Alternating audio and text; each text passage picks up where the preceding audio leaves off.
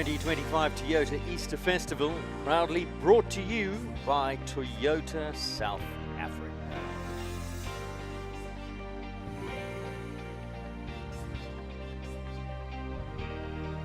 Very good morning to all of you viewers, wherever you might be. Perhaps you're here in South Africa, around the country, viewing us on Equitation Live, or perhaps you're tuned in on Clip My Horse, sitting in international territory, wherever you may be. Very good afternoon, very good morning. Well, it might be afternoon somewhere. And welcome to Equestrian Live, the Bob Charter Arena here at Kyalami Equestrian Park. There is our course designer, Anne-Marie Esslinger, currently pitching the course for the first class of the morning. And the first class of the morning will be the Pony Rider 1 meter Accumulator. So that schedule, I'm afraid, not quite correct. I think that's for tomorrow. But the first class of the morning, I can tell you, is the Toyota Pony Rider 1 meter Accumulator, 8 fences with the Joker. How does that work? Well, each fence is given a score. Fence number 1 is worth 1, fence number 2 is worth 2, all the way up to 8, and then the Joker is worth 16. Basically, you've got to clear them all in the quickest time. Full house, 44 points will be declared the winner. That's the first class of the morning, and there are pictures. The Pony riders currently finishing their course walk. And let's take a look at who's going to be going around this track. We do have a couple of scratchings. So not all of these riders and their horses will be taking part. Alessa Biscarini, Luke Skywalker will be going. Number 2 is there, Annabelle Noakes Dobson on Pegasus. 3, Solar Eclipse is a scratching. 4, Ramanda is a scratching. 8, Coco Chanel is a scratching. 13, Dragon Fruit is a scratching.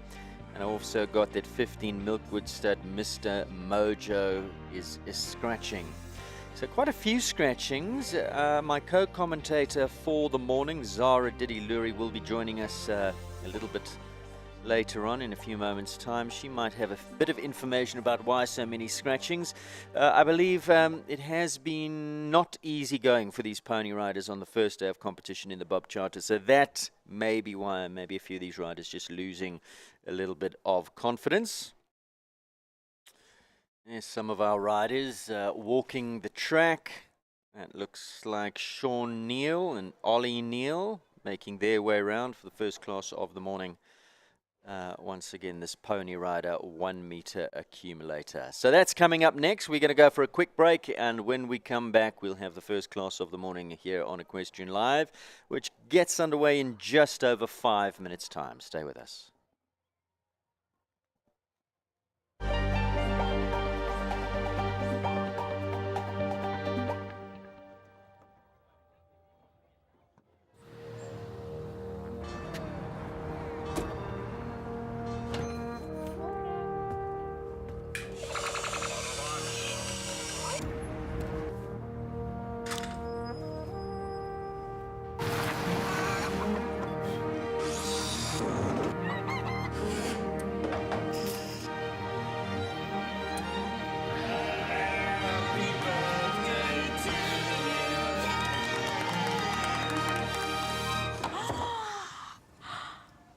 Made you a bucky. It's not a bucky. It's a Hilux.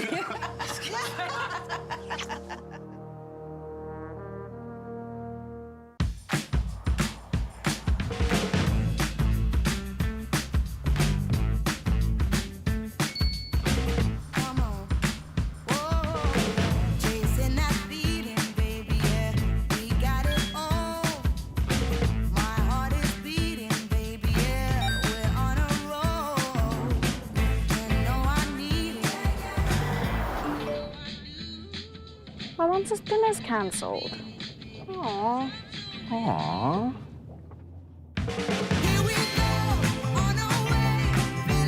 The all-new Toyota Starlet Cross. Own it.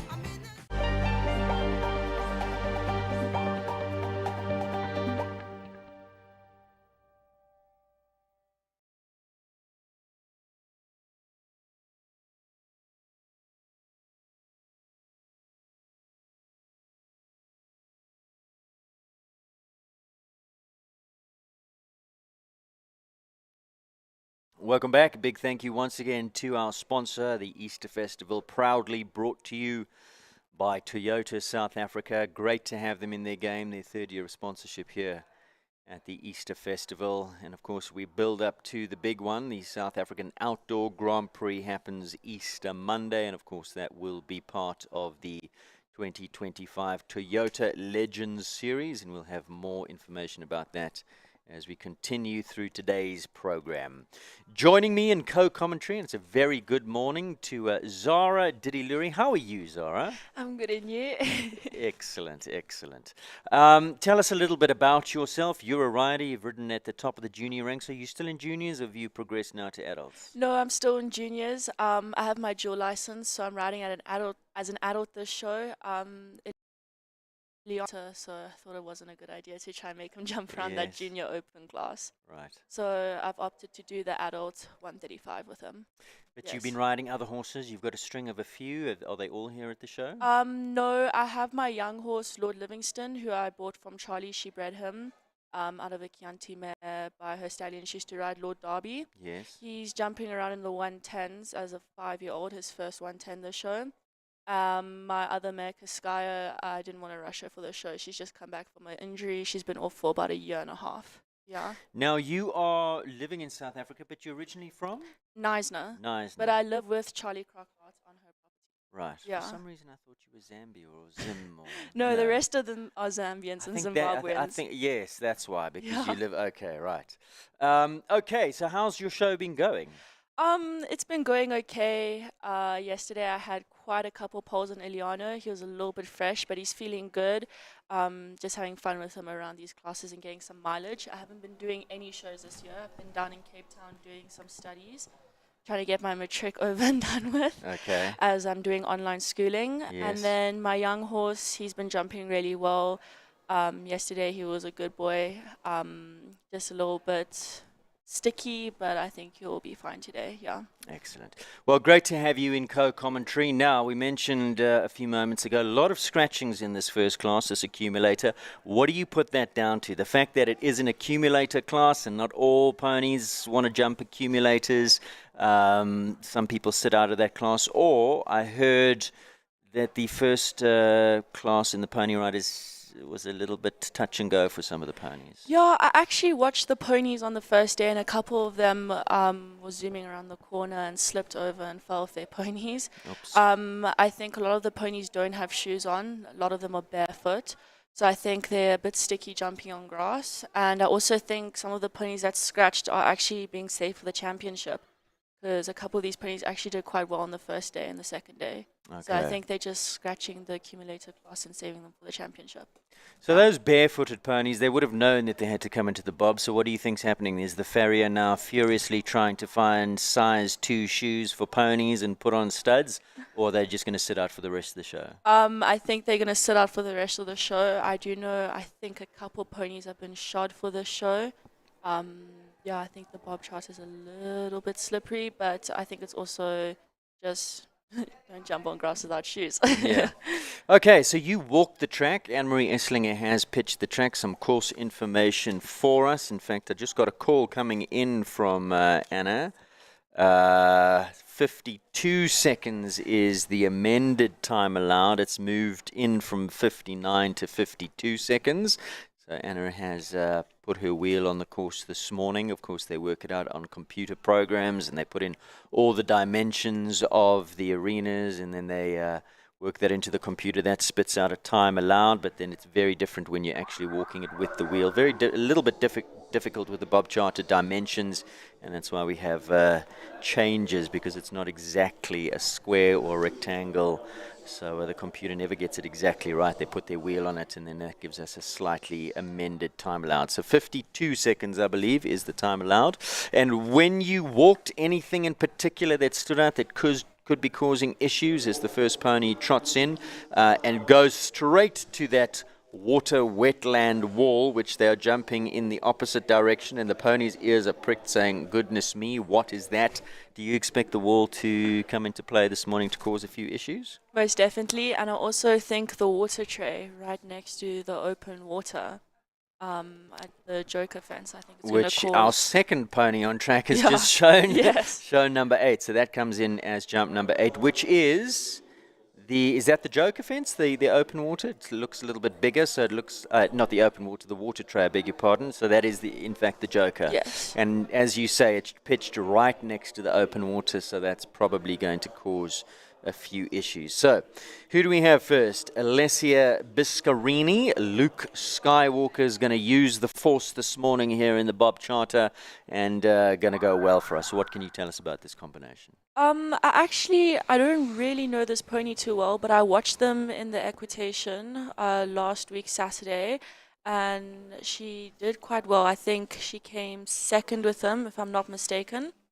The first and second day, I watched him jump yesterday, and he actually jumped quite well. He's got springs in his feet, this pony. Not going according to script. It is to start. Has had a stop at jump number 1, but Alessia just reminds him get his mind on the business, and now he looks like he's going in a good rhythm. She's giving him a really positive ride. Had a little look at jump number 3 as well, but she gets him over that one. Remember, if you've just tuned in, this is an accumulator.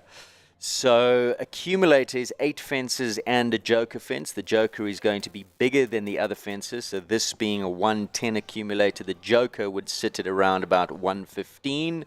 It is a water tray as that wall has gone down. So there's no score for that jump. And of course, a dot 4 at the first fence. Safely over the joker. And we're going to have to get a score for you in a moment or two. Our timing is still coming live, so not going to be a full house. In an accumulator class, a full house is 44 points scored. So again, jump number 1 is given a value, 1 point. Jump number 2, 2 points. If you knock a pole, you don't get the value of the jump. Coming into the final fence, you'd be on 16 points, and if you clear the joker, you'd land up on 44. If you don't clear the joker, well, then there's really no hope. So next to go, this is Ebb and Flow Pegasus, Annabelle Noakes Dobson, who's from your neck of the woods, I think. Yes, I actually remember Anna B when she was much smaller. She's now very tall. She's from Cape Town. She was originally with Sue Copley, and now she trains under AJ Rademacher. She's traveling between George and Cape Town all the time, and now Joburg for all these big open pony shows. This pony is a pony she recently acquired. AJ chose it for her. She got it from doing nothing, and it jumped its first open class last week in Robberg in Platt. Looks to be going pretty well. Very green pony, this one. Had the fence down, once again the second pony going, and in as many rounds that wall, that fence number 7 has come down. So we'll give you a score for her in a moment or two. And I believe she's from quite an esteemed family. Her grandfather is the professor? I know Professor her Noakes? father is the Stormers rugby coach, down in the Western Cape. I think I was told her grandfather is Professor... He works with dietary. Yes. Yes. Professor Noakes. Yes. All about the banting And I also. and many other things. Yeah, I also know, I think they're involved with Sealand, Okay. that recycled company that makes very nice bags. Next on track, Natalie Dupree, Clifford Glowing Sands. Now, what do we know about this combination? I haven't seen this pony jump. Quite out of the ponies, there's quite a lot of new pony riders up and coming since I was on ponies. I think I did watch her on the first day, and I actually quite like this pony. I pointed it out to my friend sitting with me, and I said, there's quite a cute little Palomino jumping. I think she had a couple poles on the first day, but it was actually a very good round.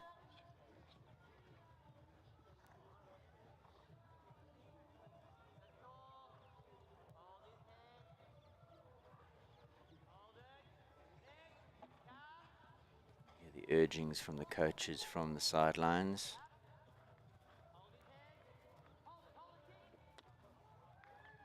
I think, if I'm not mistaken, This girl trains with Jason Phillips. I think I saw him helping her the other day. And Very that's a good full now. house, so that goes into the lead. Natalie Dupree, Clifford Glowing Sands. Full house scored 44 points, if I'm correct. I didn't see anything come down, any No. stops or anything. Right, so that one, for the time being, goes into the lead.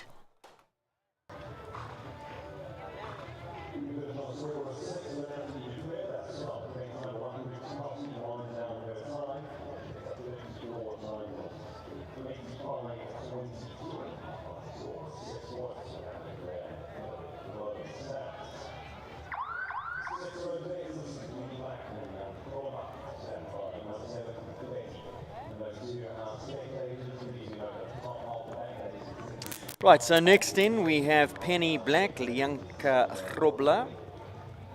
Now it's all about going clear. If you want to stand a chance in this first class of the morning, Toyota sponsors the Pony Rider 1 meter accumulator. It's all about leaving them up and going quickest time. And we're looking for a time. We do apologize. We do have some technical issues up here on the timing. So we are trying to just resolve that issue. Apologies for that. So we'll get you a time shortly for our previous competitor, Glowing Sands Natalie Dupree, who currently leads. As we're watching Penny Black and Lianka Hrobla going round. So now it's all about leaving them up, jumping that joker clean and going in a quicker time. Pony that's actually done a lot this show. Saw it in the equitation. I think she actually won her equitation with him, or her. And she was in the showing classes with him as well. She did quite well over there as well as jumping. I think she's had quite a good couple of days with him. Jumps the joker clean, but unfortunately that wetland wall with that pelican, that one coming down for the third time in this class. They're not jumping the wetland side, they're jumping the standard wall side, but still causing a few issues. So I'm afraid 7 points for jump number 7 won't be added to that score. So still our leader remains Glowing Sands Natalie Dupree as Penny Black completes her round. Confetti goes next. Annabelle Kutsia.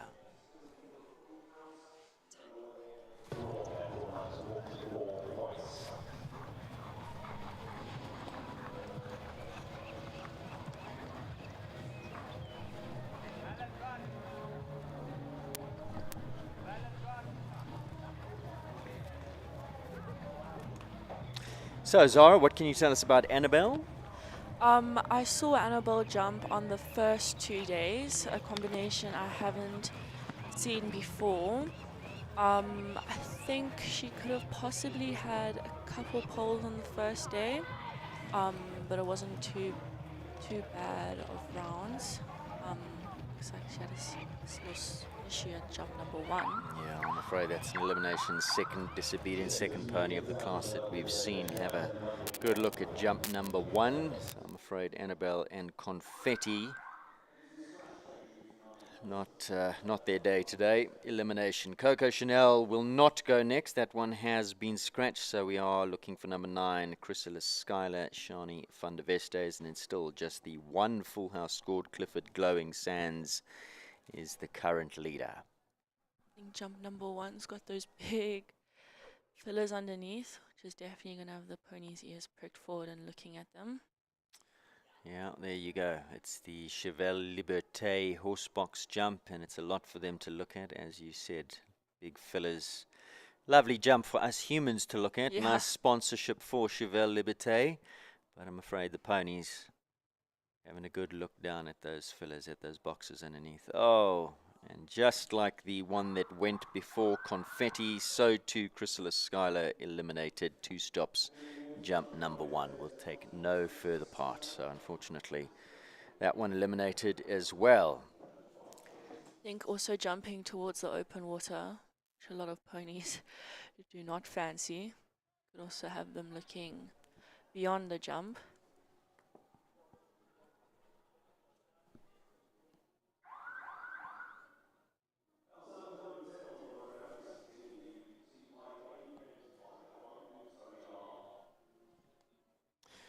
So a couple of the riders have seen what's been going on at jump number 1. And next to go will be number 10, Polka Fonteplutonia, Demi Lee Duplessis. Who's actually from my side of the world. She's from George. Her older sister Nicole I used to ride with, trained with AJ, then made the move up to Durban a couple years ago to train under Grant Langley. This pony is a very well-known pony in the sport, imported by Jenna Eager, who then gave the ride to Cody Sanders, and then nearly won the SA Outdoor Pony Grand Prix a couple years ago with Hamza, when Amy Cave, the owner of this pony, gave the ride to him. Unfortunately, jumping a jump after the jump off and not quite getting that title. No, Amy didn't have quite an easy career with this pony, but he's definitely got springs in his feet, and I think Demi Lee does a very, very good job with him, as he can be very spooky. So it was a lovely round all the way to the last, but I'm afraid the joker comes down, and that is costly. Lands up on a score of just 8. Right, our timing screen is back, and I must apologize to the viewers who have said Glowing Sands had a good round. In fact, that's not the case. We were trying to sort out timing and a few little technical gremlins up here. We are now back with you, and I can tell you, according to our timing screens, which I hope are correct, the leader at this stage is Ebb and Flow Pegasus, who sits on a score of 37 in a time of 43.54. Luke Skywalker currently in second on a score of 27, and as yet no full house rounds. Glowing Sands finished on a score of 6, and here I'm punting that it was a full house. Apologies for that. Orion's Bolt, pony that was actually with AJ a couple years ago with one of his riders. I think it recently came up here to Joburg, watched it on the live stream at the Maxwell's SA Indoor Grand Prix and jumped very well. Orion's Belt, I'm afraid. The joker going down as well. So we'll finish on a score of 12. So still the leader, 37 points scored, 43.54. We need a pony to give us a nice full house, which means a clear round.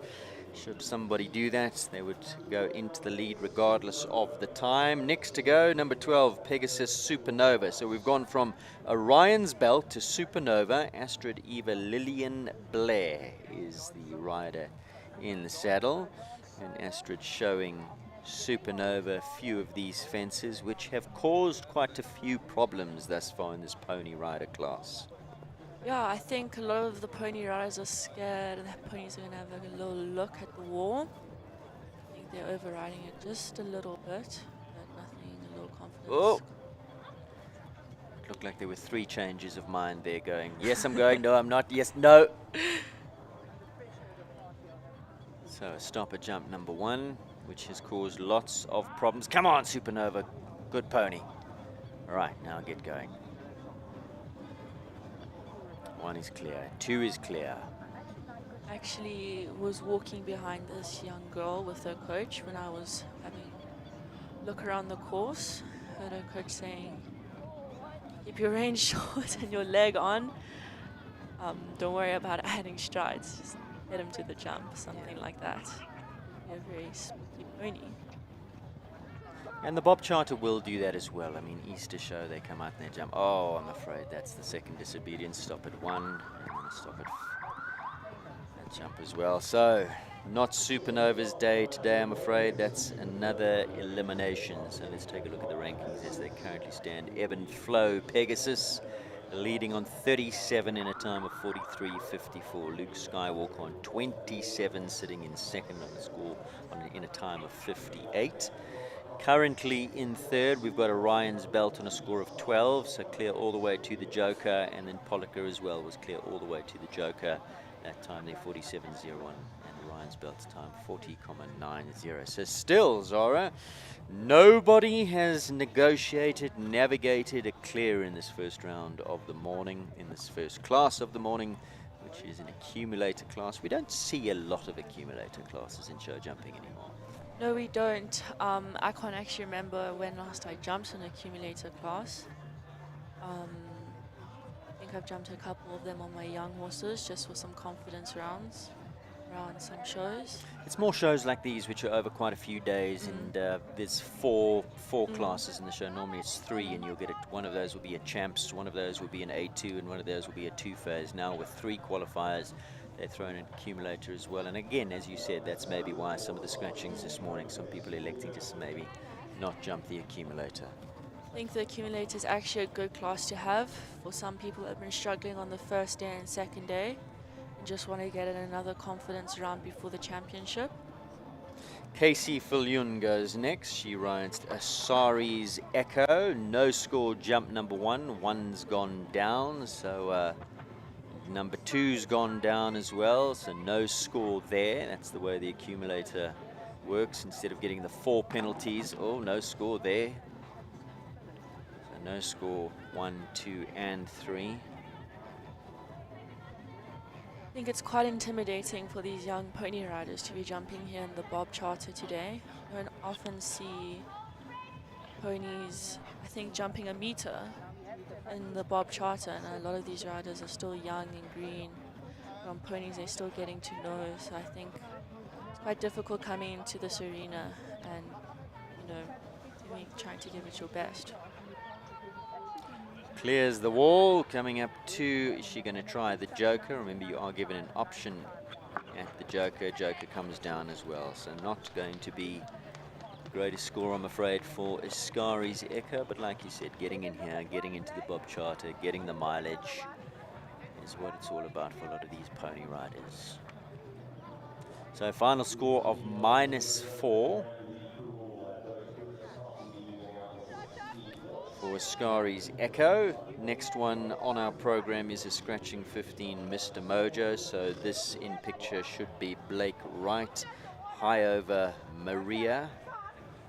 High over Maria, a pony who was ridden by Chazelle Smith, who now jumps around the junior open classes and does very well. She had quite a good career with this pony. I think she won quite a lot with her. I think she was jumping this pony right from the bottom all the way to the top. She's now with Blake, who trains with Di Snodgrass.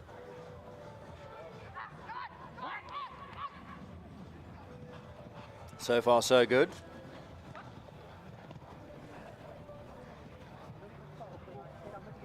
Quite an older pony, but that doesn't seem to faze anyone or her. Very good pony, this one. 19 years young. Mm. Oh, Got told that this is, old owners said, clear let's it. give Maria a good shout out. Goes into the lead.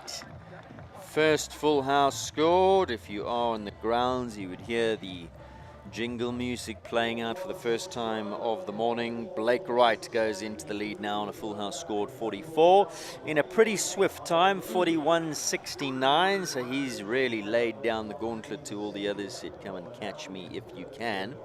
He was clear, but he had to ride. Yeah, he definitely had to put on his leg. There was some encouragement from the sidelines. I think Maria can have a look at the jump sometimes. Next to go is young Hayley Lilico, high over Amelia Earhart, I beg your pardon. Number 17 on your program. And this rider, Hayley, daughter of Michelle from KZN. Haven't actually seen this pony. Trains with Lynn Piercy from KZN. Lynn is not here, so Liam Stevens deputizing for Lynn. I know this because I saw Mom Michelle in the coffee shop this morning, and she told me. I'm sure Lynn is tuned in and watching. Very good morning to you. So saw these young riders walking with Liam. Didn't know Liam had any pony riders till today. He does now. Looking like a nice smooth round as well. Yeah, very nice pony and a very neat and tidy rider. Good round. And there we go. So, full house scored, 44 points, clears them all, but the time not quite there, 45.58, was looking to surpass Blake's time, beat Blake's time, 41.69. So 2 now, and isn't that just the way it goes, Zara? We Don't see any clears. Battling to come. Finally, Blake gets a clear, and then the very next rider, clear. It's like, well, if you Icebreaker. can do it, Yeah. I can do it. Yeah, Yeah, icebreaker. exactly. Someone had to do it first, so we proved to the other riders that it can be done here today in the Bob Charter. So now it comes down to times. Time to beat 41.69. Blake still leading. Sunny Park Pikachu goes next. This is number 18. And the rider is Arya Iswalil. I actually know this pony quite well. Always loved it. Very cute pony. Comes from PE with a rider, Tara Visa, who now has a pony stud. Del Villa, trying to remember the name right now. It's a recently new stud that she's come about, producing ponies and getting some ponies into the SA show jumping ring. So we don't see a lot of them anymore. I know Jamie Lee Riley rode this pony for a bit. Oh, light touch on the wall. It came down. It was a late falling rail, so I'm afraid not going to challenge the leaders. She jumps the Joker clear. It was a good round. There was a light touch on that wall, but it did fall. So a score of 37 in 49.04. Good enough to go into 4th place at this stage. However, Maria still leading with Blake Wright. 41.69. So Cornerstone's Starlight goes next. Oliver Neal. We've had a bunch of celestial ponies in this. We've had a Supernova and a Ryan's Belt and now a Starlight. How's Ollie Neal going to go? So I'm walking the course with Dad. I actually saw this pony over the weekend. Charlie recently brought in Jerry Flynn from Ireland to give us a clinic. And Ollie rode this little pony at the clinic. Very good pony, rode very well. And Jerry Flynn's still here at the show, helping out? Yes, he helped us yesterday in the 135s, Amy, Hay, me and Charlie. Helped Charlie throughout the whole show. I think he sadly leaves after the show, but hopefully we'll see more of him. Well done, Ollie. So, full house scored, time 51.40, so some 10 seconds outside the leader's time, but good enough to go into 3rd. And I think that's quite a young pony there. Definitely, and I think this pony has been recently acquired. I saw it in about like the 60s or 70s just a couple months ago. And I think for it to be coming into the Bob Charter today and jumping, a very technical track for the ponies. Quite a spooky 1 meter, as there's been some issues here today. I think that was a very good round, and Ollie's definitely going to be pleased with it. According to our notes, the pony only a 6-year-old, so big future. That's Yeah. a good mind on that pony, as you say, to step up as a 6-year-old into the Bob today and jump a lovely clear round in this accumulator class. So Frosty State Saint, number 20, is on track now. This is Reese Abraham. This little boy trains with Joe in Cardine. Recently moved there. I think this pony is actually from PE too. I think it was also with Tara Visa, who had the other pony Pikachu, Sunny Park's Pikachu, who has this pony stud now, Del Villa Visa Question. Very cute pony, this one. Reese, a lovely boy. It is a really cute pony. Beautiful little face, lovely expression. Oh, just got a little bit close to that over the shoulder at that one, so that wall's gone down once again, so I'm afraid not going to get that full house. Going for the Joker. It's a perfect Barbie pony, as I'd say, the Palomino chocolate marking. box, eh? Right, so a score of final tally for Reese Abraham and Frosty Saint of 36 in a time of 52.44, good enough to go into 2nd. So still, Blake is out front, 44 points scored, full house in 41.69. The next best 45.58, so out front by 4.5 seconds or so. As we say hello to Say Geronimo. Absolutely love this pony. Could probably talk about him the whole day. I'm not going to be biased, but could be my favorite pony in this class. Came from Cape Town with a rider who's now moved to Switzerland, Samira. Then went on to a very good friend of mine, Ruby Evans, who jumped this pony up to the open classes. Came from a very, very loving family, the mom, Kari. Absolutely adored this pony. I think this pony got treated better than the daughter, Ruby. Now with Lily Korber, who I know adores this pony. Ruby was training with Charlie for a bit last year and the year before coming up with some Joburg shows, and then helped with the sale to the Korbers. Beautiful little chunky pony, lovely type, lovely canter, going well here. This is the picture perfect pony for anyone who wants a pony for their daughter or son. 44 points scored. Of course, the sting plays out over the PA system. They should have the song, Say Geronimo. Exactly. Is he named after the song, or is the song named after him? That's how popular he is. So Say Geronimo, full house scored, good enough to go into third in 46.21. Well done, Lily Ray Korber, and hopefully Jean. Mom will be joining us in co-commentary for the next class of the morning, the junior 1 meter 30s. Next to go, number 22, Cornerstone's Black Arrow, Catherine Lowe. So we've had a few full houses here. But still leading the way is Blake. Nobody's really come near his time, 41.69, so he was moving on a little bit. Catherine Lowe, what do you know about Catherine? I do know this pony is a very careful pony. I've seen it jump. So careful it didn't want to jump. Exactly. I don't think I've ever seen this pony jump on grass or anything. Seen it around President's Cup. And they just I know it can have a look at some very spooky jumps, but when this pony does jump, it definitely gives some air over it. It's almost a different sport on grass without shoes on. I mean, some are going to take to it, some are just going to say, I don't like this at all. There's no confidence with the underfoot conditions if they don't have shoes on. Some of them, not all of them, and they'll just go, no, can't. And it's definitely something these pony riders shouldn't be too upset about. I mean, we don't get to jump on grass often. There's only Derby and Outdoor Grand Prix twice a year, April and October. So it's just 2 shows out the year. So I don't think they should be too disappointed. Of course they will be, because they're young and it's Easter show, and they're the most competitive bunch out of any category of the riders is the pony riders. They don't understand emotions. No, I just want to go and win. Just want that pretty rosette. I think I was definitely one of them, you know.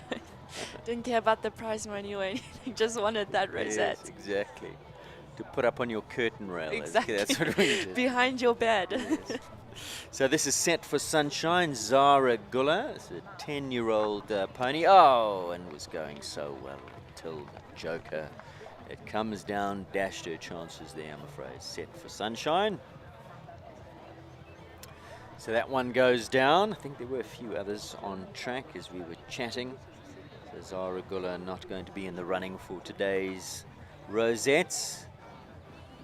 However, Maria and Blake Wright still leading 44 in 41.69. I don't think Blake came up to Joburg to play around. No. Her Di is a very competitive coach, and all her students and clients do very well. You always see them up in the rankings when they come up here to Joburg, make the long trip from PE. So they definitely don't come here to play. Not too many more to go in this first class of the morning. Pony Rider 1 meter accumulator. We currently move on to Rena's Fire number 24. Miane Tenzelde Maganswijk is the rider. After Miane, just 4 more to come. Blake's been leading for some time now in a full house, 44 points scored.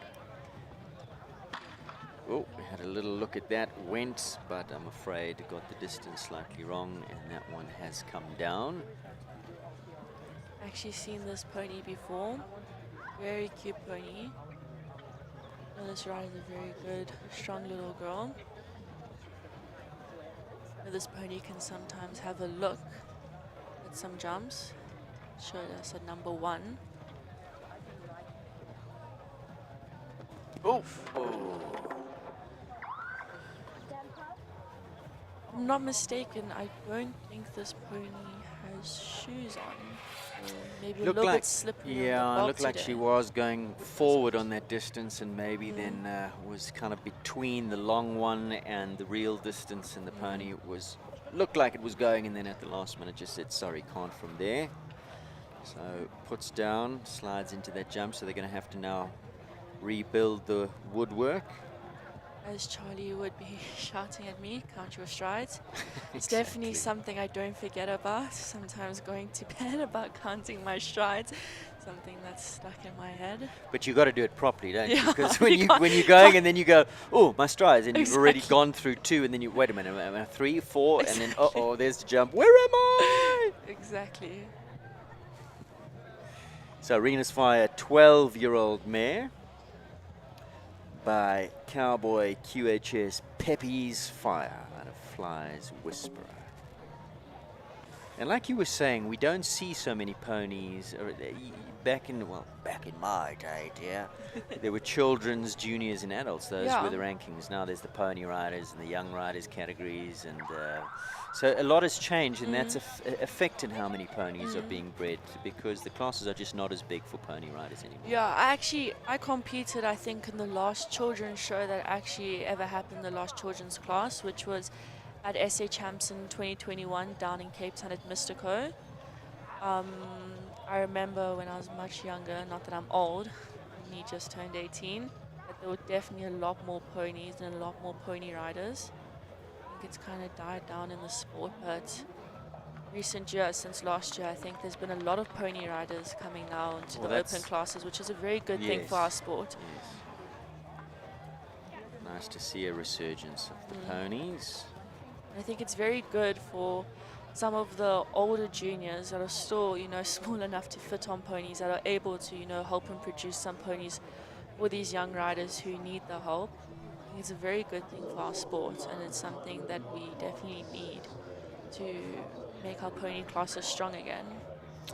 39 the score for Rena's Fire. Second time of asking up to that triple bar. Jumps it no problem on the correct distance. So perhaps a little rider error there from Mia, but that's what it's all about, learning from your mistakes. As we move on now to number 25, Hanshi and Demi Lee Duplessis.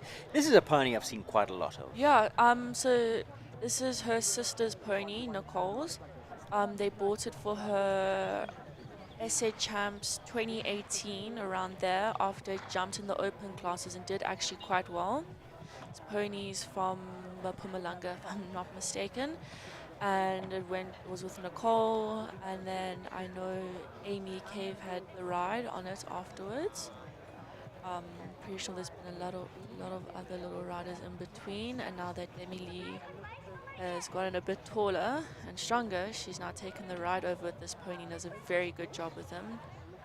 Pony for the future with this girl. They're definitely going to be soaring in the open heights together. Gave that Joker a little bit of a wrap in the cups, but it stayed up. Full house, 44 points scored. Into the money she goes. The time for Hanshi, 45.88. Good enough for third place. Leaders time, 41.69. Blake Wright leading on high over Maria as we coming to the final couple of competitors here. Number 26 goes next. Cornerstone's Midnight Song, Tane Boshoff. 8-year-old, this pony, so another new one and a beautiful pony. Nice marking on his face, pitch black. It's a bit like a Black Beauty type.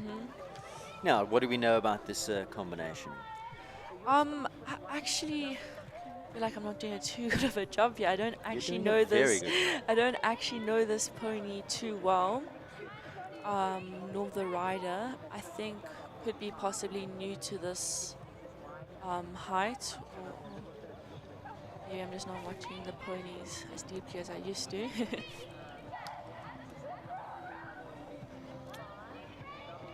Going nicely. Definitely, you can hear some encouragement from the sidelines. Now she's gone around that one insurance jump to get to the Joker. Oh, goodness. Oh, Into goodness. the Oh, open goodness. water. Well, lucky she sat there, or she would have been splish splash. I was taking a bath. So she actually tried to go, she did go around the one Yeah. insurance to try and get a nicer line to that, and so obviously was a little bit worried about that fence to begin with. Second time of asking, no problem. Okay, she has the rail, but she jumps it. So was clear all the way up until the Joker, the last fence, and that's where the damage coming for Cornerstone's Midnight Song and Tane Boshoff. I have been told that 28 is a late scratching, so last to go will be number 7, Daydream Cotton Candy and Jess Gifford, which means young Blake Wright, one more to sit out and sweat it out to see if he'll take the win here. 44 points, full house scored by Blake in a good time, 41.69. Nobody's come anywhere near that time with one more to go. Oh, and this looks like it could be a fast one. Jess Gifford trains with Grant Langley in Durban. Spoke to her actually on the first day, sat down with her. Don't think she had too good of a day. Looks like quite a young pony. It is a young pony, we're told 7 years old. Looks like a lovely pony though. And definitely its first time in the Bob Charter. Simple tack, little snaffle, no martingale. But that is a little bit like Grant with some of his riders. They get the job done, nothing too busy going on with the horses' faces and everything. Which is good. Let the horses jump in their own natural shape. Please go have a martingale. Earn it, earn it. Exactly. This is looking very good. Lots of encouragement from the sideline, from the support crew, who comes inside that one insurance to the last little flying change, gets the balance, jumps it clean, 44 points, full house scored. What a lovely pony for the future. Time Definitely. Giving a little bit of a play there at the end. Yeah. Its neck.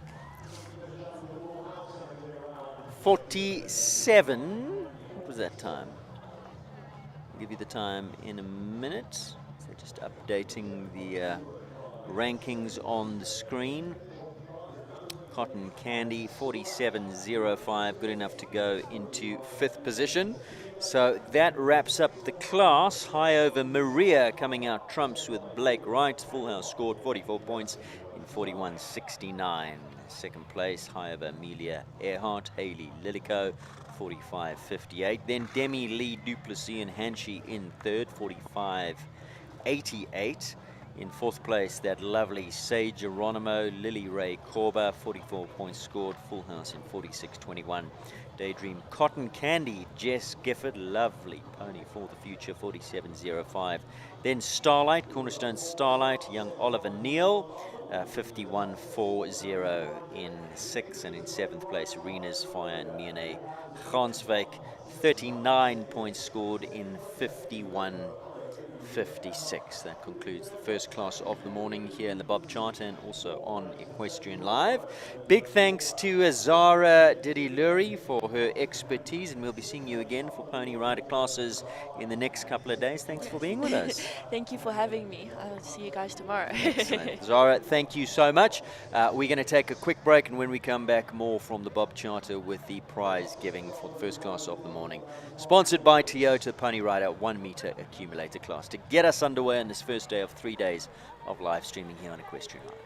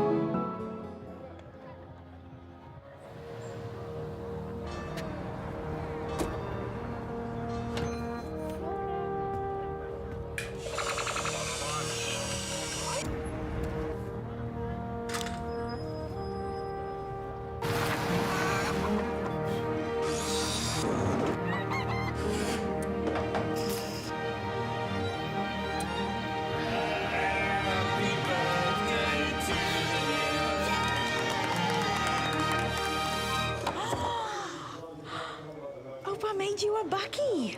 It's not a bucket. It's a Hilux.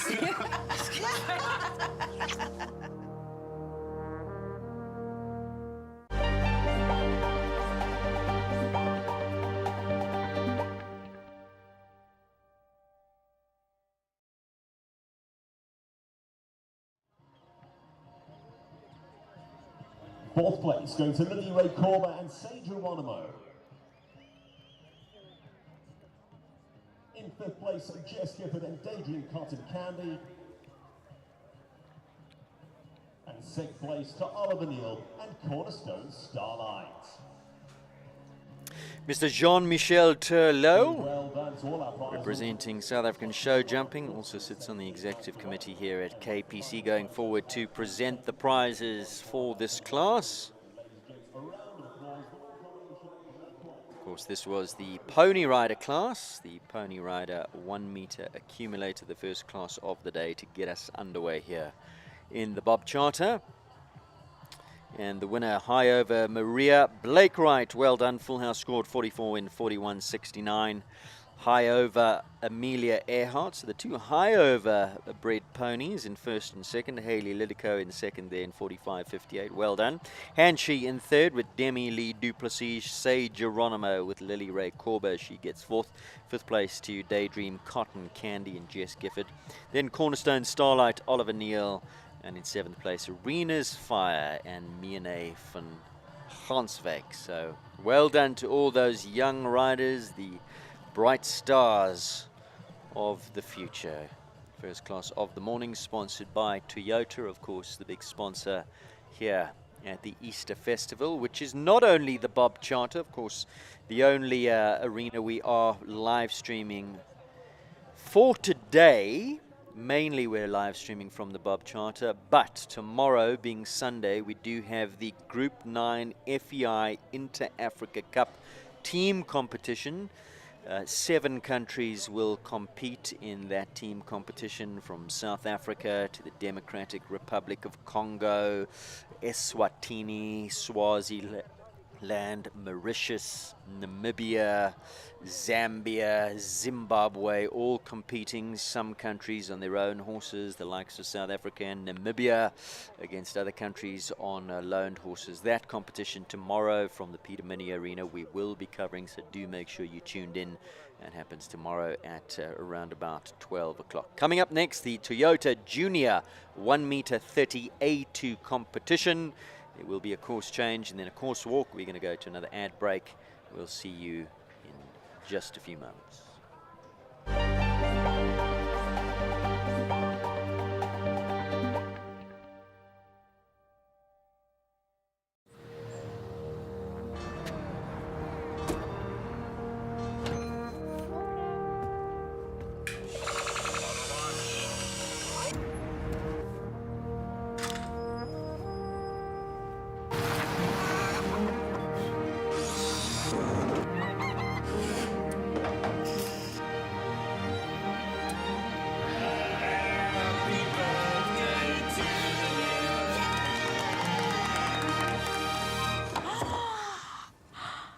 Opa made you a bakkie. It's not a bucket.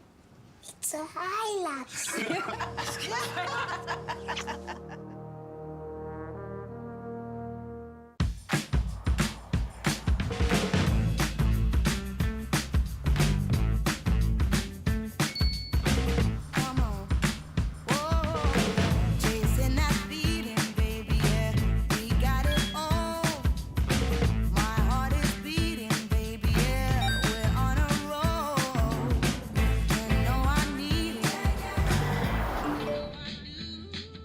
My once dinner's cancelled.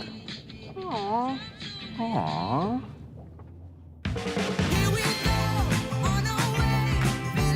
The all-new Toyota Starlet Cross. Own it.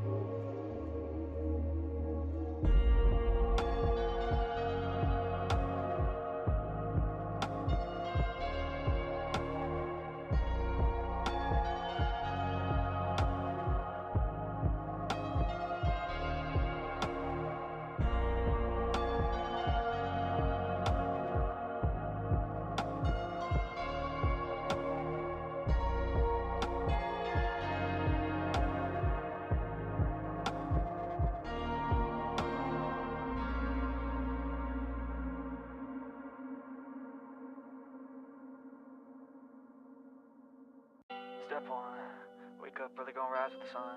Step 2, get some good, some food in you. Step 3, think real hard about what you wanna be. Step 4, everybody just do your thing. Wake up, today's gonna be a good day. Wake up, today's gonna be a good day. Wake up, today's gonna be a good day. Wake up, today's gonna be a good day. Wake up, today's gonna be a good day. Wake up, today's gonna be a good day. Wake up, today's gonna be a good day. Wake up, today's gonna be a good day. Yo, set your affirmations, aspirations. I got shit to do, the aftermath of preparation. Good food, good mood, blood in circulation. One step at a time, yeah, that's how you make it. Set a goal you control and the steps you take them. I try to pick one thought, have some concentration. And if I make a mistake, it's called education. I try to do this every day, call it replication.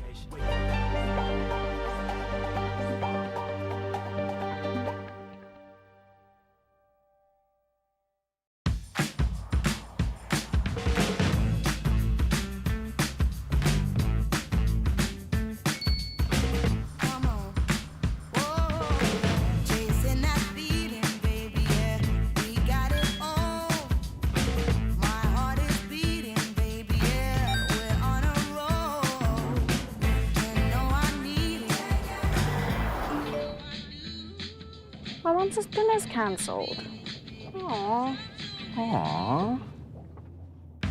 Here we go, on our way, feeling like The all-new Toyota Starlet Cross. Own it.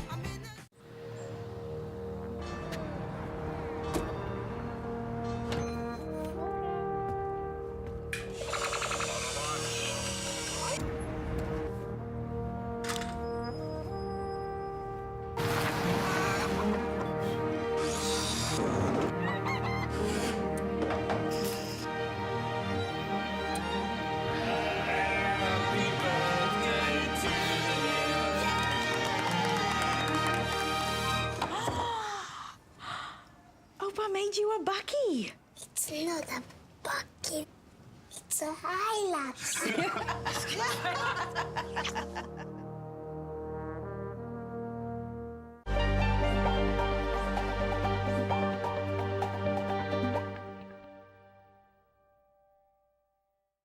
Sorry, we're not quite ready. He won't let men near.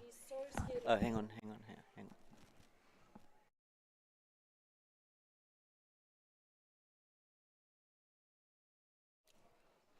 Welcome back to Equestrian Live, and the next class of the morning, sponsored by Toyota Junior 1 meter 30 A2 competition. A2 means 1 round against the clock. Leave them all up. Lowest number of penalties, fastest time will be the winner. There are the riders currently walking the course.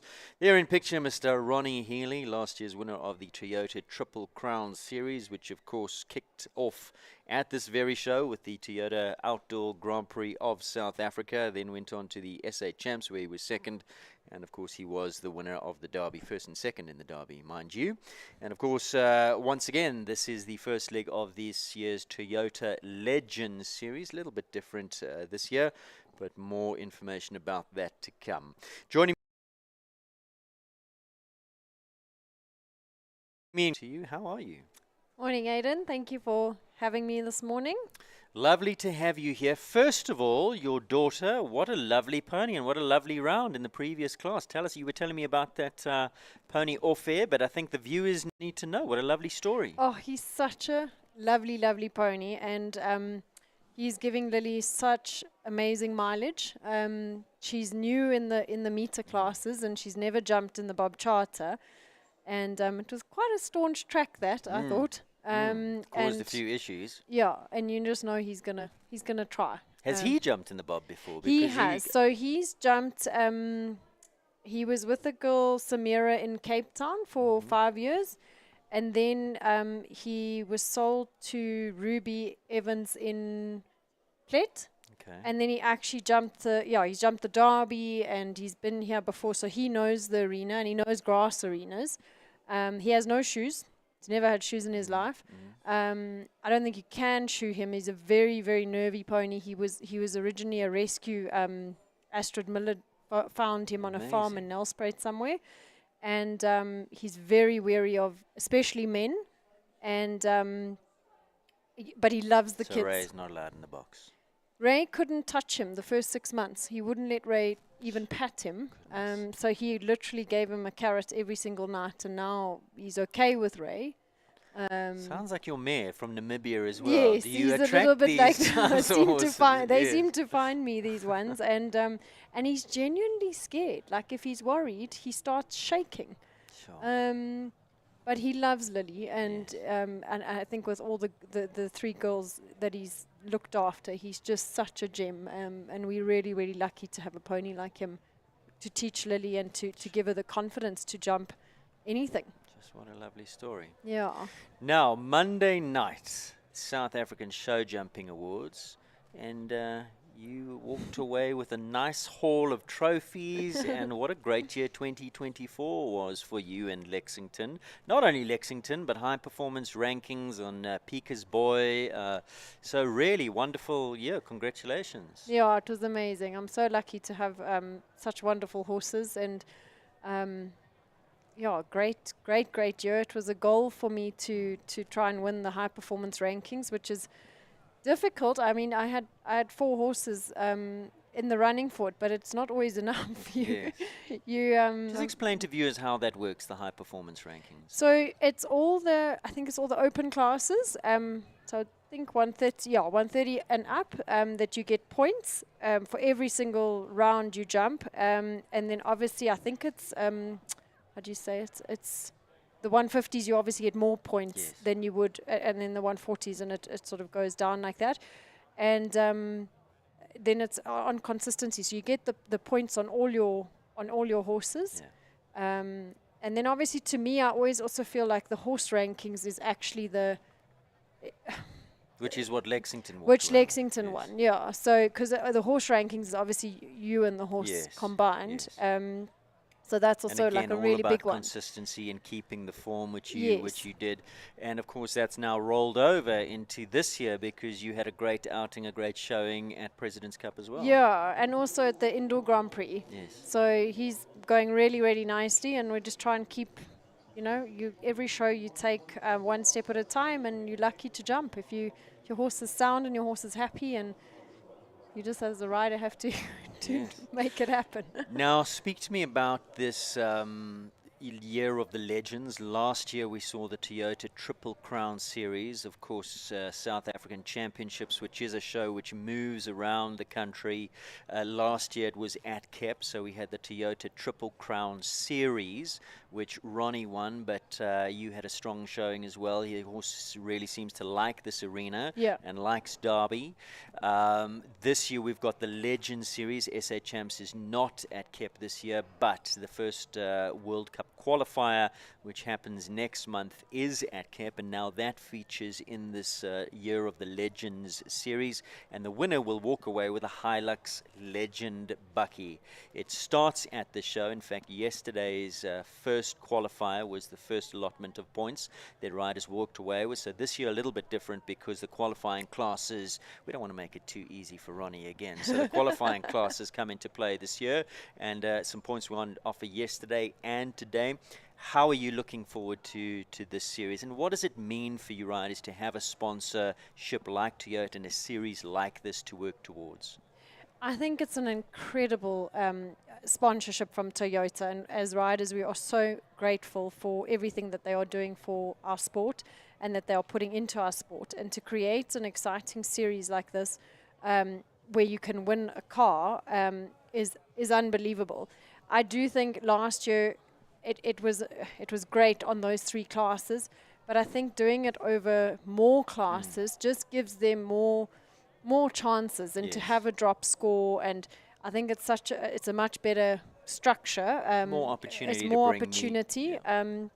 And I haven't actually looked at it properly. I'm not sure if the final classes are weighted more. Derby is weighted 2 times. 2 times, okay. And so that also makes a difference. So it does.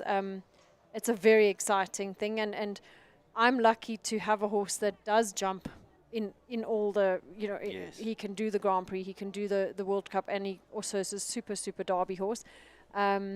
I think that's always the worry is some people unfortunately don't have horses that do the Derby, but this also encourages them to maybe give it a go. Actually, yeah, because if you speak to some of the older generation riders, say, come on, every horse is a Derby horse, you just got to start training earlier. Exactly. You know? Ronnie says the same. Yes, yes. Yeah, and look how much success he's had. So, no, I think it's a fantastic series, and we're so excited to be able to be a part of it. How does that affect your training or your pre-planning for the year? Because it's not just about, oh, there's this show coming up, I'm going to enter that show, or there's that show, I'm going to enter that show. You have a plan at the beginning of the year. You can't, with an open horse, go and jump every open class. You've got to be selective, especially maybe with the older type horses as well. So when do you start planning? When do you sit down with your team and start structuring? So we always look at the World Cup shows, and then all the big title classes, which would be in the sort of the show jump of the year rankings. So that's we plan to definitely do those shows with all the big horses, and then we do like to support the other venues that have sort of your Grand Prix shows or your smaller shows, like Waterwoods is now having the Waterwoods Festival. So we won't take our World Cup horses there, but we'll take some of our other younger horses there. Because also then they get the experience to jump in the main arena at that venue. So yeah, you obviously have to plan. It's because there's a lot of shows now. It's a lot of almost shows. You can go to a national show almost every other weekend once things start to roll in, which is around about now. Now's when things, well, actually before President's Cup, and then of course you had the indoor. We had the champs. indoor, which was a new, you know, that was sort of put in there. We'll talk more about that in a moment, John. So here are the riders and their horses in this Toyota 1 meter 30A2, one round against the clock. We have 2 scratchings thus far. Number 21 African Artisan and 22 Road to Flow Caracas take no part. Currently the length of track is 510 meters. The time allowed is 88 seconds. So I see that has been adjusted, has been brought in from the 91 seconds. and has walked with her wheel and slightly shorter in distance, and that has been moved into 88 seconds. And we await the first horse and rider to come in. John, later on this afternoon we have the Philip Smith Memorial Competition. Of course, we talk about 2025 being the year of the legends. Philip Smith, newer generation of riders may not remember Philip, but he was an absolute legend of the sport, and the Philip Smith Memorial obviously named in his honor. Sadly, Philip for some years now no longer with us. How big a competition is that? Back in the day, Rand Show was where things happened over Easter time. We always used to go down to south of Johannesburg. Rand Show, you had the Witwatersrand Agricultural Society Equitation Championship. That now, for some years now, is the Philip Smith Memorial. How big a title is that, and what are these riders working towards today?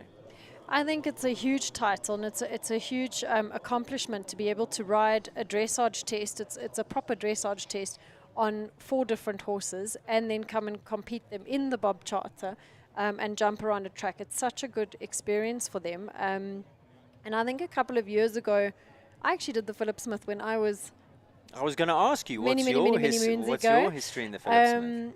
And that was my first big show in Joburg, and I was incredibly nervous for it because I'd never had the experience to ride in Johannesburg and have this exposure. It's just so different here than it is in Cape Town. And then the Philip Smith, I think at some stage was a little bit sort of a quieter. The juniors didn't always do the equitation classes, but now it seems like the top junior riders are now also in the show jumping are now also focusing on doing the equitation. It's a goal for them to get into the Philip Smith. We saw Ashley Taylor win it, and this year the juniors that are in it, they're incredible riders. They're top riders in their jumping. So it's going to be a very exciting class to watch. And a lovely prize on offer, for the longest time being sponsored by Mary Slack. I think there's an overseas prize on offer. You get to go away, or there was. I'm not sure what this year. I'm not sure, yeah. But always great opportunity a nice for prize, them. not only the bragging rights, because it's a big title, and to have that underneath your belt, big brownie points. Mardene Lombard, she's first to go in this junior 1 meter 30 class. She rides Approved. She's going to come forward, take the salute. There you go. Salute to signify that she understands and accepts the rules of the competition, these A2 rules. On behalf of all the other competitors, she takes that salute. So time adjusted to 88 seconds. I'm sure they won't get anywhere near the 88 seconds. They're going to go much faster, seeing as though it is an A2 competition, which means one round, quick as you can, leave them all up, fastest time will be declared the winner. So approved is a 13-year-old thoroughbred, one of the thoroughbreds in the field, by Miesk's approval. And what do we know about Marne?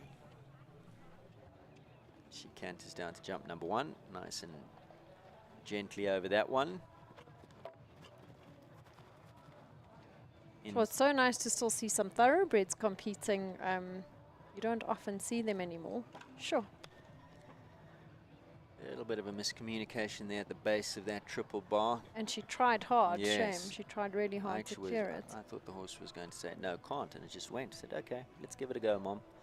Fortunately, just collecting the back rail, but safety cups on the back rail, as is standard practice nowadays. Sure, this is a tricky line. Combination to combination on a dog's leg. Finds that B element of 6, that Toyota double of verticals.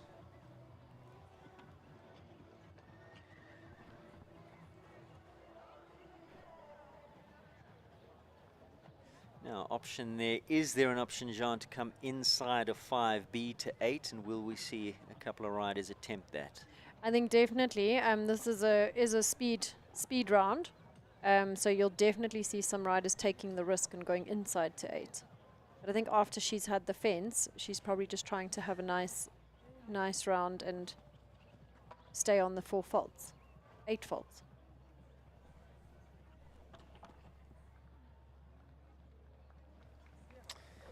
So 8 penalty round, 2 down, 83.91, but a nice round. Could so easily have just been the 4, 6B Yes. going down. A little bit of a, well, she lost her rhythm a little bit to the base of that triple I think bar. that is going to be that is definitely a catching line. Next to go, Carlson DH, Julia Hayden Smith, number 2 on our program. 14-year-old gelding, nicely bred. He's by Katoki. It's an imported horse. Seen a good couple of really nice Katokis, of course. Dennis the Menace, being The probably famous the Campbell. famous Campbell being the best of them. And also Shagori with Michelle Yes. Fleming. This horse is actually looks quite similar to Shagori. Yeah, similar head, yeah. Having a little look at the wall, but she got him over it. So they're having a look at that backside of the wall, which is the standard wall. Wait until they jump it from the other direction. Oh. Disobedience 5A. Nice solid type of horse. Oh, very. Oh, shame. She's just not getting her the distance that she wants. I wasn't quite sure if she bailed out the second time at 5A I think she or did, the horse bailed yeah. out. So sadly an elimination there for Carlson and Juliana Hayden Smith. Number 3 will be next, Julia de Villiers, and number 3 is Odaiba. Odaiba, another of the thoroughbreds in the class, by sale from Seattle. Dam line Razor Grand. Wonder if that goes back to a Razor native dam line. And Julia rides out of the Kincardine stables with Joanne van Achtenberg. Who does a lot of coaching of the juniors Juniors and riders. pony riders. She's a super coach and has a big number of riders with her. I've often tried to get her in for some co-commentary for junior classes, and no hope, I'm afraid. She's always too busy. Oh, just tipped that off, didn't she? 5B. Oh, you see, that's a bogey fence, that 6B as well, hey? Now, explain that to the viewers. You're coming out of 5B. That's a dedicated distance and a dedicated number of strides. You have to get that correct. And then what? Would that be slightly maybe short in that distance? It looks a bit short, the one stride, and they're sort of flowing up there and managing to get over 6A, and then the horses are maybe just a little bit on their forehand and just not getting up for 6B. As you say, it's maybe it walks a bit short or rides a bit short. Has collected a further 2 rails, so currently sitting on a score of 16. As she cuts the beam in 78.49, score of 16. So 3 have gone. We're yet to have a first clear and turn the class over to time. Eagles Lagos will go next. As we take a look at the replay of the first rail that came down. She kicked him a bit forward there to get him out, and unfortunately he just had a soft rail.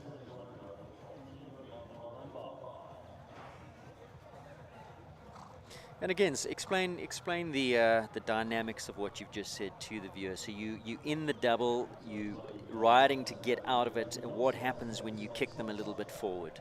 I think they could shoot. They shoot a bit and then they shoot forward, listening to your leg, and then it just flattens their jump slightly.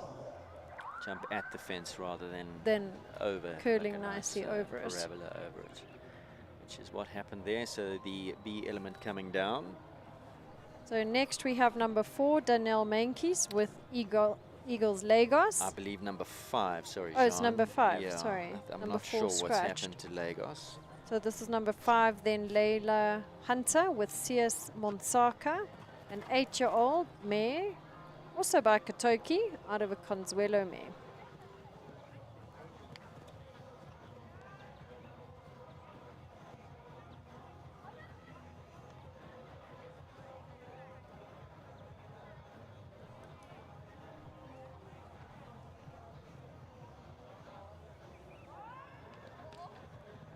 This is a skinnier looking Katoki. Yes, I mean he does. Does he? Do you think he throws to the dam? Because you do see them in all shapes and sizes. You find some of those stallions, you just stamp them. You can see the stallion straight away. But it is a bay. Yes. Which they all are. Well, a lot of them are plain bays.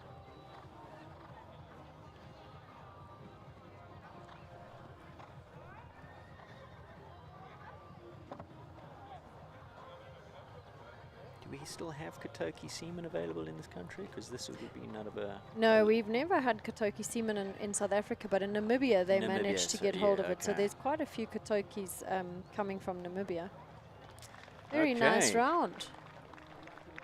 Only the 4 faults at number 9. In a time of 76.10. Which goes into the lead at this stage. 4 penalties, 76.10 so far. Leads the class. Yes, Monsaka, Layla Hunter. Chazelle Smith, you can tell us a little bit about. We saw Chazelle feature at the South African Show Jumping Awards as well. She rides number 6 here, first for horses. It's Mr. To You, another thoroughbred formerly ridden by James Curtin. And Chazelle plies her trade from the Eastern Cape, I believe. Yes, yeah, she trains with Diane Boertes, and always very competitive and always in the prizes. I think she was maybe rehearsing that turn that we were talking about to number 8. Let's see if she does it. Now this thoroughbred by Fan Club's Mister, who I don't know a huge amount about, but the Dam Line Leopard Strike, which also features in the breeding of Jessica Jacoby's Noble Leopard. She's opted to go around to the triple bar. Oh, shit. Who won the top thoroughbred award at the show jumping. So there's definitely some jumping ability in that line. Oh, he's not liking the triple bar. Not at all. Not like him. So I'm afraid 2 disobediences to It's Mr. To You. Mr. So-and-so this morning. Next to go, number 7, Sifakile Kufina. Sifihle Koza. Can we say she's still pretty new to show jumping? She hasn't been around for that long, but in the time that she has been around, she's come on so flown up much. the grades. And Rides with Oscar Kube, and definitely flown into show jumping. absolutely. Fortunately collecting a rail at fence number 2. No problem at the wall.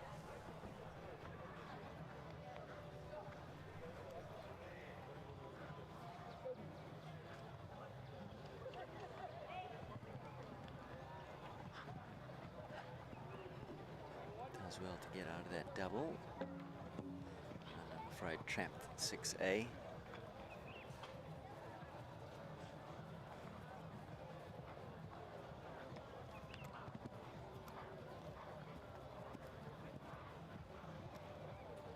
Oh, it's looking like quite a tough challenge, this track for these 130 juniors. Yeah.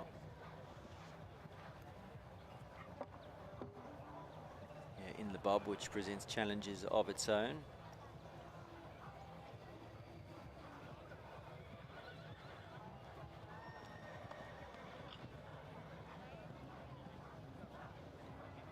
Oh, having a little look, did Oh, well. well ridden. Did well. I think she'll be happy with that.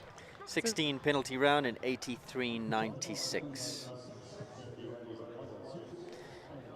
And lots of experience under the belt as we take a look at the replay.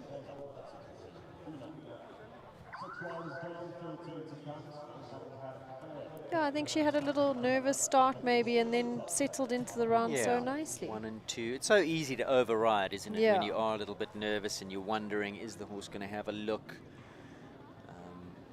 Now we have number 8, Georgia Scribanti with Callahoo Casey. Rider from Natal. Hugely experienced now. And very fast. Yes, holder She's of a beautiful rider. national colour. She really is. Effective and stylish. An interesting breeding because this is by Casperon, but out of a thoroughbred dam line, a modern day dam line.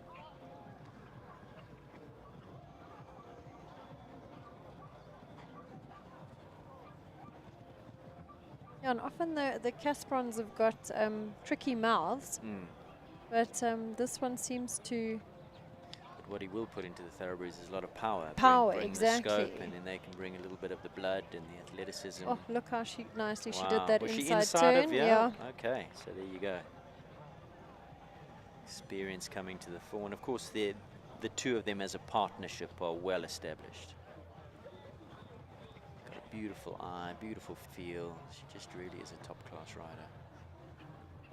There we've Never got it. flustered. Our first clear round. In a good time. 72.05, so not only the full house score, the clear round, but 72.05, one of the quicker times, or the quickest time we've seen. So double whammy there. Into the lead goes Callahoo Casey and Georgia Scribanti. Now another young man who's got lots of international experience as well. Went to Mexico, represented South Africa there, riding a fairly new horse in his string, recently acquired from Jonathan Clark, the lovely Habanero S. And of course the rider is Luca Watson. Habanero is a 9-year-old by Hammer van Het Befreithof out of a Capital Shiraz mare. And I think Jonathan actually rode both the parents. He did. What was the dam's name that was so good? Spiced it was Up. Spiced Up, there you go. Oh, she's having a little look at the wall. He got her over it.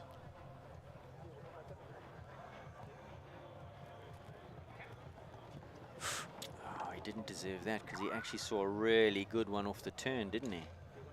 Yeah, and he gave her Yeah. time to have a little Yeah, look. swept off the turn, saw a nice, good distance on a forward rhythm. Didn't deserve that, but of course. Bob Charter, once again. The Bob factor. And I think Habanera is a little bit looky. She can have a Yeah. little look.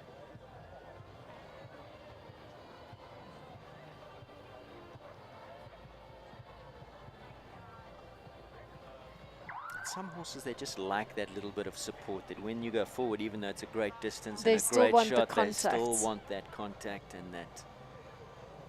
Come on. Oh no, she is she's not liking switched this. off. Shame, that is an unfortunate elimination for Luca and Habanero.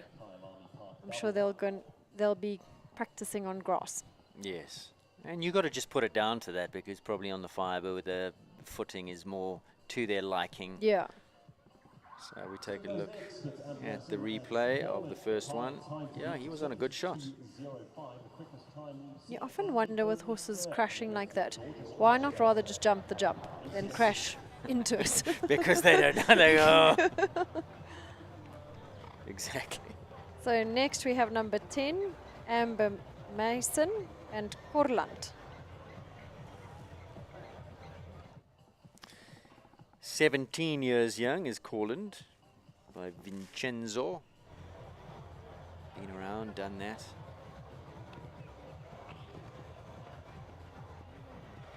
So if you've just joined us, 130 A2 competition on the go, where at this stage of the competition we only have the one clear and we're at the halfway mark, so leading the charge on a 0 penalty score, Georgia and Callagho Casey. All comes down to time now if you want to take that win away from Georgia. It'll be quicker than 72.05. Beautiful behind this horse. Very well ridden there.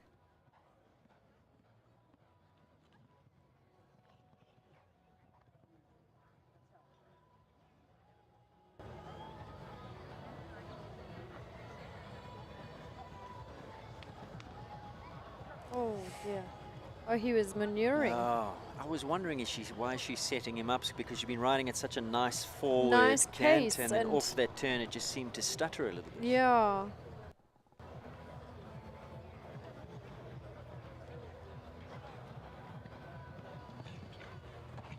And that's obviously the way that he likes to jump, but the horse maneuvering, just taking him out of his rhythm there. What a pity. Yeah.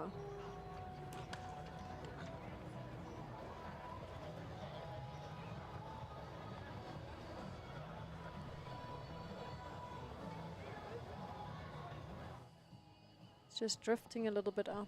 Corners there. Now, why does that happen? A little bit if they don't want to go in this direction, and then they start sort of avoiding. Yeah, evasive maneuver, just popping yeah. that outside shoulder. You No, need a bit of outside rein and leg Yeah. to try and straighten them. And that was actually a really, really good round. I just think him maneuvering around that corner maybe just put her off a bit, and she felt he wasn't. Yeah, she just kind of lost the rhythm. And then that tried to turn, shoot and him a then bit tried at to it. and then try to get going again. But the rest was really nice. And again, one of those scores that is not reflective of the round, because she walks No. away with 20, but 16 of those being for those Time. dreaded time penalties.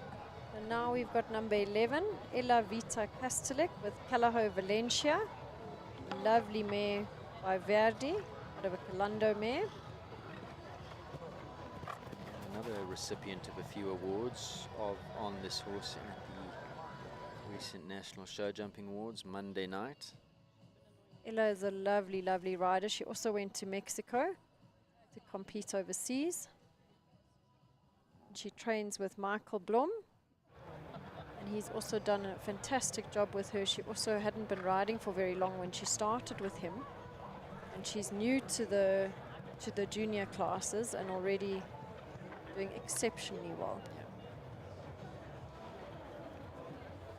Beautiful ride to 5 as well. Came off the turn, sat nice and quiet, no panic. It's just popped up. She's got a good, cool head on her young shoulders. Very. A nice rhythm. She opted to go round to 8.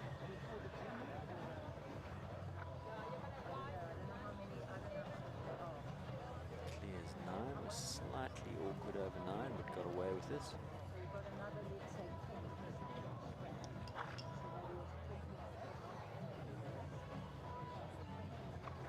Super. Another clear Lovely round. clear. So goes into second place in a score. We've got a poll. Did we have a poll? Did we have a poll? I missed a poll, but we have a replay. Oh, was it at the very first fence? Oh, and we missed it. Oh, a pity. Yeah, that was such a beautiful round. In fact, goes into third. Would have been in second if not for that poll. So 4 penalties, goes into third place. Right, Nicholas Deploy goes next, and this is number 13. Callagho Courts is last. By Courts to Clips. 13 years old is the horse. Nicholas a little bit older. 2 goes down, 4 penalties. He's going inside still to the triple bar. Yeah, Oh. he took that pull and it just got him off his rhythm a little bit there.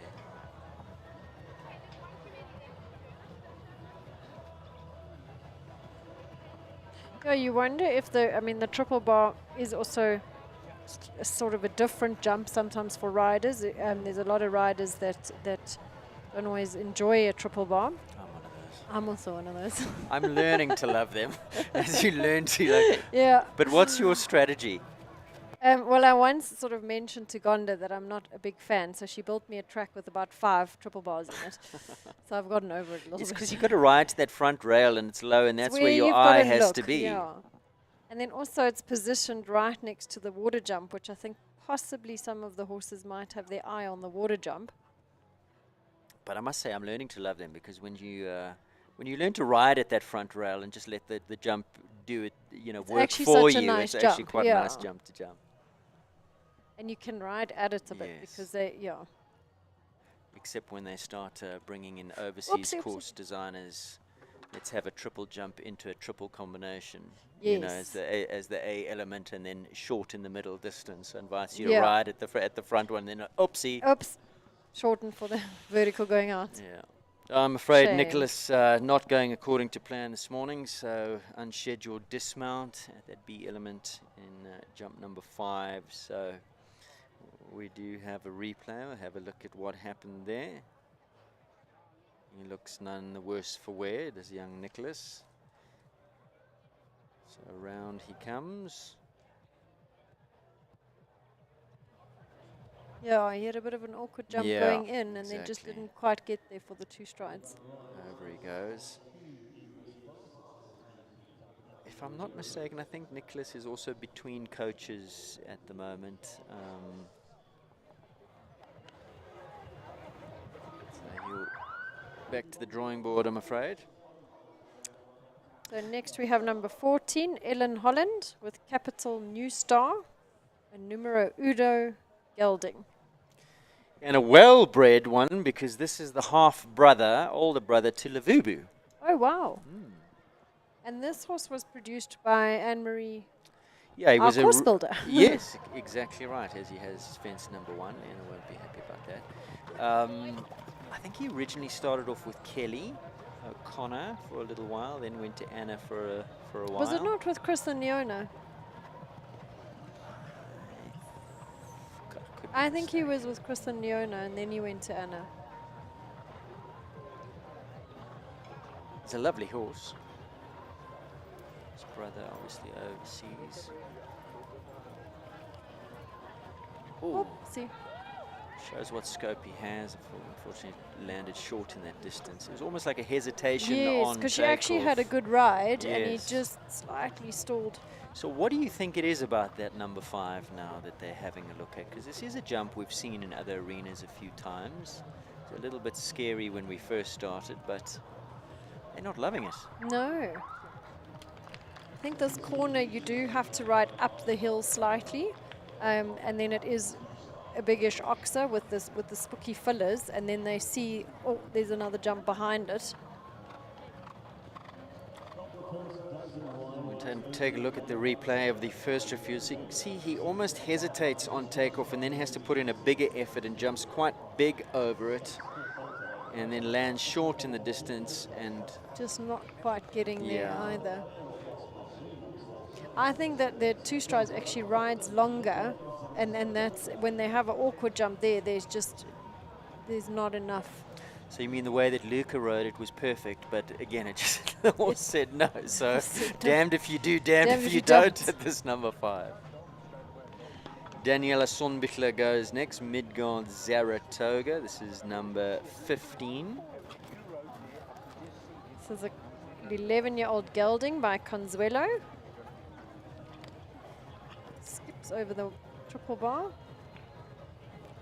I'm not mistaken, I think Daniela trained by James White.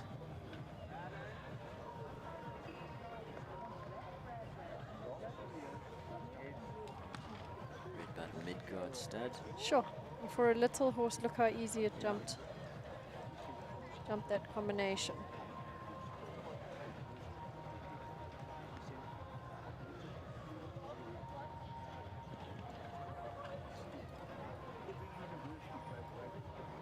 She's going inside. Second rider to attempt it. Casey and Georgia pulled it off. So too does Daniela. So what's the time now? She Sure. has had Turns back tight there.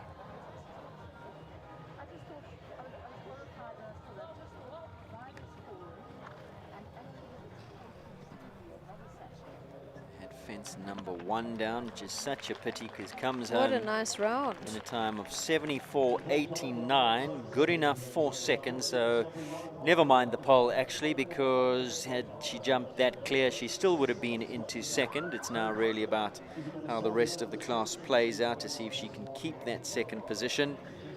So we see the replay of that fence coming down. So she would have been in second regardless. That's where she sits on 74.89. Can she stay there? The leader is Casey, Callagho Casey. Georgia Scribanti clear in 72.05. Isabella Saunders goes next. This is number 16, MRM Support, Callagho Corrado. He's a 7-year-old gelding by Carnival de Silla out of an Escudo 1 mare. Trained by Rogan Askin.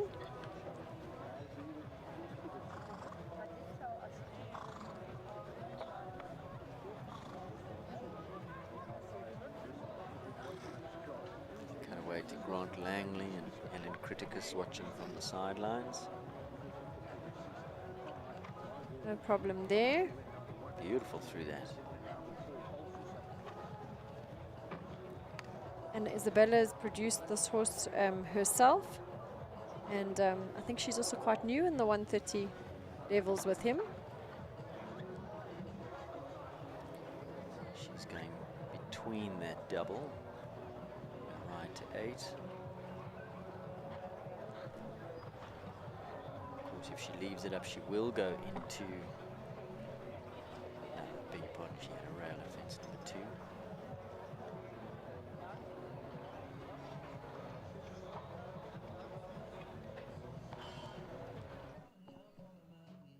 One more to come. Oh. Just collected that behind, so the 4 changes to an 8 in 80.58, and that will drop down to 5th position. Still, Callagho Casey leading the only clear, Jean, of this 130. We saw very few clears this morning in the first class of the morning in the pony riders, and still tough jumping, hey? It is, as we take a look at the with replay. eight faults going into 5th place, that's... Number 17 is next to go, Maxstar Dark Knight, Jade Anderson.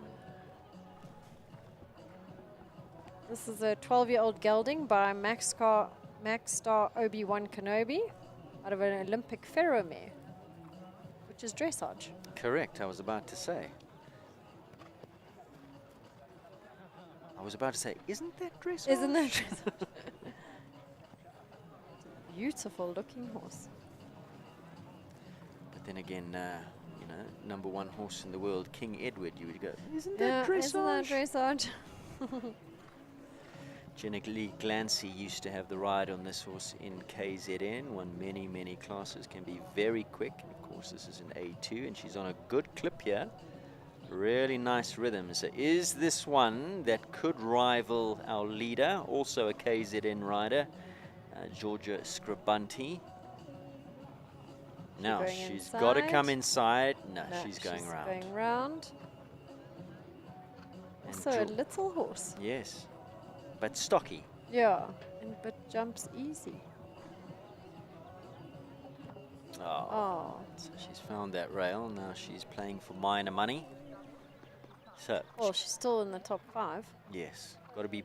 She'll still go into second if she's quicker than 74.89. Oh, dear. I'm afraid that's put pay to those chances.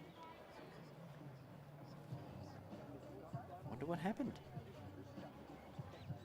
That Chevelle Liberté, when it was number 1 in the Pony Riders, knocked out half the class. Did it? A lot of them didn't jump it. But even yesterday in the Pony Rider meter class that Lily was riding in, I think there were 10 ponies that didn't finish. Yep. That got eliminated out of the 28. And I think most of them at jump number 1, which was that fence. That's in the wall. As we took a look at the replay of the pole coming down, we're just waiting for the woodwork to be replaced at the Chevelle Liberté jump. And then Max Yeah, Start you Dark wonder if Knight. again that jump is going. I think it's also got spooky fillers, but it's also going straight into the back of the water jump. Correct. Which possibly Yes. puts the horses off from wanting to jump it. A lovely jump with the Eiffel Tower, of course, Chevelle Liberté, French trailer company.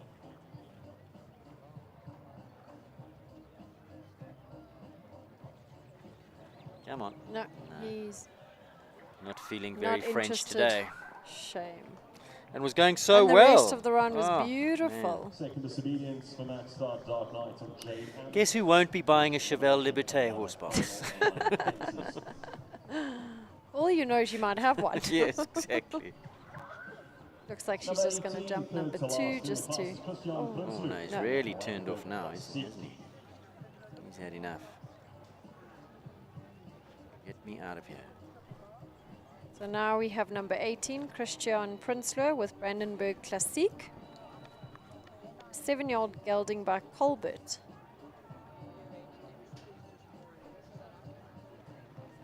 Now, would that be the Colbert that we know that was Vanessa rode? Yes, Vanessa and Paul. Yes. Would it be him as a 7-year-old? Could it be?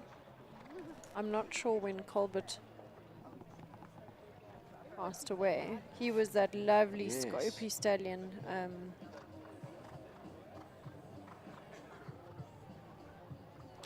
Unless Vanessa's the watching, age she is can let us incorrect know. on SA Could show be, jumping, could which be, is could be. very possible. Yes, I ride a 1-year-old. Okay. Yeah, and I think Linda's got a 55-year-old. That's some That's quite longevity. something, Well yeah. done, Linda. That's good horsemanship. Well done. I think last year I noticed that Connoisseur, Nicola's lovely stallion that she competed Yes. for so many years, was 5. 5B, 6A gone down, sitting on a score of 12 now. Make that 16. Who's the other one I'm trying to remember? She had Colbert and she Clarinius. had Clarinius. Clarinius was also a lovely, he was a contender stallion. But I haven't actually seen many Colbert No. progeny. No. Maybe Vanessa's watching. Vanessa West, give us a Give us a shout. give us a heads up. What's going on? Right, so total score for Classique of 16. A couple of the polls we're going to look at on replay. So 5A, clear, 5B comes into the mix. Ooh, a light touch on Oh, that, shame, the that was lightest of touches. very soft Layla touch. Hunter's back once more, number 19.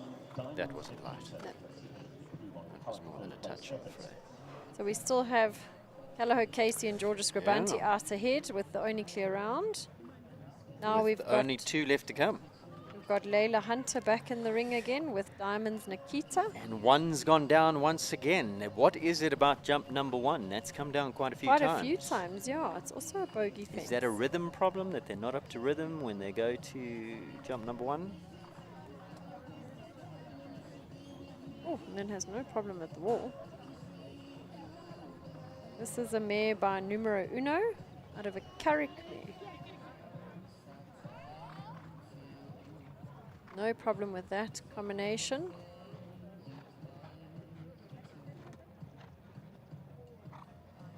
Nicely through 6s.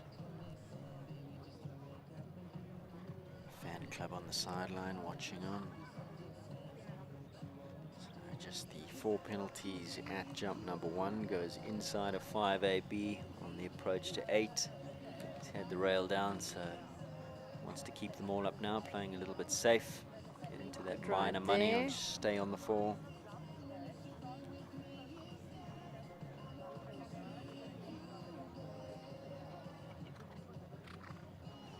No problem at the Cheval Levite jump.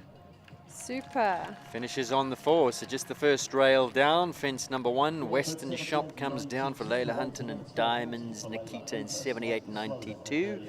Good enough to go into 5th. Oh, Layla will be happy with that. She's lying in 3rd and 5th. Take a look at the replay. Fence number 1. Looks like she ran out of space slightly and jumped slightly right. So 4 penalty round, last to go. Frisch Gewacht Golden Dancer Chazelle Smith's second ride. Didn't go according to plan on Hey It's Mr. to You. So second time's a charm. Can she go clear? Chazelle Smith, last to go. This is a stallion, 8-year-old by Dyke Continuous out of CS Androsny. So Namibian bred. Also a holder of national colours. Oh! Also having a problem at the yes, triple that bar. was where It's Mr. to You also. Yeah.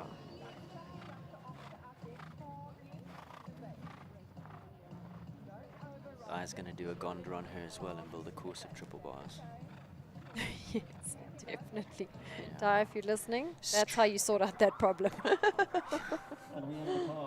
Strange, isn't it? So Yeah. It's Mr. to You, double bogey at that And also one. maybe because she had a stop with with him, she's maybe feeling a bit unsure about it. As we take a look at the replay, comes off the turn. Yeah, we're some ways off of it. Just not getting a good ride. Shame. And that can so easily knock confidence of horse and rider both. So, yep, triple bars. Going to be trained in the week, that's for sure. So that's the class. One That's the clear, class, Jean. one One clear. lonely clear. Sure. Georgia Scribanti. It was a good clear. 72.05. Beautiful clear. Came inside Fast. of 5AB to 8. Gave us a good time. 72.05. But the only one who finishes on the 0 score. So, Callagho Casey. Georgia Scribanti take the win here. Second place to Daniela Sonbichler. 4 penalties in 74.89. Layla Hunter in third. 4 penalties, 76.10. Then Ella Catholic Valencia. 4 in 76.46. Layla Hunter Diamonds Nikita. So Layla, as you said, third. And tie fourth. Is it a tie fourth? No, it's not. 76.46 and 78.92. Thank you very much, Shay. Shay updates. Layla Hunter in third and fifth, 78.92. And then Isabella Saunders, 8 penalties in 80.58. Your provisional result, but I'm sure that's the way it will stand. So, KZN. Wins the class. Yeah, KZN have always... junior rankings, junior riders, KZN, very strong. Very strong. Very, very strong. There's a lot of top junior riders coming from Natal. I'm sure Langley Equestrian to thank, or if you from Gauteng to blame for that. But well done, Georgia Scribanti. She is a top-class rider. And such a nice person. Lovely, hey?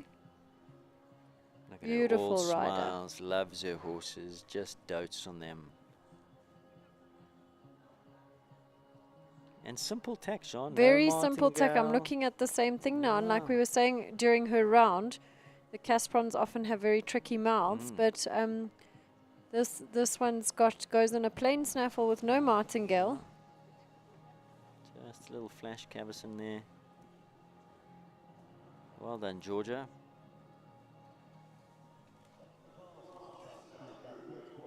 Going to take the win here in this junior 1 meter 30 A2 competition. Don't forget, still coming up on Equestrian Live, we got the junior 1 meter 35s. And then the second of the 1 meter 50 qualifiers, the second before we go to Monday's big one, the Outdoor Grand Prix of South Africa. One of those 3 big titles that make up the South African Triple Crown. Remember, only one horse ever to have won the Triple Crown, the remarkable Don Camarco. I think he did it in 2016. Ronnie Healy won the Triple Crown Series last year. Missed out on the Triple Crown proper by 1 placing in the South African Championships when he was pipped by Thomas van Ryk-Vorsel in a spectacular effort, spectacular jump off by Thomas.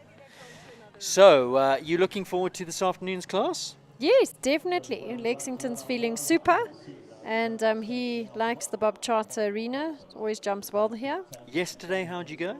1 down. 1 down. It was my fault. Well done, superb. Georgia Scribanti. Well done, KZN. Class. Yeah, and we're going to confirm that result.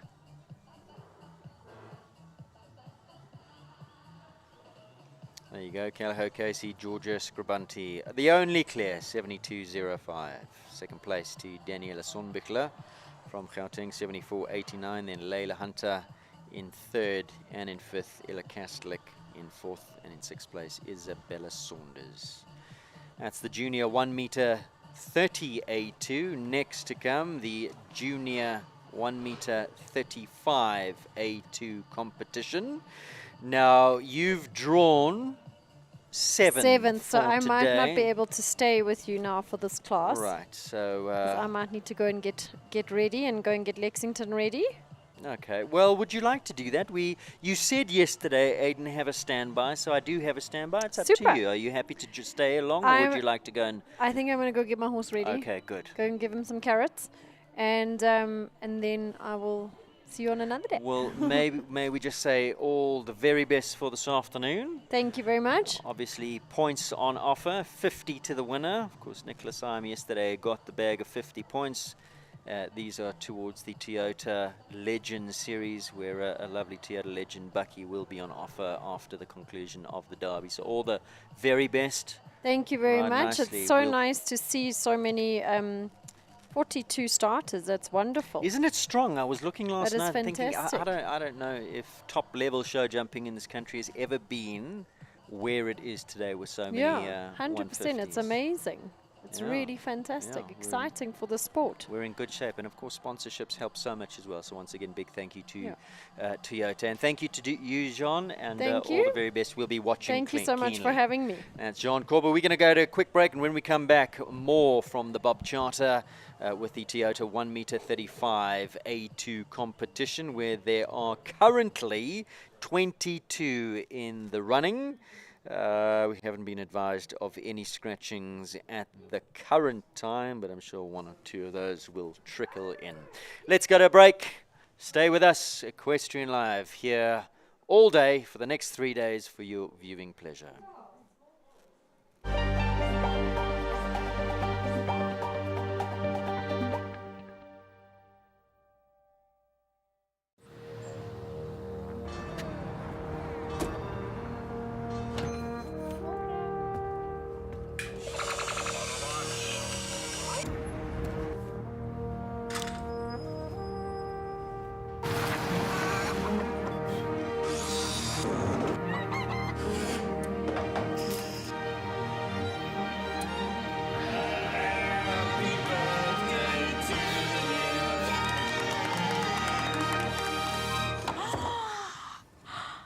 Opa made you a bucky. It's not a bucket. It's a Hilux.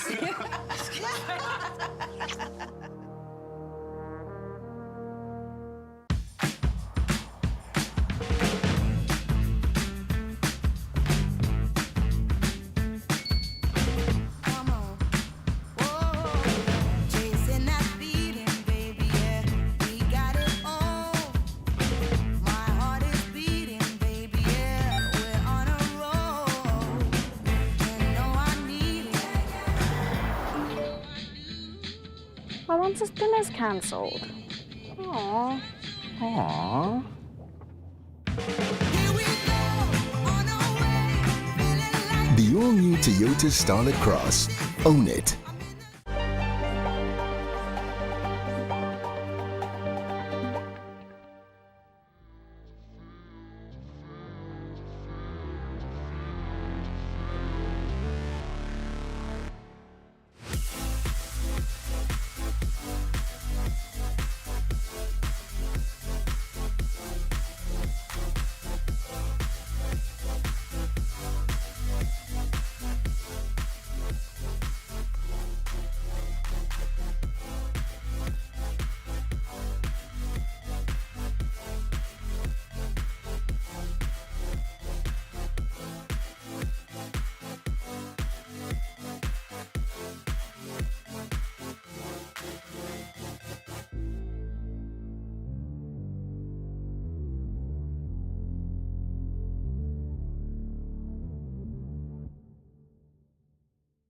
But if I lay down and I play dead and I stay dead, maybe you'll get sick of being the monster out of my head, under my bed.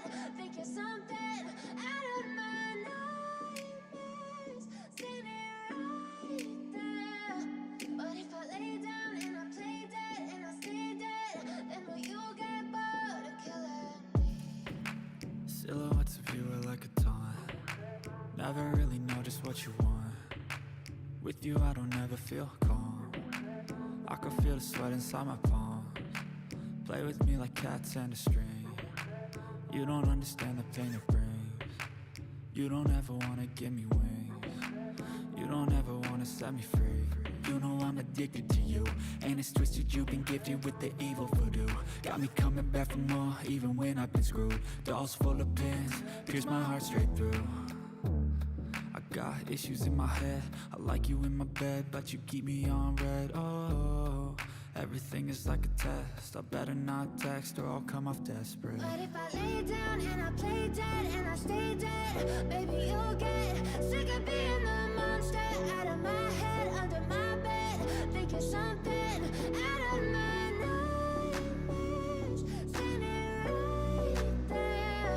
But if I lay down and I play dead and I stay dead, then will you get bored of killing me? So if I play dead, will you regret everything that you did, that you said?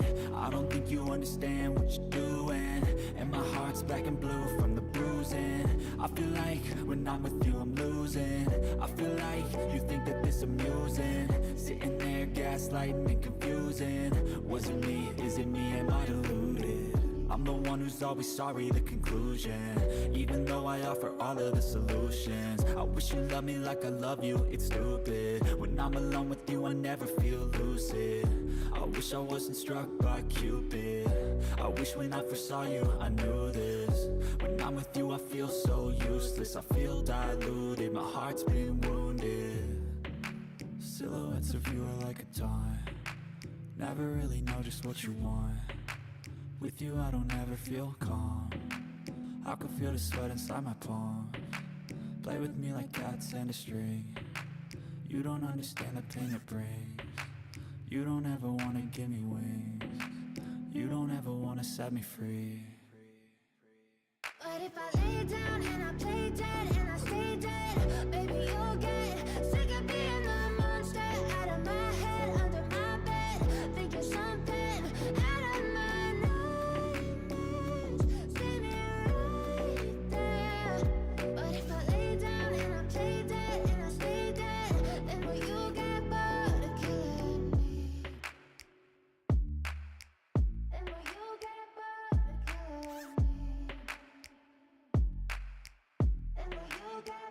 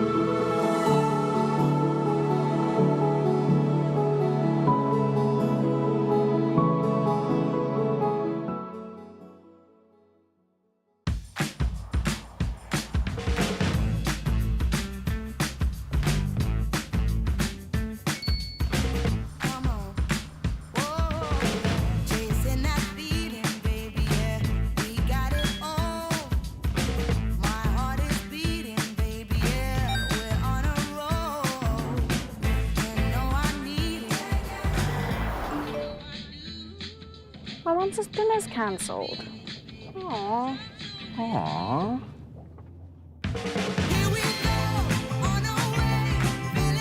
The all-new Toyota Starlet Cross. Own it.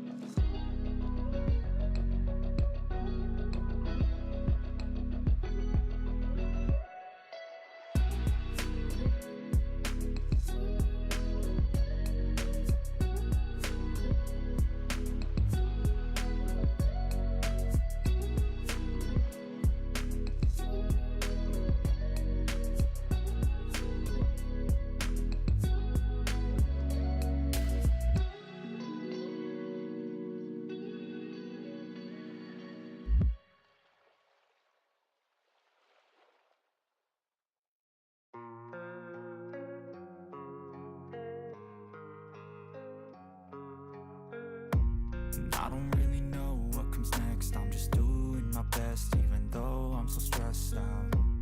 Everything just feels like a test that I fail, so depressed when I can't seem to get out. But something deep inside won't let me quit. I swear that I'm inspired by all this shit. Tell me that I can and I won't. That's what guides me the most. Fuck your lies, I'll do what I want.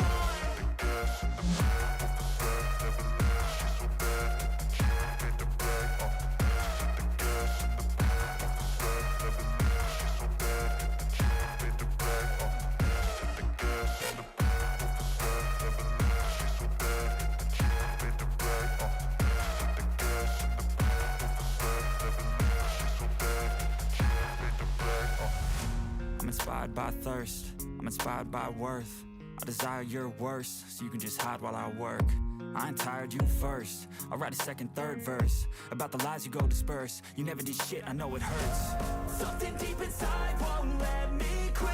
I swear that I'm inspired by all this shit. Tell me that I can and I won't. That's what guides me the most. Fuck your lies, I'll do what I want.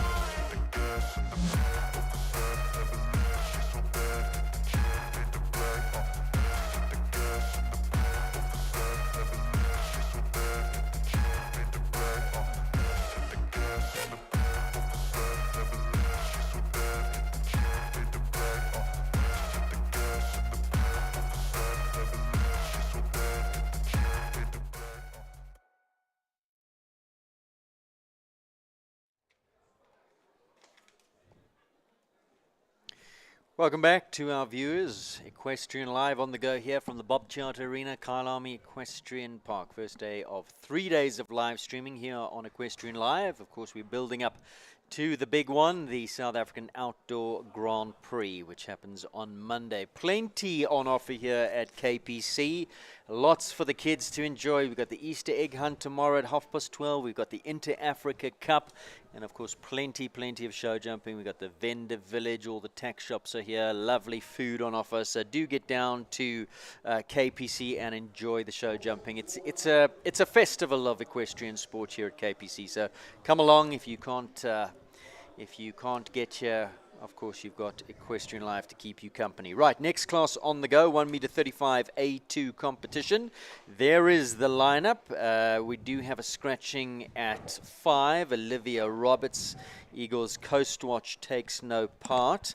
We've got a scratching at 14, Victoria Gravenstein, Sunny Park Classic Queen.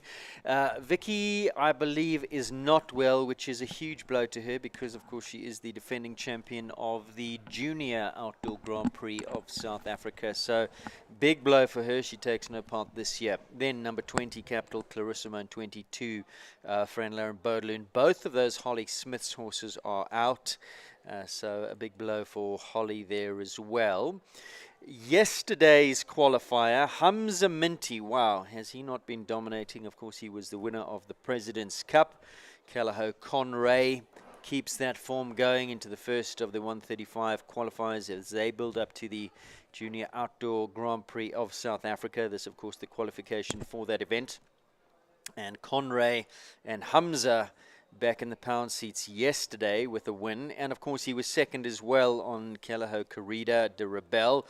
Olivia Roberts was third. Kosgar, Chazelle Smith, Diamond, Susie Q was fourth. And Emily Krug on Valmieri was fifth in the first of those qualifiers. As we see Janine Kutsia coming in on Rotaflow Q, Bellissimo Z, Zara Didiluri, who's joining me for this second of the 135 qualifiers. And thanks once again for joining us. Now, Zara, you know a lot about these riders, and before we get on to them, of course, we are an interactive channel on YouTube, so if you've got any questions for us, do send them our way. We've had one question for you, Zara, and that's about the ages of junior riders and pony riders. How does it all work? How old are you? In my day, it was 14 to 18, you were a junior, end of story, but it's a little bit more complicated nowadays, isn't it? Yeah, I went on to juniors at 14. I'm very tall, I'm like 6 foot, so I couldn't stay on ponies much longer. But I know a lot of the pony riders try to stay on as long as they can. But I think it's actually just better if you go to junior straight away. Not to be biased, but horses are much better.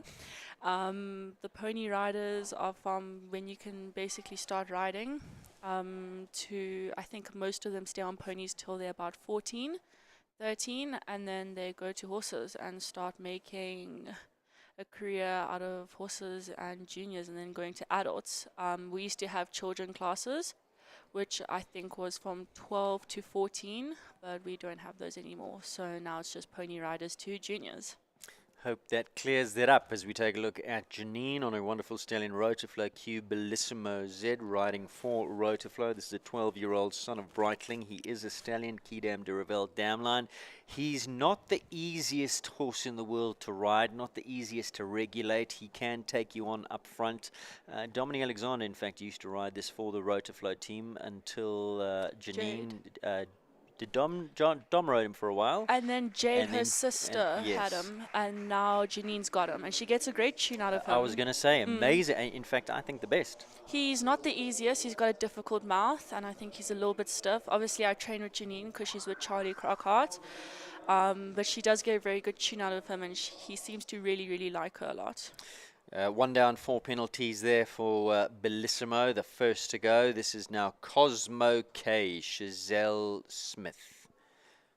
This horse, if I'm not mistaken, was with Tamar Glixman. I think Chazelle required Cosmo about a year and a half ago, and she's now up and coming in the junior classes. She jumped a couple 135s with him. I know she won that under 25 Rising Star Series with him down in Platt at the lovely new venue in Robberg at Equine Librium. And now she's up here for the Outdoor Grand Prix. And I think she's had a good couple. I think her first day was very good with him. I think she was actually in the placings with him. And I know President's Cup, she had a good show as well. She rode in the previous class the junior 130s and having a few issues at the triple bar, which in that class was going in the opposite direction. And this class, triple bar set at number 2, no problems here on Cosmo K. Just a little whoopsie there at 7 as that comes down. So currently sitting on... Don't think this is the easiest horse, but I know Chazelle gets a good tune of him out of him as well. She's a good rider, small feisty one, and never gives up. So the time allowed for this class, 69 seconds. Janine's time 62.88 and Chazelle's time 63.93. So Janine, after 2 riders, leads on the 4 penalties 62.88. This is an A2 competition, as was the 1 meter 30 junior class. What does that mean? Quick as you can, please. Leave them all up. Quickest time wins. Callagho Conray, yesterday's winner. Hamza Minty. How good is this rider and this horse? As a combination, they are fantastic. And how's the form of the two of them been? Honestly, it's a match made in heaven. I think they just made for each other. Hamza gets a very good tune out of Conray, and Conray really, really likes him. I think they've been together since day one, never had any issues or anything, and it's just, as I said, match made in heaven. They've stuck together since day one. When Hamza got him, I think about 2.5 years ago, and it's just been going up since then. Multiple titles together. Multiple. I mean, Yeah, two-time winner of the President's Cup. Cup. He's just come off of another President's Cup victory a couple of weeks ago. He was also second in this Outdoor Grand Prix last year, I think. I know he's won multiple championships. 11-year-old gelding, Concoriano Stolzenberg. And he's based KZN and trained by Chad? Yes, he's actually recently moved to Joburg. They've bought a property in Glendale, somewhere around there. Hamza's actually acquired Conray's brother off the Callagho auction last year, which is looking very exciting. Exactly like Conray. And of course, true to form, clear in a swift time, 55.91. And into the lead he goes, lays down the gauntlet, says, come and catch me if you can, if you dare. Ultima de Iliapi, Georgia Scribanti, she's the winner of the previous class, the 1 meter 30s on Casey.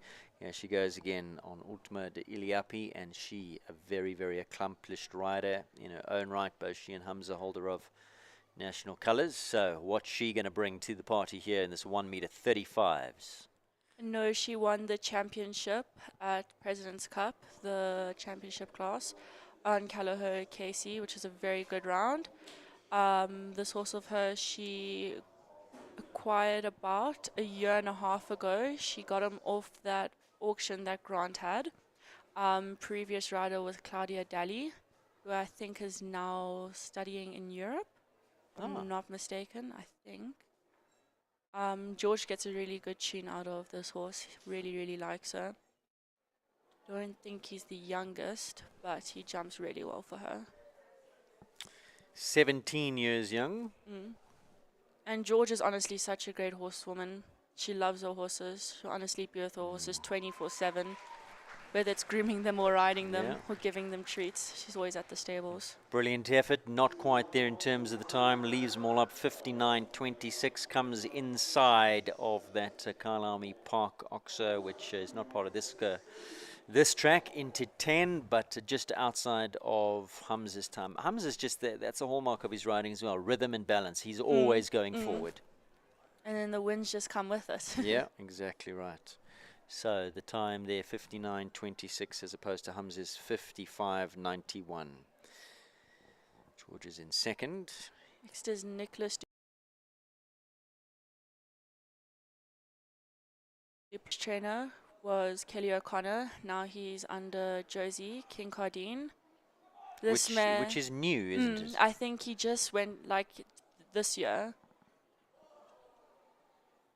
I think that's a recent move that he's made. I think he's been around in the 130s, 120s for a bit, so I think he's still new to the 135s again. Queeby by Zorocco Blue, imported mare.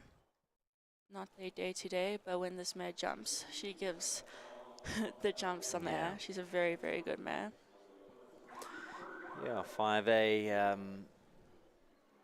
I think it's a difficult line, coming out of a combination and then going. Yes, in the previous class it was going the other way, and he had a fall there as well. So he got the A element slightly wrong. The horse jumped it and then couldn't make the distance in the B, and he picked her, and Nicholas went over. So maybe that's just in the back of his mind as well.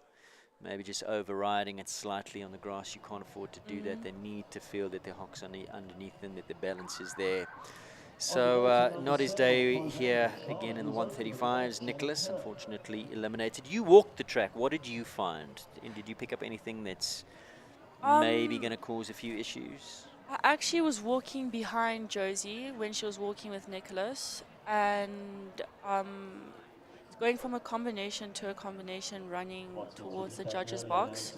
So should be riding nicely, but you do have to stay on the outside line. It is aged right. I think it is a technical track, and didn't come to play with the juniors today. So it's definitely a track you have to use your brain for and think and count. And overall, I think it just shows the accuracy of a lot of these riders and how long some of these riders have been in this height for and how new they are to this height, and especially jumping here in the Bob Charter, which is very intimidating for a lot of these junior riders. And then Jenna Kirk, who's currently on track, Munich makes that vertical to vertical dog's leg, oxa to vertical look. Easy peasy. Sunday morning outright stuff. Jenna, really accomplished rider. She had the Charmer before Elmo. I think the Charmer had an injury and he was out for a bit, so she acquired this horse, who absolutely adores her and tries for her. Just lost the footing off the turn, gets away with it over jump number 10. Well recovered, lovely ride into third. She goes in 63.99, leaves them all up. Well, third clear. So Conray leading the way with Hamza Minty clear in 55.91. He wasn't hanging around.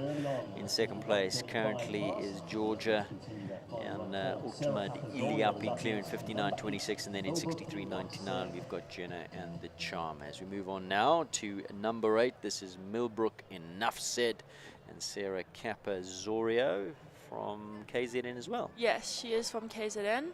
She is definitely new to this height. I think she's been around in the 130s, just getting some confidence. Haven't seen her in the 135s, or haven't seen her in the 135s here.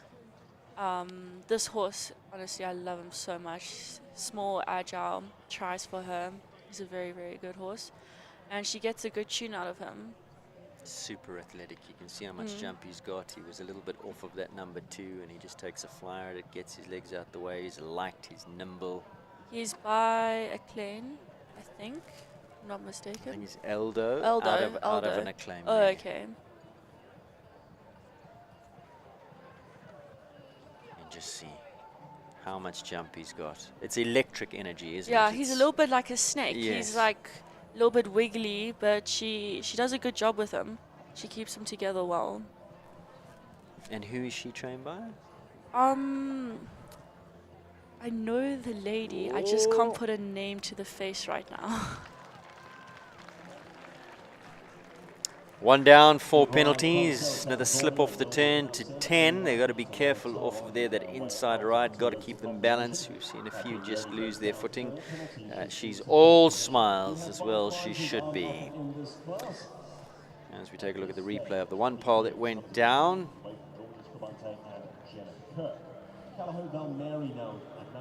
Maybe just jumping a little bit at it, yeah.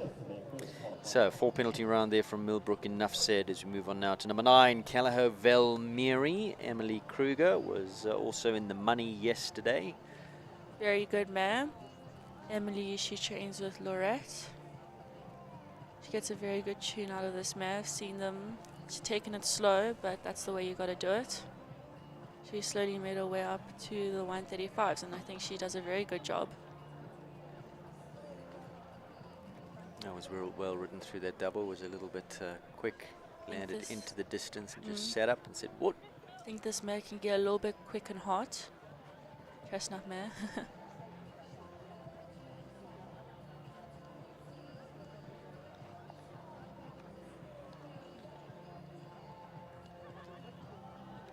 She rode that well. Yeah, vocal encouragement saying, "Go on." Yeah, Good lovely round. 57.83. Good enough to go into second. Callagho Velmiri and Emily Kruger was not hanging around, and still 2 seconds off of Hamza Minty's pace. That just shows you how quick and tight and just brilliant that combination Yes, exactly. is. 55.91. Hamza's time, so Velmiri now into second in 57.83. So next due to come in is number 10, Eagles Cognac, and Amber. Amber's from PE. I would almost say she's kind of part of our family. She's with us every show, every weekend when we are around the area. Very good friends with my sister. Amber, she's a lovely girl. She's acquired this horse from Lloyd Nichols, who jumped up to the World Cups. And he's done main derby multiple times. Now this is not Amber, this is Carrot 2. I see she's still in the warm-up. Alright, so apparently she's going to come out of order, so we'll come back to Amber. Is this now Carrot 2 and Catherine? Yes. In picture. So Catherine Frank will go before Amber. Amber could be in a class happening in the May Foxcroft. I think there's a junior class happening there, and I know she's got quite a lot of horses this show. Oh, no, there she is, coming down the bank. Oh, right, so who are the judges going to take? So currently in picture is Carrot 2, but the camera is going to swing off of Carrot 2 and pick up Amber And Eagles Cognac, there we go. Amber now training with Georgia Rourke up here in Joburg. Has she made the move? I think she's actually here just for a couple shows. I spoke to her this morning. I said, I didn't know you were coming to Joburg, and she said she didn't know she was coming either. Her dad, Avi, I think, just made the quick decision to come up for President's Cup and Easter Festival. I know they drive their horses up in their horse box from PE. And of course, Georgia also part of the PE family, although she's now relocated, but also grew up in your neck of the woods. Both were under the guidance of Dice Snodgrass. And he's a lovely old horse, this, and I say old because he is 20 by Concerto out of an Eagles Warrior, but He's a dream, honestly. He's the perfect schoolmaster.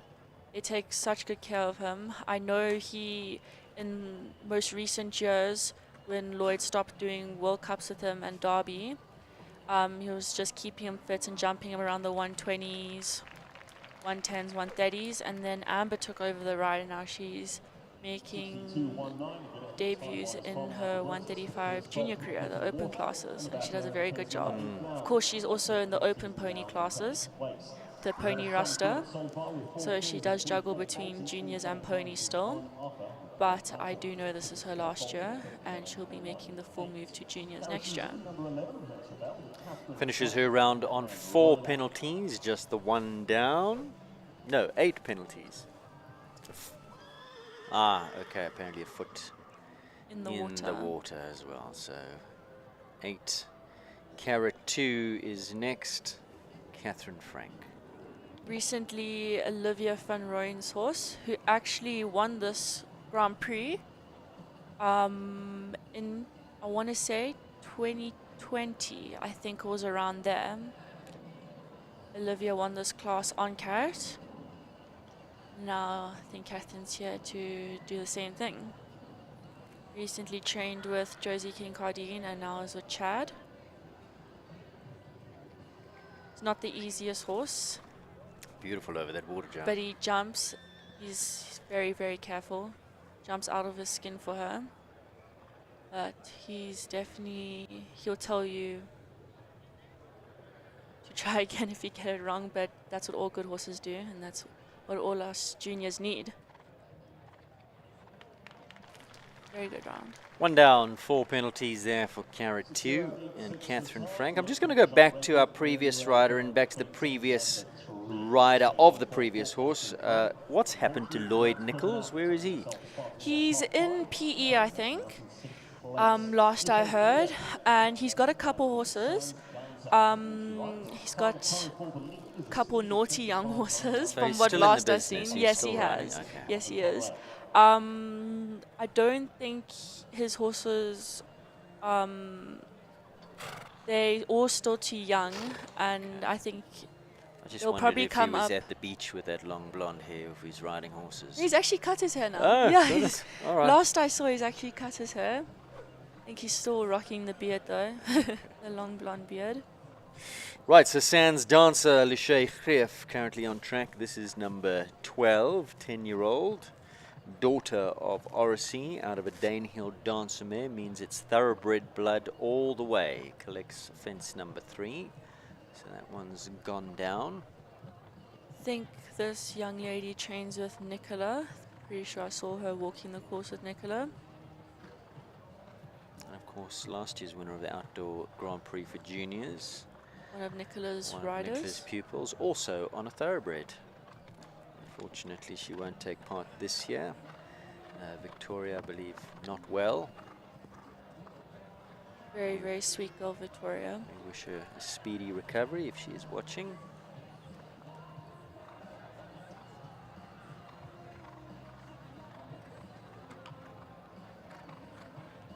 And I believe she is watching from the hospital bed. So Victoria, we miss you. Get well.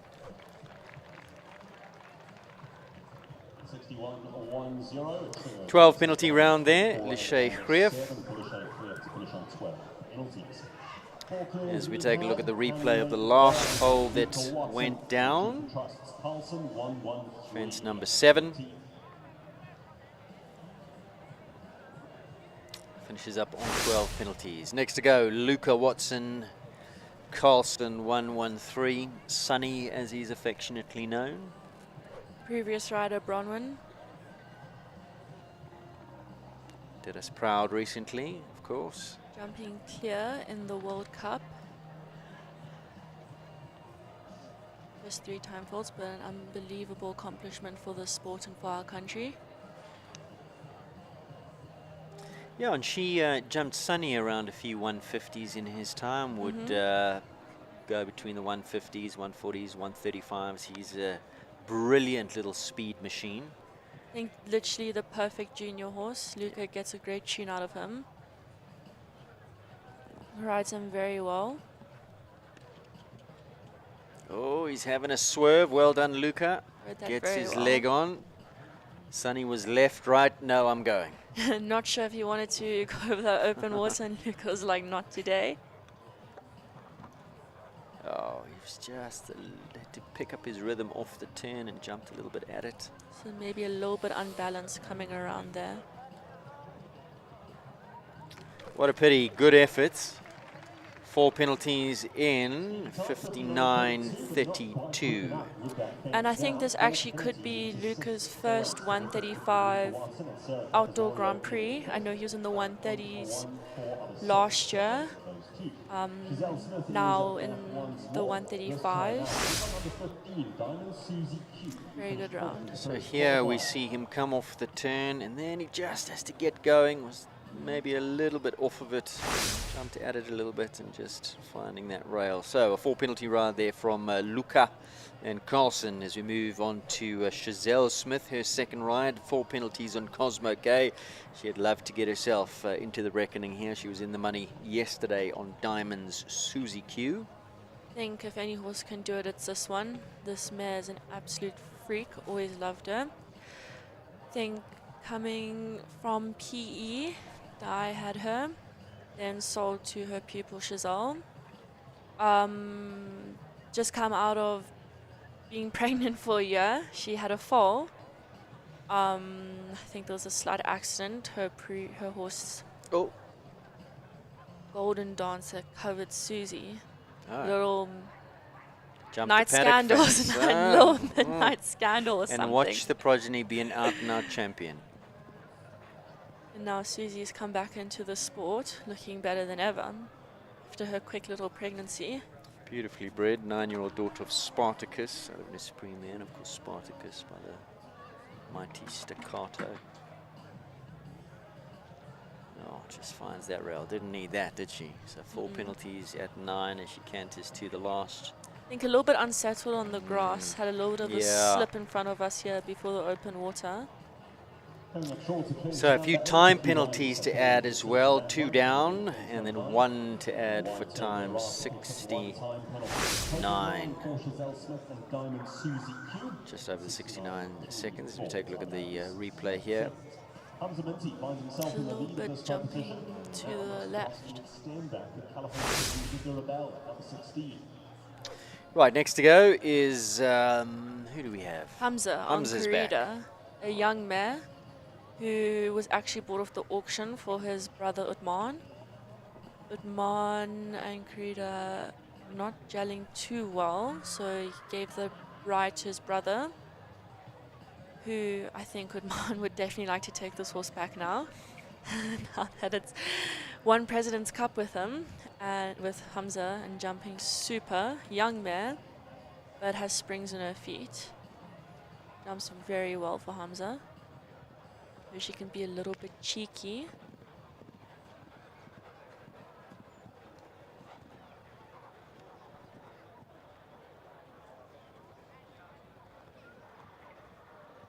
I think this actually could be her first 135 Grand Prix, like a first big show for her. I know she's been around in the 130s. What a turn, back to 10. And that good enough to go into second. So first and second currently Conray, and then Kellaho Corrida de Rebel now sitting in second, which is a repeat at this stage of yesterday's 1-2, is it? Anyone can do it. It's definitely Hamza, who's also competing in the Philip Smith Memorial competition this evening. for the second year in a row. How did he go last year? Second place. So currently in second on Corrida. Rebellin leads the way on Conray. Oh, Hamza Minty. What a rider. Now, what's Georgia going to have to say about it? She goes on her old faithful here, Capital Crawford at 17. Who was actually her sister's horse before her sister Liv made the move down to Stellenbosch to study. Gave her horses to George, and George gets a great tune out of Crawford. I think Crawford really likes the grass. She did quite well in the Grand Prix with him last year and the previous year. I think she's just looking for a good clear today.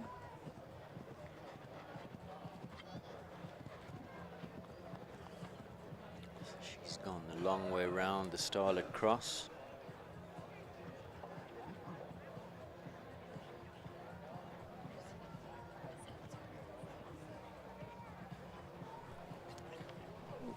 Bit of a slip there before 10. Very good round. Into fourth she goes, clear all the way in 58.73. Capital Crawford and Georgia Scribunti.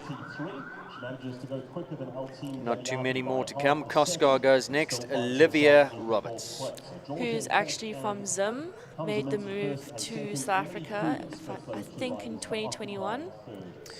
In fact, tomorrow in the Inter-Africa Cup, she's riding for Zimbabwe. And she's also in the Philip Smith Memorial this evening too, so a very accomplished young rider. This is her sister's horse, Zoe. Liv gets a very good tune out of Coscar. I know she goes to boarding school, so juggling boarding school and still riding and getting to all these competitions is definitely a lot.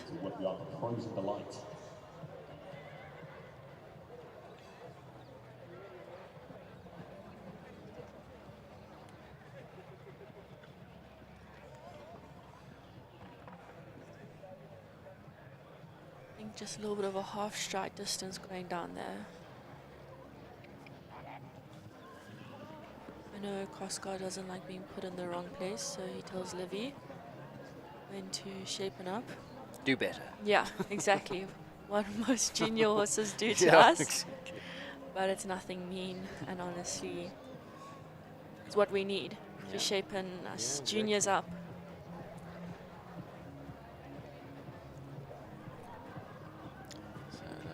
One-to-one time penalties start to rack up now after that disobedience. And finishing on a score of 15, 7 of those being for time in 75.99. Time now 69 seconds.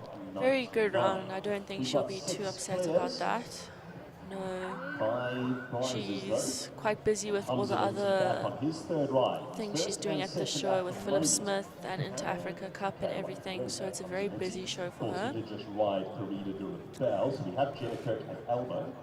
Now we've got Jenna Kirk in on Elmo and Continental Drift. It looks like, are they going to wait for Hamza Minty, who was supposed to be the penultimate rider? Jenna Kirk, 21 Elmo, will give you a fresh bell.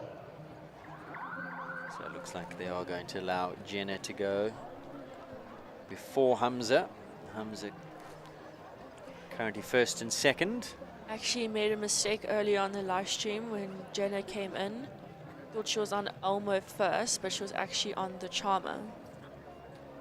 Now she comes in on Elmo. Wow. As I said earlier on when I was talking about him, thinking it was him was actually the Charmer. He really, really does try for her, Elmo, and will get out of anything for her. He's an unbelievably brilliant little horse. He has the pedigree to be so. His mom was an out-and-out champion with Ronnie Healy in his junior years, who took him into his kind of first couple of years in adults. The wonderful Roquette, who jumped the Derby with Ronnie. And this Elmo by Asaro out of wonderful Roquette. So we have been informed that Hamza's not going to ride Continental Drift, as he's riding that one in the Philip Smith. Yes. So this will be our last, so we do have another scratching. So Hamza already first and second. I think Elmo looking a little bit strong today. Yeah, shouting whoa. He can be an incredibly fast horse on his day. Saw him in, I think it was the Micro Derby with his previous owner. Win that, and that's a table scene. I think he had a pole or two poles down and still came home with the fastest time. He can be incredibly fast. Number 7-6, and that is the last of our riders. So that was the last to go. Finishes up on a score of 6 penalties, does Elmo, as we take a look at the replay of the water. Judge out on the water, Mrs. Jill Shaw. Just a little bit off it. And slap bang in the middle, big splash there.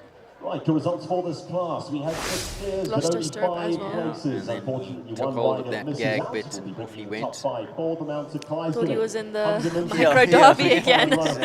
He picks up Got a third pole, place so you on got to Callum pick up the Conway. speed. Second on Exactly. Callum Conway, Right, so with the Durabell. provisional In third place, result, Emily Hamza Kruger, Minty, Callum another Valmeri. 1-2 for Fourth him, to dominating George performance Scabante, once Captain again. Of Crawford. course, the Fifth first to qualifier, Oxford Derby on first George and second Scabante. in that order on Conray and Carida de Rebel. Emily Kruger this time around from 5th place last time out gets that 3rd. Callum Valmeri, then Georgia Scribunti in 4th and 5th on Crawford and Ultima de Iliapi. That concludes our junior 1 meter 35 A2 competition. And Zara, you're going to tune in for the Philip Smith. Have you ridden in the Philip Smith? Did you ride in the Philip No, I've never ridden in the Philip Smith. I'd say I'm not a very neat and equitation rider. I'm definitely more on the showing side and a show jumper, but I definitely do like to watch it. I don't agree at all. I think you're a very stylish, neat rider. No, I think it's actually just my brain. I'm very ADHD. So I think when me and my horse and I, when we both go into the equitation ring, it's a little bit like all over the place, but it's definitely something I love to watch, and definitely a dream of mine to compete in one day. Of course, I'd have to make it next year, as this is my last junior year. I think all the riders are in Philip Smith this year. It's a very, very strong and competitive class. Of course, we have Rebecca Hudson-Peacock, who's come all the way from Cape Town, who's riding her sister's horse, Capital Chesterfield, who she does a very good job with, and then Hamza on Continental Drift, who's a very cheeky mare, but definitely is Hamza's horse, goes for Hamza very well. And then there's Olivia Roberts, who was actually going to ride Eagles Coast Watch. Unfortunately, he colicked a couple of days ago, actually the night before the competition. So if I'm not mistaken, I think he's still in Pretoria. So she's riding her younger horse, Scribbles, in the Equitation, and I think it's going quite well. And then there's Alex Rick Hansen, who's riding Capital Chaplain, who I think is Carol Nurden's horse, yes, in the Philip Smith Memorial Competition. So where would your money be? Sure, I think my money is on Rebecca and Olivia. Not biased or anything, Alex and Hamza are very, very good riders. I was watching a bit of their dressage, and I saw that I was watching their dressage, and Rebecca definitely did not come up to play. She came from Cape Town. She's actually stabling with us at Charlie's yard, and she's having lessons with Kelly Slater and with Charlie for jumping. So she's trained very hard and very long for this competition, and I think it's the same for Olivia. Something that I know Olivia qualified for us a couple years ago. Result of the junior 1 meter 35 A2, and there you have it. Once again, Hamza Minty dominates. Clear on both his horses, 55, 91, 6, 56, 29. Conray wins, Carida de Rebel in second, then Emily Kruger, well done Emily, in third, Callagho Valmeri, Georgia Scribunti, Capital Crawford in fourth, and Georgia also in fifth with Ultima de Iliapi. Thank you once again to Zara. And have you got any more commitments today? Is the riding done? Can you kick up your feet and now watch the 1 meter 50, the second of the he qualifies for the 150? Yeah, I mean, I've got 2 horses this show, so it's not a very busy show for me. A lot of my horses are still getting fit for the year as I haven't been here. I mentioned on the live stream earlier on that I've been in Cape Town getting my matric over and done with as I do online school. So yeah, I've just come to the show to, I think, watch, support and have a draw. That's all right. Yeah, I mean, it's the way to do it. Yes. Are you still staying with Charlie? Yes, I am. I live in her garden in a little Wendy house, which is, trust me, it's actually perfect. It's got a bathroom in it. It's amazing. I've got my kettle as it gets very cold at night and the early morning, so I'll have water bottle and some tea. Love it there. Very great environment. Honestly, it's the best. There's not many of us there anymore. There's actually only 3 of us. Last year, I think there were about 14 of us. Sure. I know Charlie's getting a couple new riders this year for an exchange program. She did it last year with a girl from America and 2 riders from Germany. And now this year we're getting a couple in from all over the world. I think Puerto Rico, I might be mistaken there, and India, and a couple more from probably Germany or something, yeah. Wow. And they just come to train? Yeah, or? they come for about a month or 3 months, and we give them some horses that are at the yard. And if they're lucky, when the show circuit's busy, they can come to a couple shows with us. But they kind of just get into our work regime here. They work with Charlie in the morning with the horses, work with the vets when Duncan comes to look at some horses, and the physios and everything. And they work with our farrier Mark, and they just get everything in while they're here that So they can't get in. gathering. Yeah, something that they can't get in Europe or whatever, wherever they are.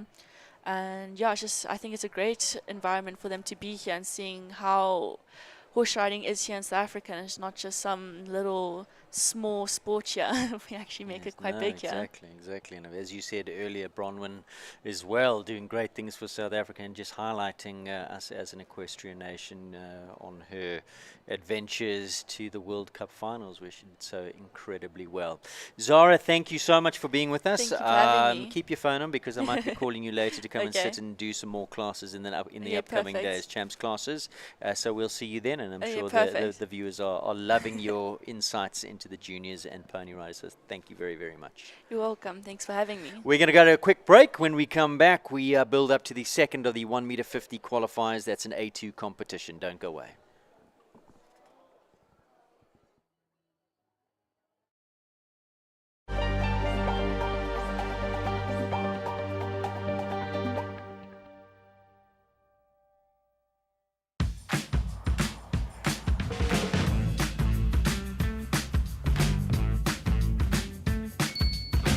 Come on. Whoa. Chasing that feeling, baby, yeah. We got it all. My heart is beating, baby, yeah. We're on a roll. You know I need it. My once dinner's cancelled. Aww. Aww. Here we go, on our way. Feeling like The all-new Toyota Starlet Cross. Own it.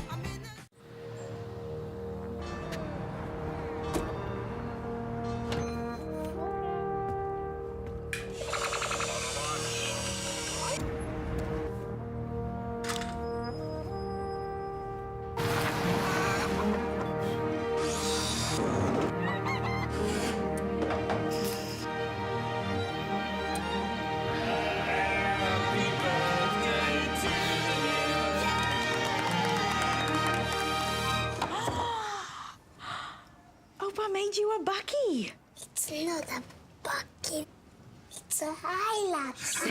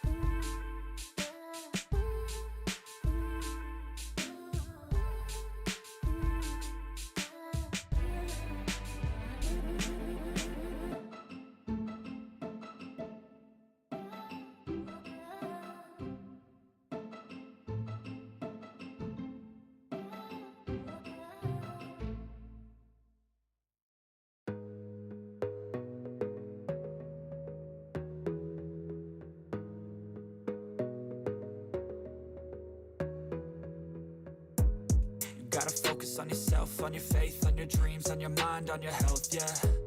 You gotta work, never tell, keep your head down, find what you love and excel, yeah. Push and pull and repel any hate, go create what you want, feel compelled, yeah.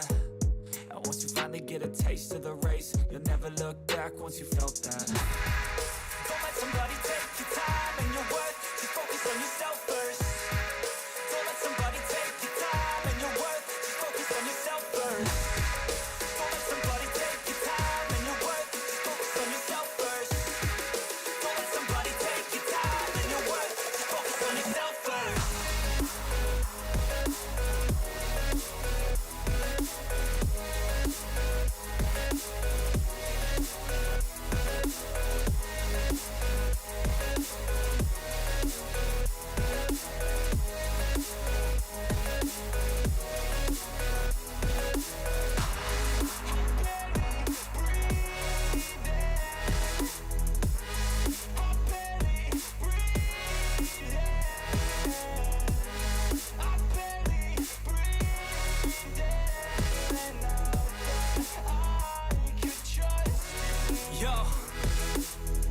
About others way before myself, yeah. I guess that's why I feel like I go through hell, damn. Wasting time on your dreams instead of mine, yeah. About to turn this franchise around on a dime, man. It's all about finding your right state of mind. It's all about turning the worst into fine. It's all about time and the work and the climb. From the thirst we will rise, I'm immersed in this life. Don't let somebody take your time and your worth, just focus on yourself first. Don't let somebody take your time and your worth, just focus on yourself first. Don't let somebody take your time and your worth, just focus on yourself first. Don't let somebody take your time and your worth, just focus on yourself first.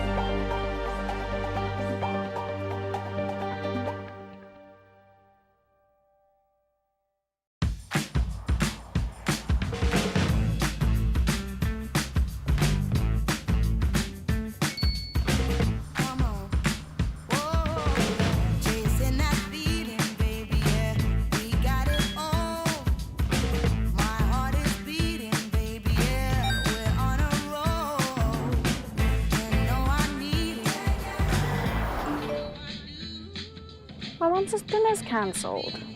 Aww. Aww.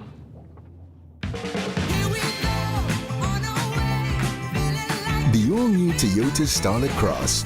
Own it.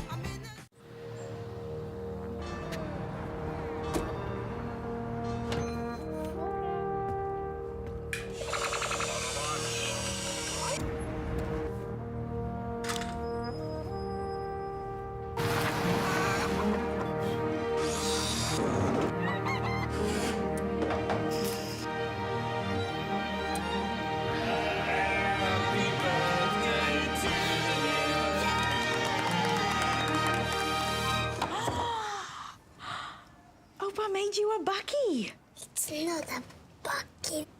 It's a Hilux.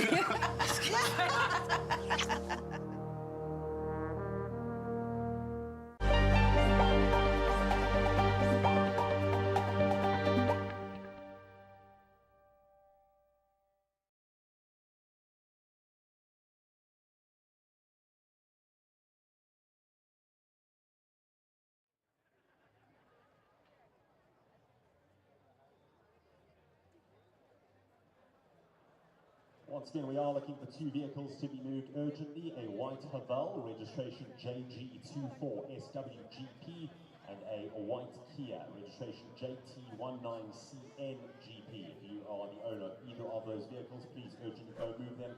A white Haval JG24SWGP and a white Kia JT19CNGP. Please go move your vehicles urgently.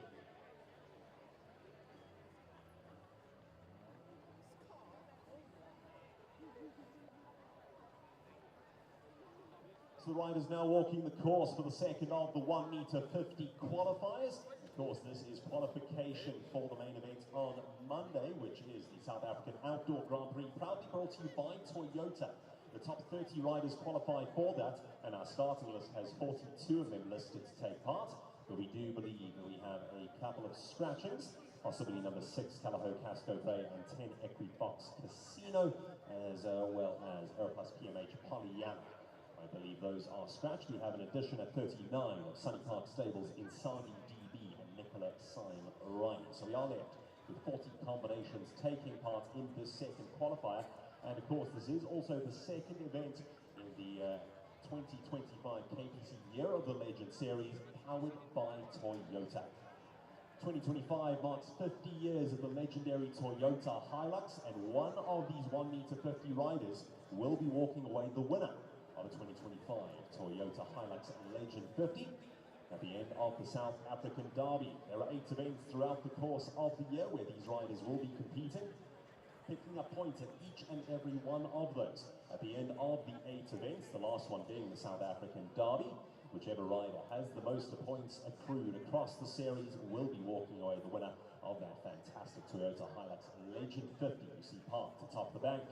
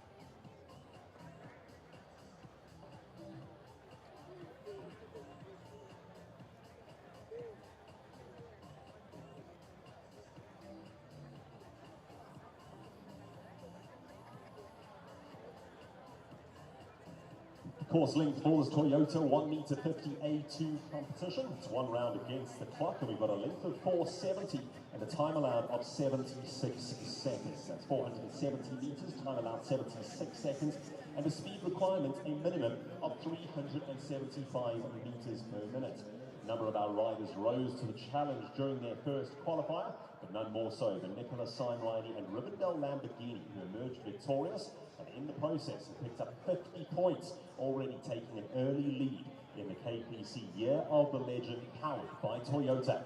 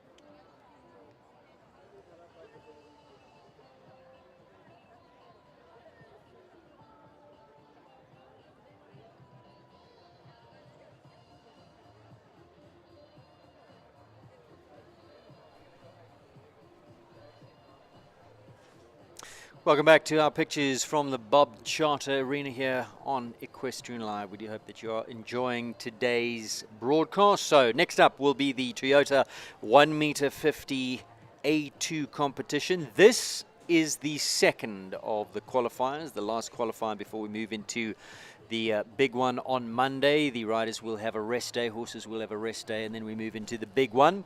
And currently up on screen, this is the Year of the Legends 2025. Last year we had the Triple Crown, Toyota getting behind the Year of the Legends, a three-tier series here at the Outdoor Grand Prix of South Africa show, the Easter show. Then we move on to the World Cup qualifier in May, and then of course into the Derby in October.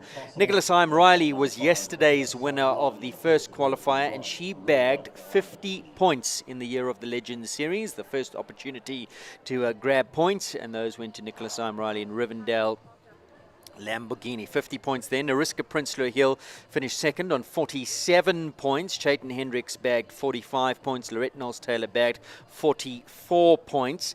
Then there were a bunch on 43. They were Gaucho de Emma, Oliver Bishop, George Cutlass, Lord Chris, Leona van der Merwe, Vidante, Ha, Dominic Alexander, Collier, Ronnie Healy, Blue Turtles, Capital Magic Boy, also on 43, Shari Michaelis, and Tack and Togs Ultimo WC also getting 43 points for yesterday's qualifier. Those are valuable points because in last year's Triple Crown, points were only on offer for the big classes, the Outdoor Grand Prix, the South African Championships, and the Derby weighted 1.5.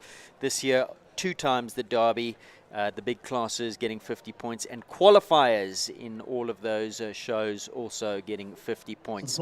This is the running order for today's class. We do have a couple of scratchings. At 5, Jody Ambrose takes no part. Casino, unfortunately, not at the show with Gail Foxcroft. And a further scratching will be number 39, Era Plus, PMH Pollyanna. Hannah Garton, who's with me. And Hannah, why is Pollyanna not at the show? Yeah. Fit and prepare her for the early shows in the season.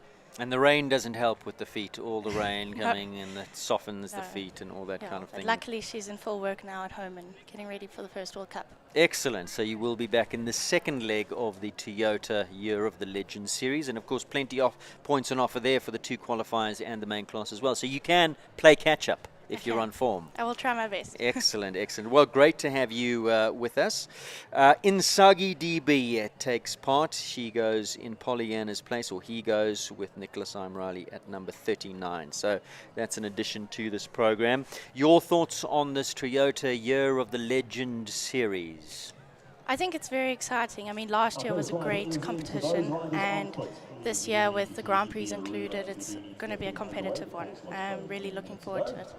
And of course, as we said, points on offer for the qualifying classes as well. Yesterday there were points on offer. Today there's points on offer. So last year we saw Ronnie really dominate those three big classes. Of course, he was just pipped for the actual Triple Crown. He won the series and pipped into second behind Thompson SA Champs. But really, it was a dominating year for Ronnie. Yeah. And maybe not the points or the rules rather were rewritten a little bit this year just to bring everybody a little bit closer. Yes, I think so, just to create a bit more of competition between a whole different bunch of riders. It's really great. And of course, the man in picture there, George Kutlis, did very well yesterday. He bagged 43 points, so those points on offer once again today on a 50-point spread on the table. So let's see how it all shapes up. So this is the second of the 1 meter 50 qualifiers in A2 competition, the second and final qualifier before we move into the big one on Monday, the Outdoor Grand Prix of South Africa. You're sitting on the sidelines, FOMO? Big time. Big time. Right, so some course information for viewers. 76 seconds is the time allowed. Length of track is 470. Of course, it's an A2 1 round against the clock. George, in his usual position, goes first, and there's a reason for that. I think George prefers, or Chris prefers, maybe it's both, probably both, Yes. a quieter warm-up. He gets quite buzzy with other horses around him, apparently. He gets He a does, little very bit het up. sensitive. He's very, very sensitive. So George actually asks for the number 1 position. He's found a rail at fence number 2. So currently sitting on 4 penalties. Inside turn there to jump number 5. And let's see what this course holds. This course that Anne-Marie Esslinger has pitched for us. And this 1 meter 50 A2. A little bit short too.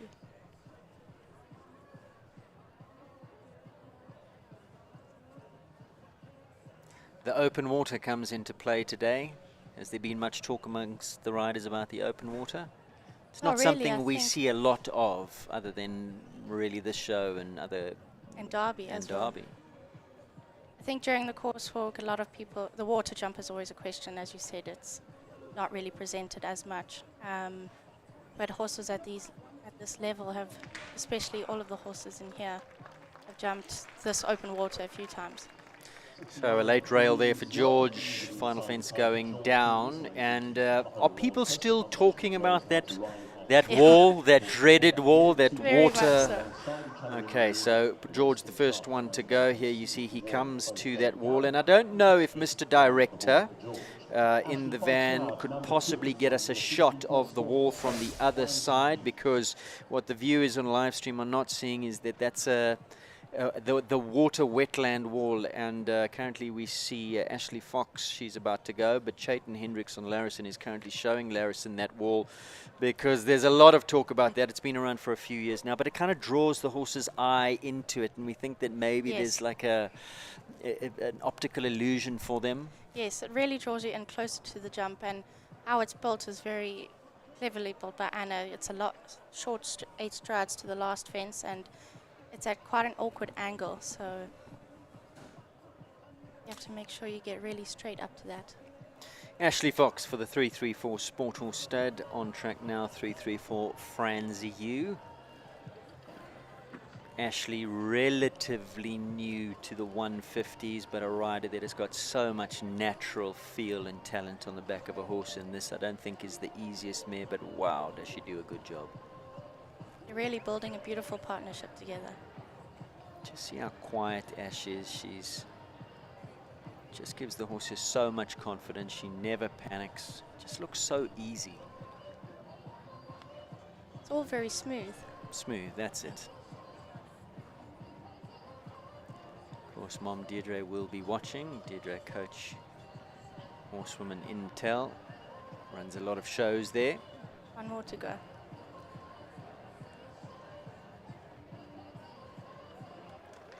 Stunning. First And clear. lovely.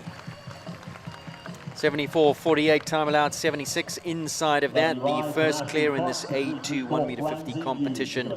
Franzi Yu and young Ashley Fox for the 334 Sport Horse Stud goes clear. Now, next to go, number 3, Callahow's Larison, Chayton Hendricks for the Callahow Warm Blood Stud. Yesterday had a good showing, currently sitting in the Legend Series on a 45-point haul from yesterday's qualifier. So would love to add some points today. Just ups the ante, ups the stakes, not just riding for a position in Monday's big class, but you're also riding for those points as well. So Yes. how does that, do the tactics remain the same, or? I think it varies slightly. If you ride, obviously every competitor is riding for the final day. However, if your show doesn't go according to plan, I think you could definitely be more competitive in these qualifying classes and look forward to that Legend Series as a total. Lovely prize on offer courtesy of this magnificent sponsor, Toyota Legend Bucky. That's worth a few rand. It's such a beautiful modern stallion. He really is. I mean, look at the way he just floats up over that water. Beautiful canter, beautiful balance. There's nothing not to like about him. Yeah. All the qualities, very light, athletic, scopy. I think that's the word to use, quality. Jayton's done an excellent job producing him. I've always watched him in the younger classes and always loved him. 13 years young now is Larison, the son of Larry Marr, Kalido on the dam line, breeding stallion for the Callahow Warm Blood Stud. And yeah, good showing here once again today. Did he have one down? Or was that 5 for time? 5 for time, I'm afraid. So too much time in the air. Yeah, exactly. Exactly right. As there's Chad Cunningham watching from the sidelines. So score of 5 there for Larison. Nicole Horwood now on Capital Impossible, son of Verdi, 15-year-old. No, he's not 15-year-old. I think that's a misprint on the show jumping website, I'm afraid. Now Nicole jumped a stallion in the Derby last year, is that right? She did. She was part of the couple that went through to the jump off. Yes.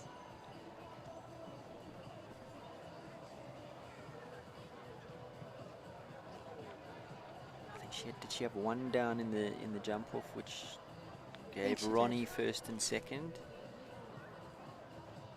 But also a super combination to watch. I remember she jumped the rustic fence in the jump off and she went about 3 foot higher than the top rail. He's got so much scope. Of course, one of the Capital Stud breeding stallions, and Henning Pretorius is here on our left-hand side, watching his stallion jump. Beautiful round there from Nicole Horwood. Cuts the beam in a time of 68.35, and that, for the time being, goes into the lead. Second of the clears. It's just so effortless for them both. Yeah, again, quality horse. Yeah. The turn now of Nicholas Riley. Quality horse, quality rider. She comes into this competition. She's the winner of the first qualifier. So, leader at the current time, Capital Impossible. Now, Lamborghini currently on track, yesterday's winner. 50 points in the bag after yesterday's qualifier with Nicholas Riley. Bit of a smaller stallion than the other two previous ones, but a lot of step, a lot of heart, scope. And he's a unit, isn't he? I mean, he's a chunky monkey. He's a proper solid horse. He's by Lissabon. Calvaro Z on the dam side. And he's got a lot of experience now already at these higher, well, when I say a lot, he's been there or thereabouts for a season, if not a little bit more, but he's only a 9-year-old. Oh, wow. Yeah. No, that. I think he was, yeah, he's been up in the bigger grades for about a year now. She's just a master at production. well, she's a master in the saddle, but she produces a lot of horses herself. Yes. All the way through the grades, and she's just so accomplished. 8A, I'm afraid, is down, so not going to be a 50-point haul today.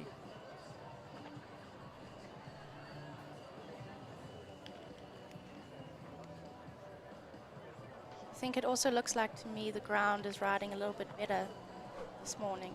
So he had a real good look at that wall, and Nicola would have done her training, so she's not too happy about him having a look there. 74.27 for Nicola Riley. The time Was the good, ground a but bit it was foot sticky in the water. yesterday? Yeah. 8A down at that Toyota double, and the last fence down as well for Rivendell Lamborghini. He seemed to prefer the sticky ground. Third place of the 5 riders we've had go so far. So I'm afraid not going to be his day today. Finishes on a score of 8-2 down for Rivendell Lamborghini. Casco Grey number 6 is not here.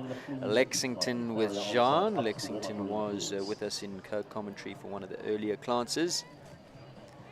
And what a rich vein of form he's been on from 2024 rolling into 2025. Got a massive haul of trophies at Monday night's SA Show Jumping Awards. Top 150 horse, top 145 horse. Unbelievable. Could go on, but yeah, yeah. And then of sitting here all course, day. and has brought that form into 2025 with the Indoor Grand Prix at Maxwell's and then President's Cup, podium finish there. And what a different type of a horse. We've just seen Lamborghini as a son of Lissabon, and then Lex is also a son of Lissabon, and very, very different types Yes. of horses. And of course, Lissabon won the top warm blood stallion as well on Monday night. What a stallion he's been for Callahoo. He's unbelievable. Sometimes I just wish they could go forever. Inside 10 Thank to you, Ray. 5, just tips that off.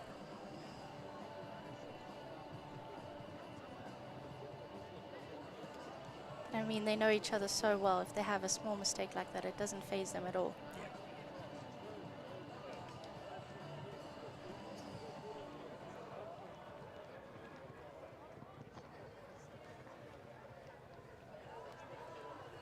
I actually wonder how many times they've jumped in this arena together. All the Easter festivals, derbies. Yeah, and he enjoys this arena. A lot of horses don't, but he really does. I think he's had a few podium finishes at Derby. Oh, and that wall going down. So yeah, if we could get a shot of that from the other side just for the viewers and see what we were talking about. So Lexington finishing on a score of 8. And I believe number 8. And that is the wall there, Hannah. With little Fred the Pelican sitting on the left-hand side. And you can see it just draws their eye in. It makes you kind of look into it. It's a bit of a double whammy, a double bogey, that wall, because some horses don't like water. They think that is a water jump and it's leading you in there. Yes. Especially on the tight 8 up to it. It's the very last jump. Your horses really get strong down to it, and it draws you in. So the riders have to be quite disciplined. Maybe they don't like Fred there, the Pelican on the left-hand side as well. But they do look at it. They have a good old gander at that wall, and it's been around for a few years now. Some have got used to it. I remember when it first came out, it was very contentious. There was going to be like a barn burning or a wall burning ceremony. We're going to haul it out into the Peter Mini after, I think it was at SA Champs the one year, and just take a match to it. It was a petition, get rid of it. But we were adamant, no, it's been here to stay. And like I say, a few have got used to it, but it's still, there is something about it. So Gaucho is due to be in next, but I believe he's cast a shoe in the warm-up. So the farrier is just attending to Gaucho.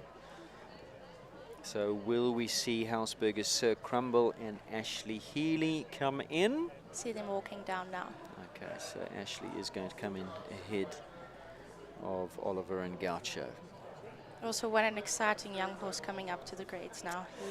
He's incredible. Yeah. I mean, we're talking about quality horses. Here's another one. I mean, Yeah. when you talk about canter and look and poise and balance, and he's good looking. And the tail, Yeah, of course. oh, of course, yes, yes. I've never been able to master that. I've had horses that start off with big tails and then What's going on? They just get less and less. It's like I have nightmares about it. I mean, look at that.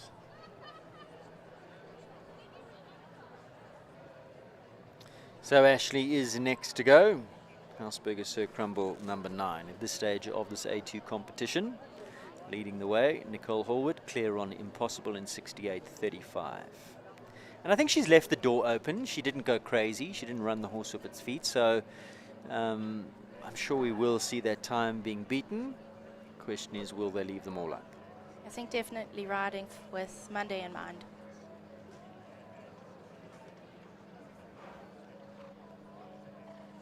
Yeah, I mean, it's tempting to try and go out and hunt these points down, but you've got to leave enough in the tank for Monday, don't you? Yes.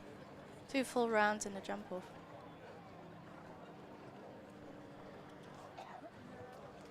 Wow, look at those little front knees. He tucks them up right under his chin. He's unbelievable.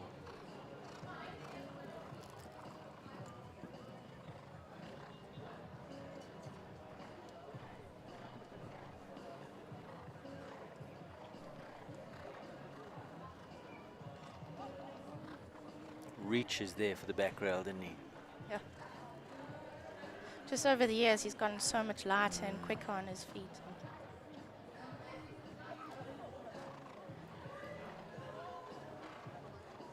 Beautiful jump up over the water.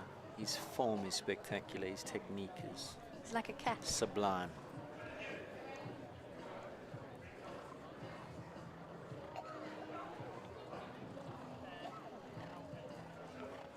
The one down there. But his ears are always pricked. He's always keen to go. Oh, and once again, another one who's had a good old look at that.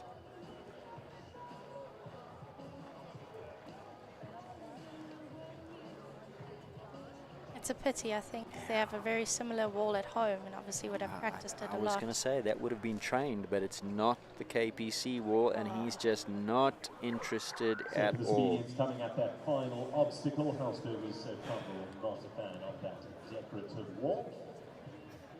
Ashley's going to go home and find To the 150s in paraffin in the matches. The rider's barbecue later. Yeah. Oh, what can you do? She pats him. I mean, it's just one of those things. Yeah. Beautiful round up until then. Absolutely. So let's take a look. Replay of the first refusal at the wall. Comes around the corner, ears pricked, says, oh no! I'm about 2 strides away, just not today, thank you. What a pity. Not their day today. That was number 9, Sir Crumble for Hausberger Financial Services. We go on now to number 11, 334, Calaho Vidante, Liana Fanamava. 43 points she earned in yesterday's competition. Was 1 round and a jump off. Another lovely combination. I really love this horse. She always goes out, tries her best every single time. Even though she has only 1 eye.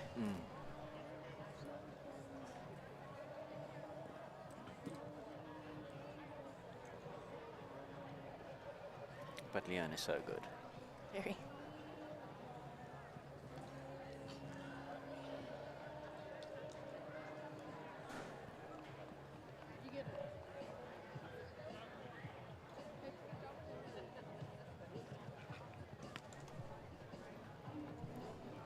Hand stays down. The water jump judge Jean-Michel Vidante having a little look at that water jump at 7, but clearing the tape on the opposite side.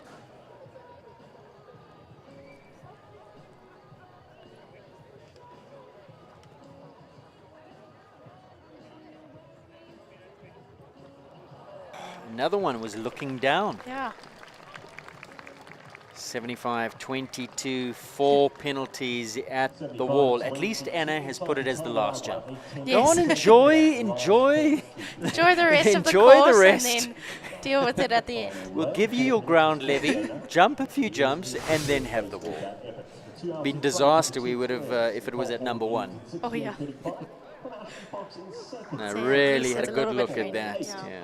Great riders down in 1 minute to come with Dominic Alexander. So 4 penalties at the last from number 11, 334, Calaho Vidante. Dominic Alexander goes now, number 12, Collier.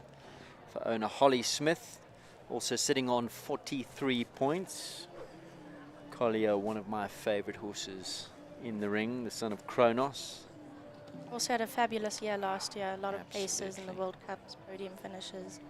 As a relatively inexperienced horse, he's only now a 10-year-old. Capital A star, Argentina's dam line. Kicked out rail at the Western Shop, number 2. So now riding for the minor money. And Domini's aware of that. He's got his mind on the minor money, but probably more so the points. Year of the Legends series, because he took the inside, despite the early rail, he took the inside line to number 5. He wants to get himself up in the rankings, even though he's had that early rail. I suppose your plan probably changes if you have an early rail and you know you have an early rail. You'd rather than ride for those points. I suppose it's the points and the qualification Yes. as well for Yeah. Monday, but more reasons, I guess, with that Year of the Legend, Toyota Hilux Legend on offer at the end of the year.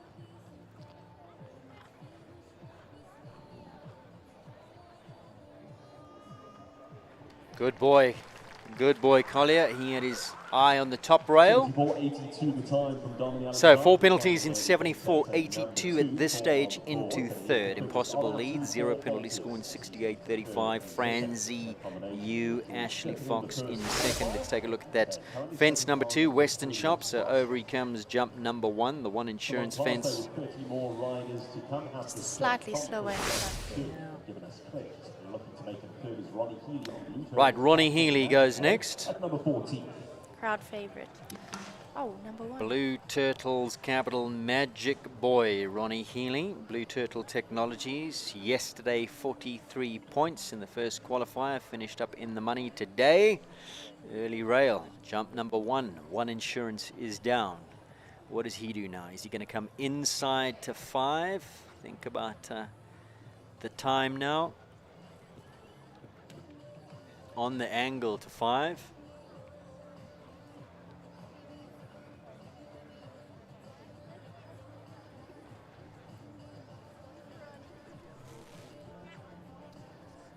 Magic Boy now 12-year-old, son of Toulon. Also jumped quite a few 150 classes in this arena. And nice to see him back up here, because sidelined over the last year with I think an inguinal hernia he had to have an op.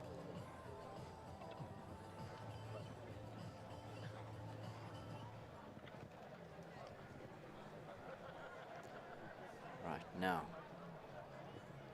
Easy Okay. relaxed. Crumble said no, Magic Boy said yes. So 1 down, 4 penalties at jump number 1. And that puts Ronnie at this stage into third. So looked after his time after this rail came down. Just a bit of a nothing mistake there. Maybe not completely straight into number 1. Also another number 1. Another one. Another one at 1. GCS Max Oregon van der Bisschop was second yesterday. 47 points. If she keeps it on the 4 penalties, it'll qualify her quite nicely for Monday. Not so high up in the Absolutely, class. yeah.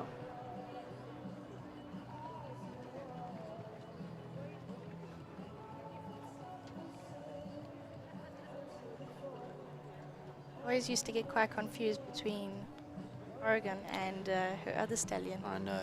Aiden. She's got a type, doesn't she? I used to make the same mistake with Hitoshi and Don Kamako with Nicole. They like there's certain riders have a way of producing horses that they look the same. Yes. So she's having a few down today, so this is going to put her out of today's running. Sitting on 12, now the disobedience, 16 time penalties to add. She's got to get over it. She's going to walk down that bank, that's going to be costly. So the time is ticking away now.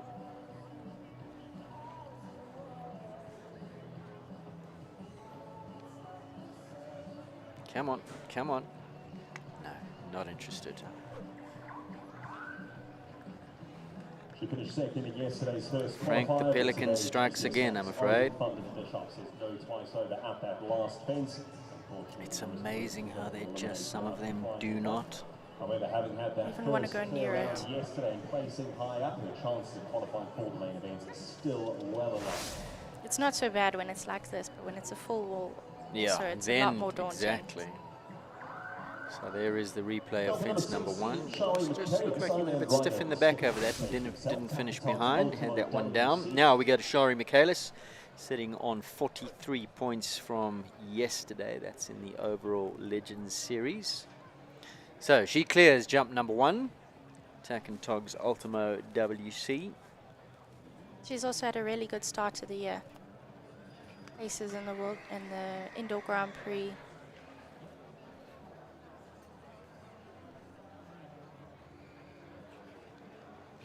Really unorthodox horse, but so smart Cross with his cantering feet. behind Yeah. and exactly.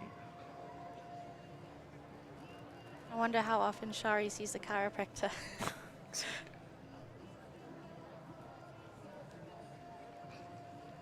Yeah, ride light.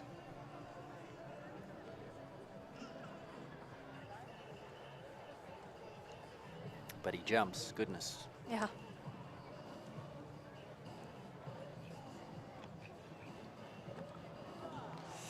Eight B is down.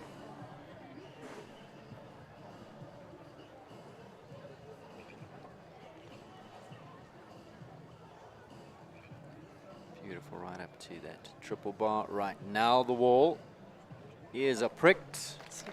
He jumps it. No problem. Good effort, 71-74. 71-74 the time. Good enough to go into second at this stage. No? Second. No, Franzi Yu was clear, so they have him on our Yeah. timing sheets without a pole. He did have that 8B down as we see on the replay. So that does need to be corrected, so certainly not second. That'll drop slightly down the rankings as there aren't too many clears. Chris van der Merwe goes next. This is number 17, 334 Brandon. 9-year-old, young stallion by Bransau for the 334 Sport Horse Stud. Also fairly new to these classes.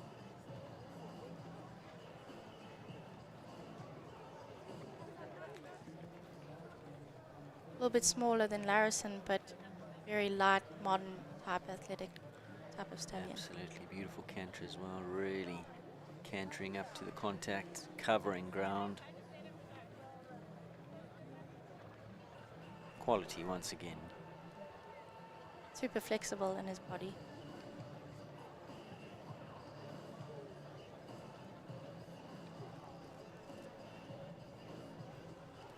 I would feel a question mark, maybe the wall. Chris would have done his homework, done his training.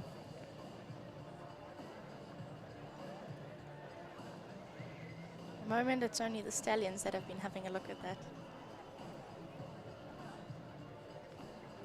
Right, moment of truth. First person to No. go for the 7 down. No problem.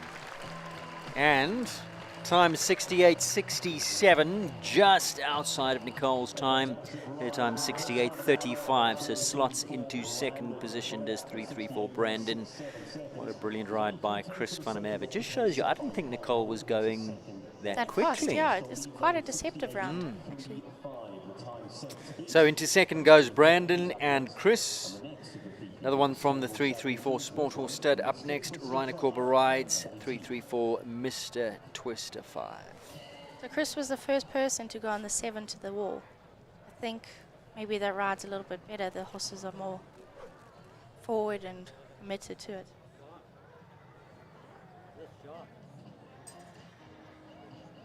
New but very exciting partnership, Ray and Twister.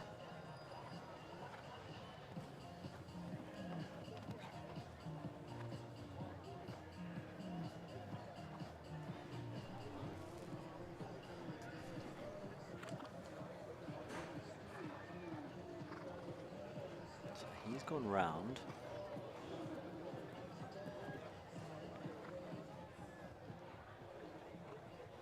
Gave him a very good ride up to 5.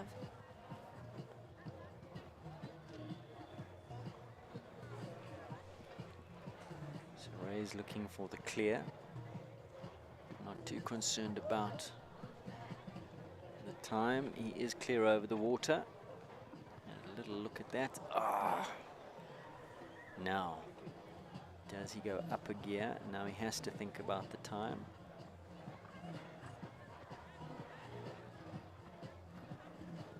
In terms of qualification.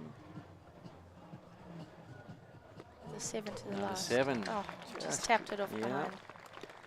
Just didn't finish behind, so it's 2 down, 8 penalties for Ankoba. Mr. Twister 5. His time 70.75.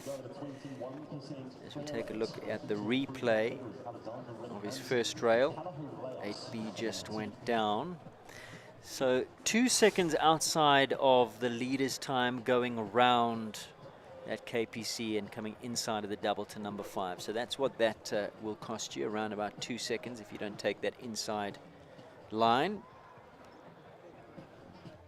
Next, Alex Rick Hansen. I think she's flown up from Stellenbosch. She's studying in Stellenbosch now. Kelho Leos. Now, who would be keeping the horses in work? Jenna Odell. Okay. Inside she comes, and Alex riding this afternoon's Philip Smith as well.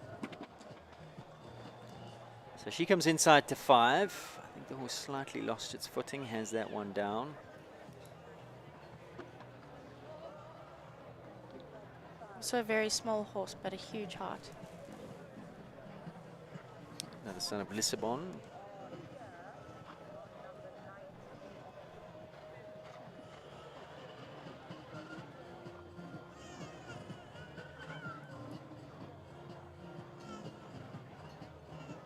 A few son of Lissabons, but all completely different.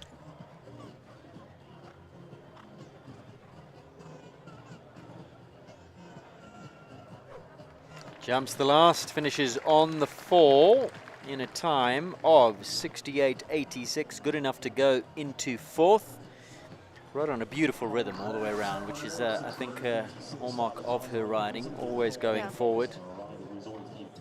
Fortunately, just that one down, fence number 5. Off with that turn, slipped slightly.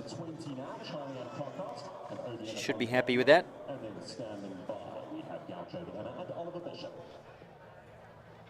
As we said, riding this afternoon's Philip Smith Memorial final in this arena. Charlie Crockart goes next. Odiena van Berrimar. 11-year-old mare by Kanan. I really love this horse. There's a lot to like about her. Yeah, absolutely. And Charlie just rides in exactly the right way, leaves the head alone, lets her skip forward, supports her in front, keeps that leg, keeps that rhythm, and pays dividends. The mare just absolutely bounces up off the ground.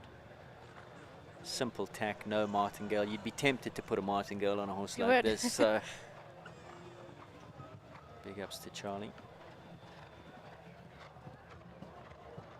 Also another professional that really knows how to produce a horse. I mean, I don't think she's had Odie for very long, but I mean, Exactly. they've just clicked from the very beginning. Semi-new to this level as well. On the 7, oh, collects What a it. pity.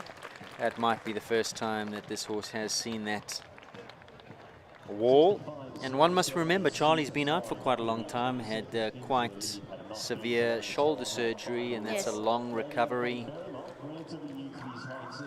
So she's done incredibly well to get back to this level in the amount of time that she's had back in the saddle. Absolutely.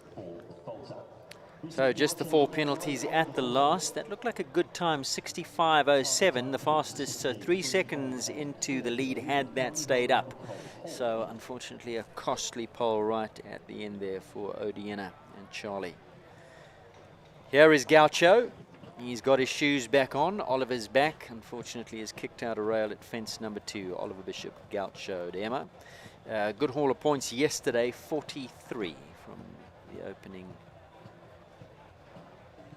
points class for the Legends Series. Oliver making the journey from KZN.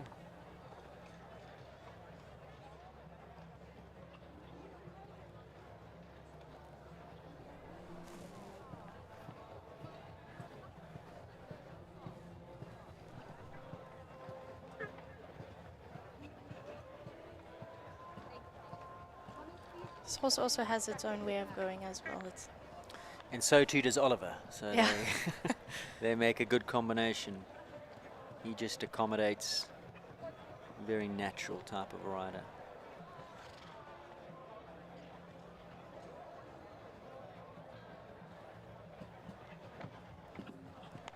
Is that down? Yes, that's down. So unfortunately, a second rail sitting on 8 now as he comes to the last. Jumps the last, finishes on the 8. Slight rub, but stays up. 77.57 for Oliver Bishop and Gaucho. So let's take a look at those top couple. Impossible leading as we take a look at the replay of fence number 2 was the one that came down, that Western Shop fence, which has come down a few times here. Is that, did they just get there a little bit quickly? Looks like a bit of a bogey jump, I think. It's quite difficult, like to ride into number 1 and then 5 strides later you have another big square oxer. Grant's on track now. Forsyth Bankston, Grant Langley, number 21.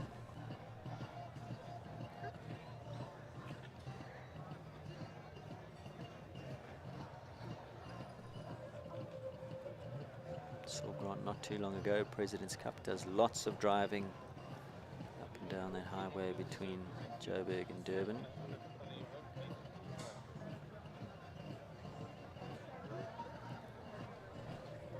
Type of horse who's got all the jump and all the ability in the world, but you got to find him on his day. He can, yes, he can boil over so quickly.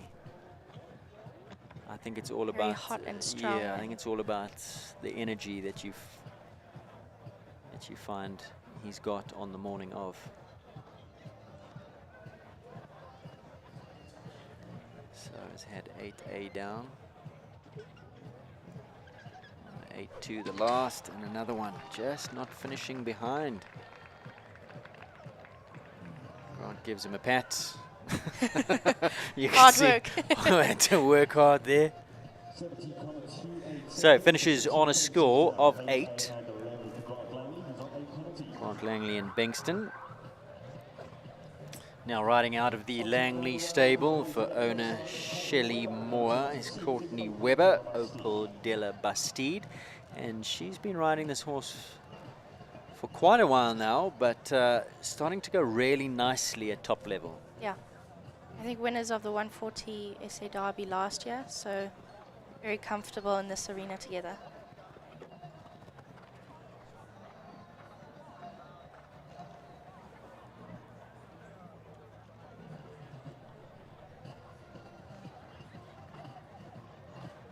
Inside she comes.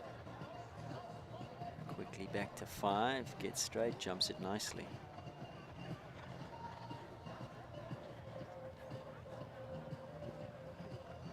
KPC double at 6.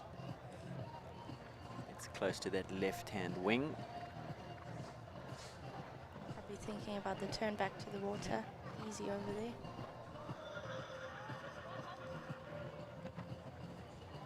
She did well there because the horse took a hold Yeah. after that water jump. She had to get him back on his hock. Fighting up front, but jumps it clean. 8A and B, and 9, unfortunately, just catching her out. So 4 penalties as she comes to this water wall. Super rounder. 4 penalty effort there from Opal de la Bastide in 70.65 for Courtney Webber. Remember, A2 competition, 1 round. And leading the way still is Impossible and Nicole Horwood. And here is the one mistake. Just kick that rail out in front. A few people have had that fence, and it's quite big and very square coming up the hill. Do you think it's off the turn? We saw Yeah. in the, from the opposite angle in the 135s, I think it was, they just 8A away from the gate again, just cuts your engine, you got to get going again, and sometimes just flattens them out a little bit. Yeah. And that, of course, will compromise distances. As Hilton Ford makes his way in, another rider from KwaZulu-Natal, also riding out of Grant's Yard, Rivervale shades apart. For Ona and Mom Renee, who I'm sure is watching at home if she's not here.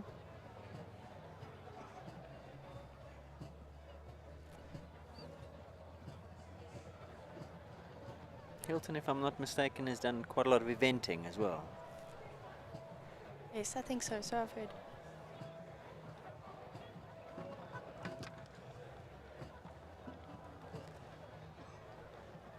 This looks quite tricky in the mouse, but I think Hilton's doing a good job to accommodate that. Beautiful jump over the water, but now got to get him back. Yeah. Unfortunately, just 8A kicked out as well, so now sitting on 12.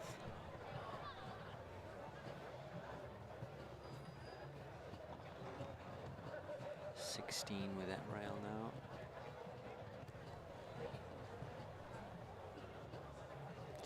Oh, come on. Good job. So we 20 with time penalties to add in 78-98 total score of 27 as we take a look at the replay.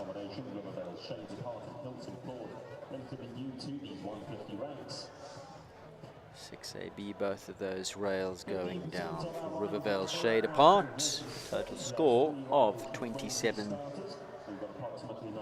3 of those being for time. Laura Neal brings in Diamond Dundee at number 24. In this A2 competition, let's recap the top 4. So Impossible leading on 0 in 68.35. Brandon and Chris just behind in 68.67.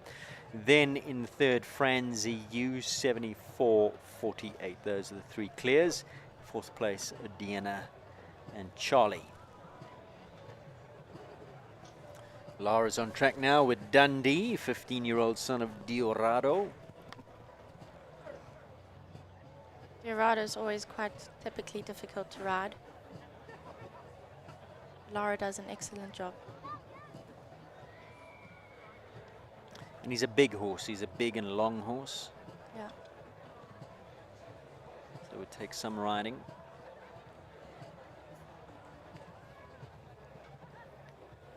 She's a top jockey, make no mistake.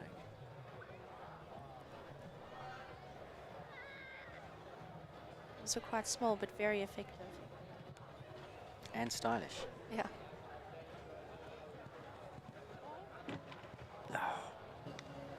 Just looked like he sat down on it on the way through. Yeah. Quite cleverly built by Anna. Long run up to double verticals.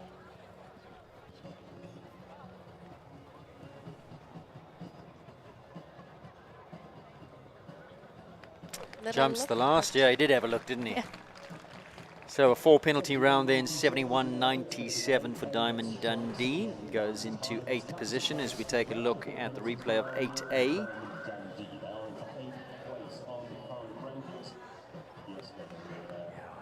We just thought about the second element as well. So just the 3 clears in this 150 A2. 24 has gone. Clear round percentage rate at this time of only 14% clears. Sunny Park, Rivendell Quintessence goes next, number 25, Nicholas M. Riley's second ride. Lamborghini, an 8 penalty round.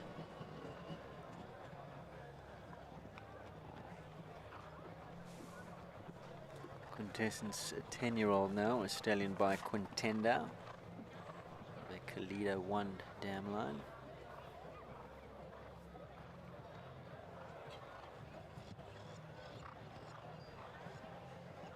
Maybe quite naughty. It looks like she's got a neck strap on.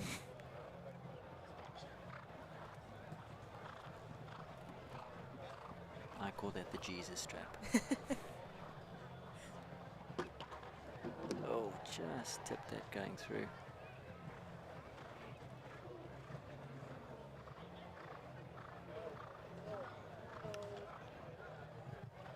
Wow. Wow, how's that for a jump over Wow. the water?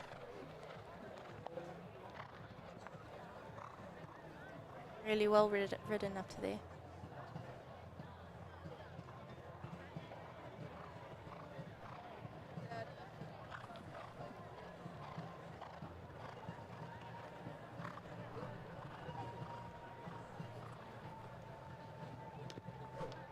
Easy over the last.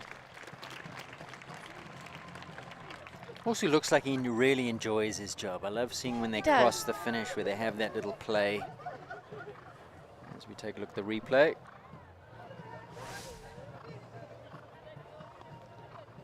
All for jumping at 6A and one for time, 76.61 by half a second. Just a light Just touch. a That light was with the touch, front toes on the way through. Just looked like he might have unfolded a touch too soon. So that was Quintessence, number 25, 26 next to go. Leona is back, 334 Finale U. Vidante had 4 penalties, her first ride. Heartbreak for Leona recently at the President's Cup, but I suppose, what can you do? Shake it off, dust yourself off. It's a sport, Come unfortunately. again, that is the sport. Leona's tough. Finale too, they'll be Yeah, back to fight. absolutely.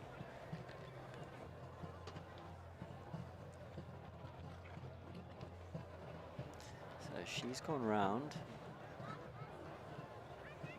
It was quite a quick combination though.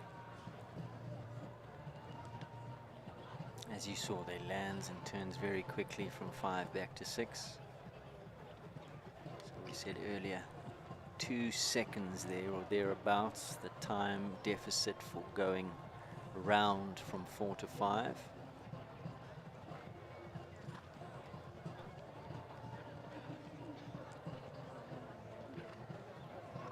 Safely through 8A and B, which has caught so many. Nicole's time 68.35. Lucky you're up there. Stays up. So Nicole was home. And clear for Leona. Clear for Leona in 73.67. Good enough to go into 3rd place. So she's banking some points, making sure she banks a position in Monday's Outdoor Grand Prix. Good effort. Dominique Alexander comes again on Soakley Z. Combination that took honours in the recent President's Cup. Dominique not happy about Landing after 2. just pointing. Anna's got her hand in the air, so they're just looking at the landing, stomping the divots. Got the divot stomper there.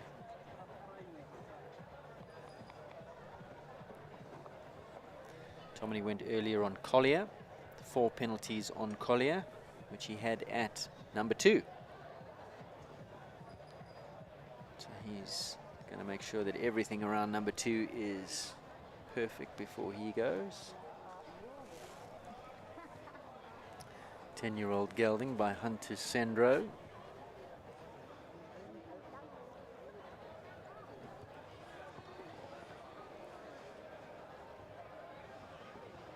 There are quite a few divots that need a good stomping here at number 2.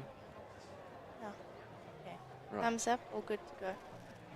Here we go, Dominique Alexander.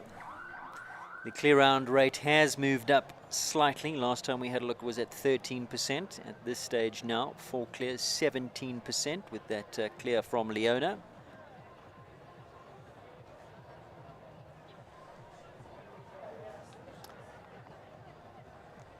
And Dominique's on his way.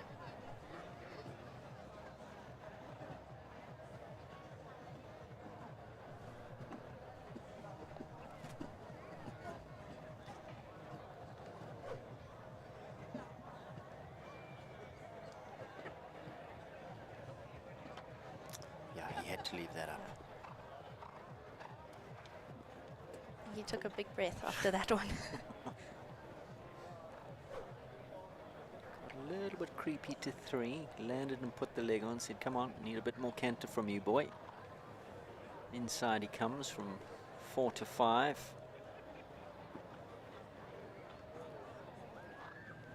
I see both of his horses ridden in the same hackamore bit. It's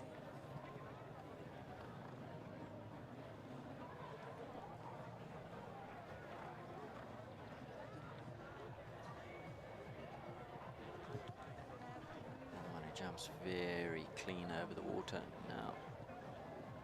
Balance safely over 8A and B, which has caused more than its fair share of problems. Is he going for time? Is he quick enough? Impossible's time is 68.35. One more to come. And he's clear.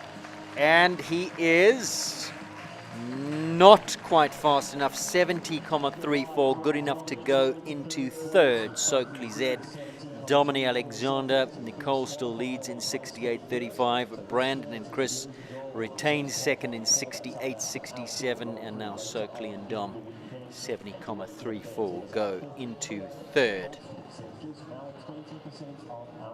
It really looked like Nicole didn't go that fast, but yeah, I didn't people are think she struggling was to catch moving. it. Now, last year's Triple Crown Series winner, of course that's sponsored by Toyota, walked away with the Toyota crown, was a winner of the Outdoor Grand Prix on Mandarino, was second in South African Champs on Mandarino, and was the winner of the South African Derby on this horse. Ronnie Healy.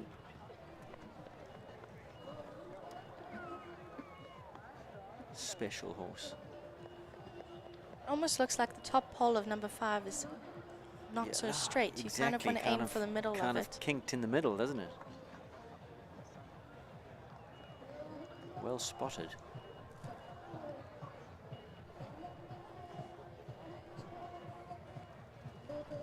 Beautiful over the water. Another one who's deceptive.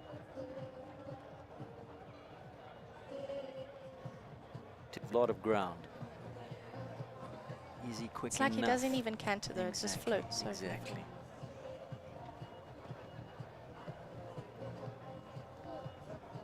So 7 to the last. Super. 69.37. Steals third away from Dominic. So Capital Impossible. Nicole still out front in 68.35. Brandon still second. Mandarino third now with Ronnie Healy in 69.37, and Dominic relegated to fourth. Knocked off his third place perch by Ronnie, 70.34. Risco on her second ride, Capital Aiden. What's happened? Just elected to retire. I'm not sure why. The horse was jumping 1 and 2 really well.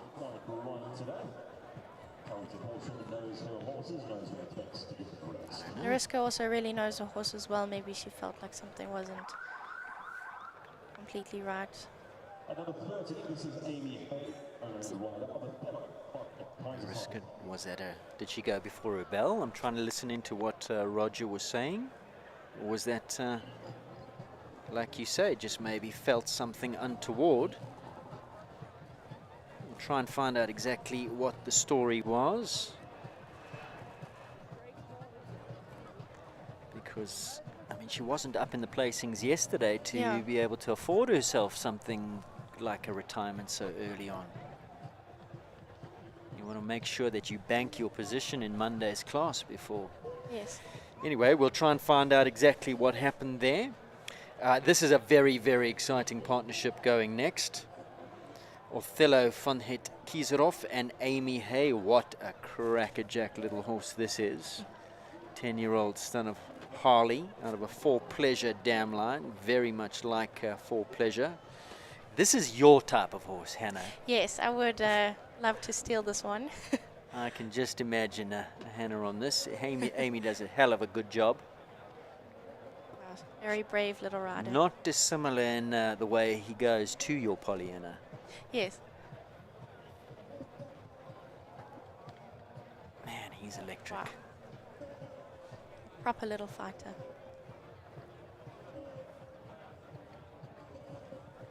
I think this may be Amy's first 150 Easter Festival. I don't think she's jumped too many 150s. No. Has she? I think she did a few 145 Grand Prix last year, and then She rides him perfectly though, because he's up in front. She just sits back. Come on! Oh, he had a good odd look. Oh, what a pity. So close. Because he had a look, he compromised his distance, landed up a little bit far. He was brave to go. Yeah. And see, they really trust each other. We're going to take a look at the replay of this dreaded wall. So off the turn he comes. And just Couldn't with decide if it was 7 or 8 strides. Yeah.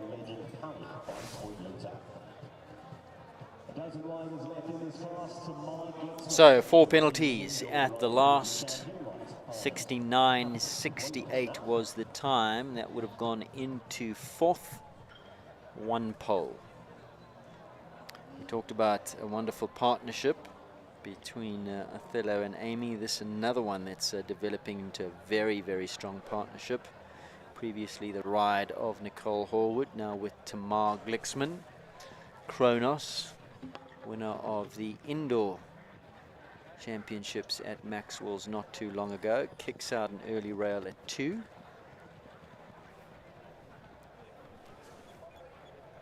They're really just flourishing together now. Front rail of number 4. Quality horse as well, quality stallion, breeding stallion. You saw Collier, his son, going earlier on, which is so nice to see. Same class as his dad.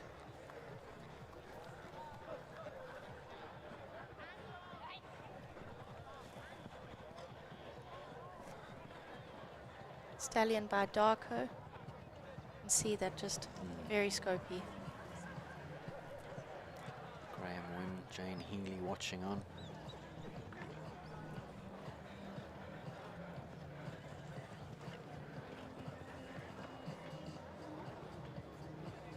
Got that breathing strip across his nose. It's supposed to just open up the airways a little bit to give them more oxygen. He's got a lot of muscles to oxygenate. He's got the Darko in him, very muscular type horses. Finishes his round on 12 penalties. I'm still very happy with that. 21% clear round percentages. 6 have gone clear. Still leading, Impossible was early out the gate, took the lead, clear in 68.35. As yet, Chris has come closest in 68.67.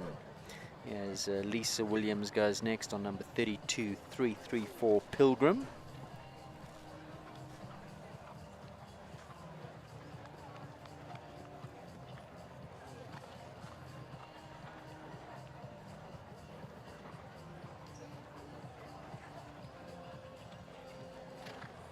Lisa's also made the trip up from Durban. She recently moved to 334 Stud in Midlands. As the CEO. And of course, South African Outdoor Grand Prix, the only big trophy that Lisa has not won in her very distinguished career. I think she's been second a few times. But won everything else, every major title on offer in South Africa, bar this one. It's a wonderful Campbell. Yep.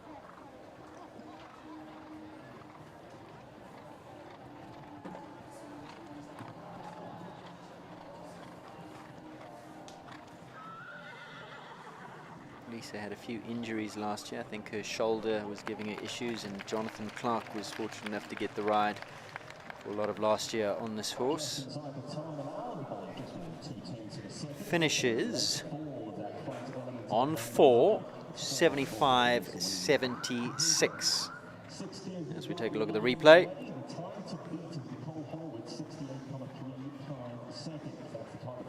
Fell very late. Lightest of rubs. No, as you say, came down late. So 4 penalty round there from 3-3-4 Pilgrim. Tracy Carney goes next. Callao Lamour for the Callao Warm Blood stud.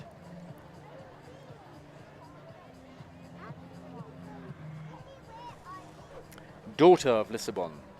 Seen a few sons. First daughter of a Lisbon in this class. Another victim of the front rail of number 2. What do you put that down to? Is it there's something about that distance? Is it, do they look at it and you put your leg on and then you They might be looking at all the horses in the warm-up slightly above, or maybe there's a reflection from Toyota Bucky at the top of the bank there.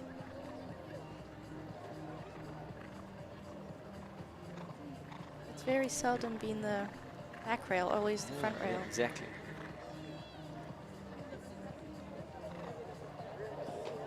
Tracy having to ride quite hard to get out of that double, and unfortunately paying the price at the B element. So currently sitting on a score of 8. Easy work of the water jump. What an amazing job she's done producing this horse. Absolutely.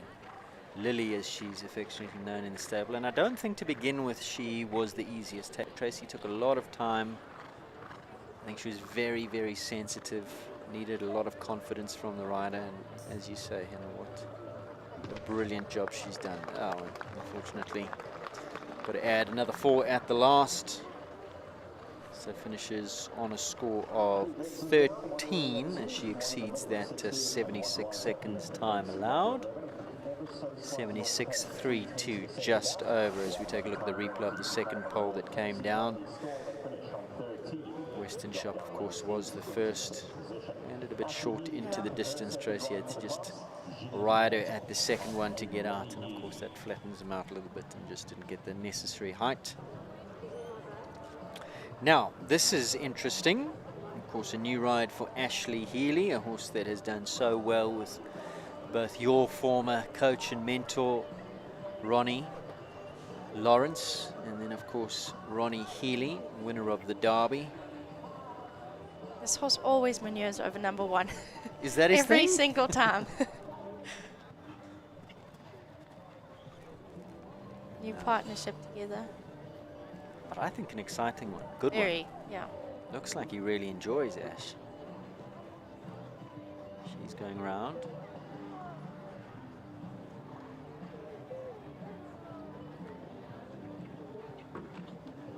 Very strong, stiff ride, but Ash stays very composed and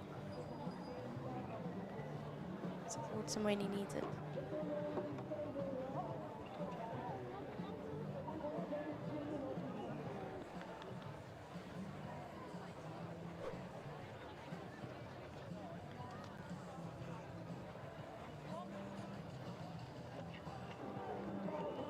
He's such a soldier, this horse.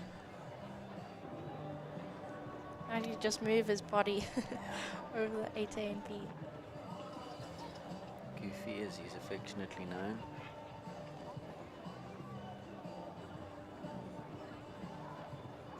Wow, Easy. beautiful round. Ashley Healy, there's Jane up on the bank watching.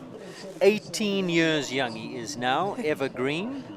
Doesn't look like an 18-year-old horse, still full of jump.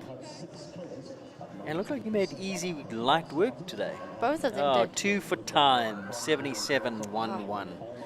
Oh, so 2 for time. Gillian van Oorshoff and Ashley Healy leaves them all up, but just caught by the clock. Kayla Nordia is next. Callao Conzano, and we talked about exciting partnerships. She's had the ride for quite a while now, but always seems to be thereabouts in the money. Yeah. Previously owned by Yanni Kleinhans.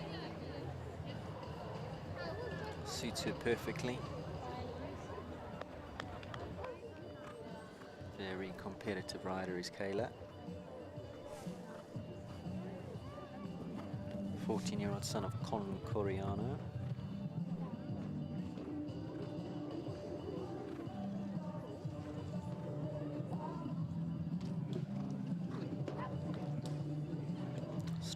through that double. She got quite close to the A element, landed short, had to press, but she pressed and supported, so he managed to just jump up to her hand and get out over that. So tempting to start flapping when you need to get out, and then You need to give them support yes, instead. exactly.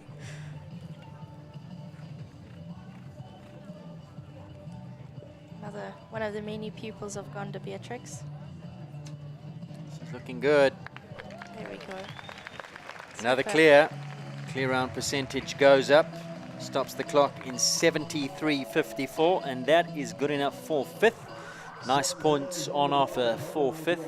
Kelleher Conzano clear all the way. Still Impossible leading with Nicole 68.35. Brandon still sits in second, 68.67. Now, speaking of Chris van der Merwe in second, President's Cup, if you were there or perhaps watching that live stream of the 1 meter 40 championship class between Chris van der Merwe and this man in picture now on this horse, Lorenzo. Wow, what a jump off that was. So Laurie knows when to put the hammer down, when to go quick. Absolutely. I mean, these two have had their fair share of very fast jump-offs. Very, very fast.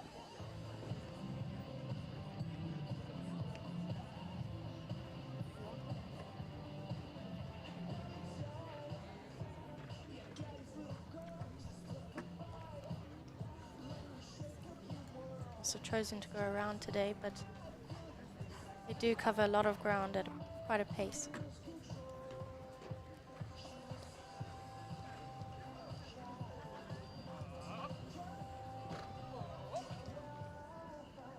So he'll be looking for a nice solid round now to bank a place in Monday's class. Would have been his thinking going round, get home, leave them all up. There haven't been a lot of clears. Make sure you leave them up. That's first prize. Get your qualification done.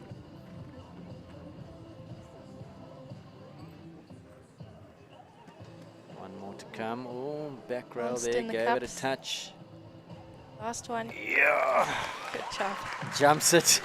You could just see Lawrence holding him up over that top rail. Do not drop your back end. 70.34. He is clear. And it's a good clear and a good time because he's into fourth. So points for that. Qualification done. Surely will qualify for Monday's big one on that. Well done, Lawrence Mowat and Kelleher Lorenzo. Good effort. Tamara Rueda goes next, number 37, Winks. Just on time, Zed.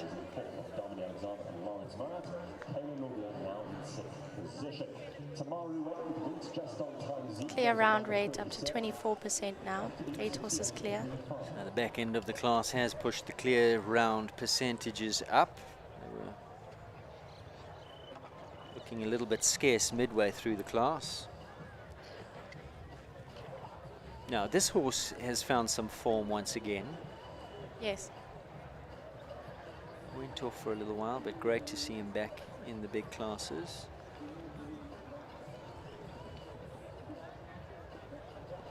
I think he also probably needed a bit of mileage and maybe went through a teenage phase. Yeah. But both of them have matured really well together.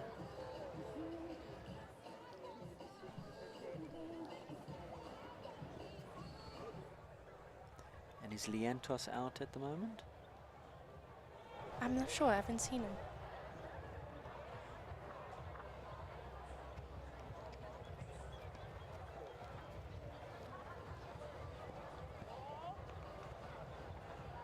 Beautifully through 8A and B, really gave that plenty of air.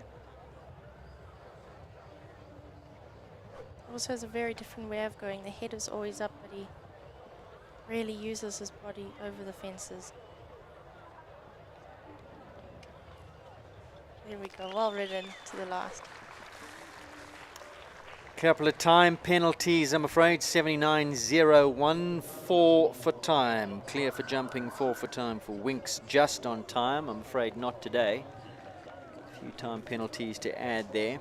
Big smile from Tam, very pleased. Oscar is next, Oscar Ngube. Naturel Calaho Consigo, and son of Concuriano. Big horse, powerful horse. I'm afraid victim of jump number 2 as well.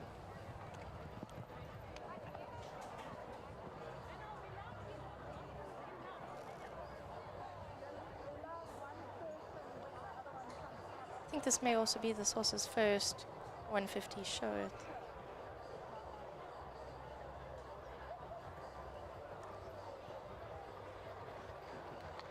At least here in the grass, anyways. Yes. I think he was up at President's Cup in the 150s, but certainly quite green at this level.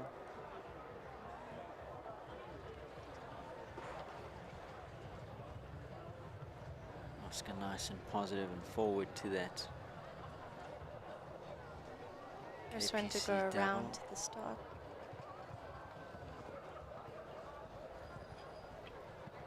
Balances him up there. Oh. Just a little quickie at the end there. Looked like he was holding him up for the kind of longer one, and the horse just maybe chipped in, or maybe Oscar felt no, he was a little bit too far. So another extra rail at that Prestige fence. Jumps the wall. Time penalties to add. Final tally. 18 penalties. 6 of those being for time. 12 for jumping, 6 for time as we take a look at the replay. And once again, that jump number 2, Western Shop front rail. I don't think the back rail's come down today. It's just been that front rail. Just very green at this level. I mean, I think a few more rounds and then Absolutely. we'll be jumping clears in no time.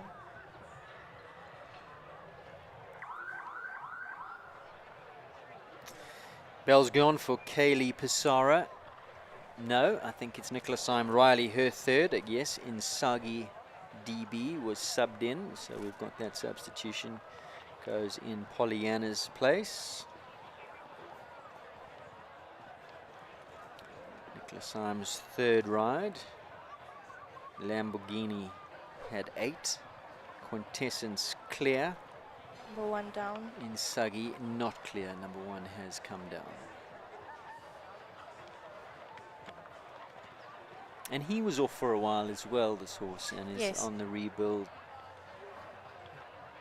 Horse has had so much success. Nicholas Syme and this horse, won I think 2 President's Cups, won the overall World Cup Series a few years ago. Very consistently clear.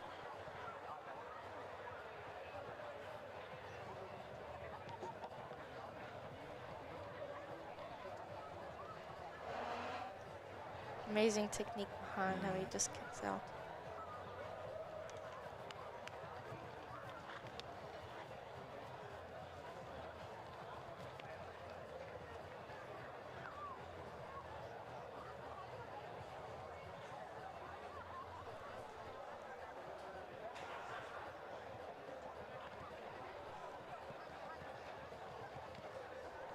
The FOMO really gets to me when I know that I was meant to jump now.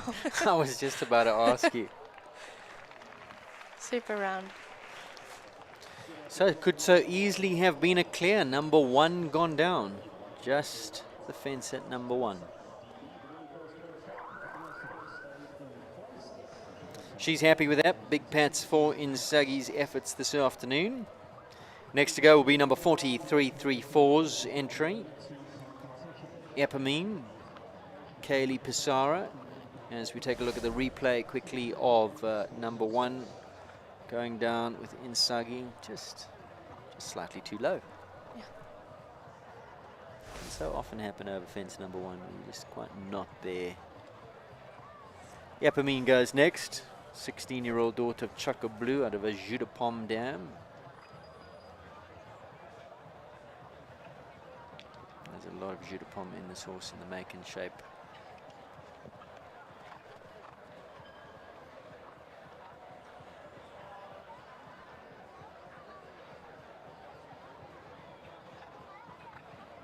Hugely scopy mare. She's on a round, but she's on a really good rhythm.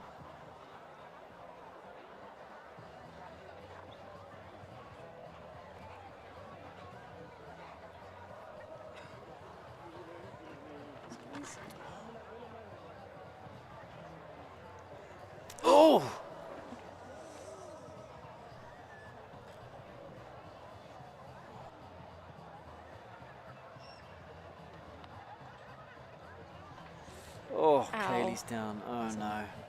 Oh no.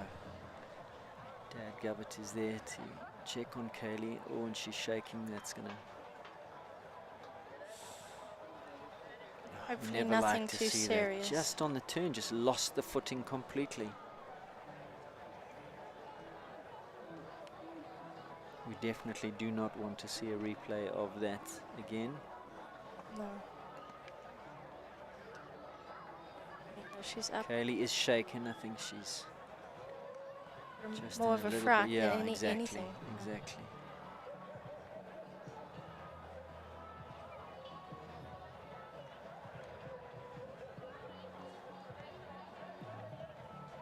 Oh, a how horse up pat, unfortunate. yeah. She's okay. Oh, that's unfortunate. Mom Colleen is there as well in the background. She's okay. It's just one of those things. That's grass jumping sometimes. Unfortunately, yeah.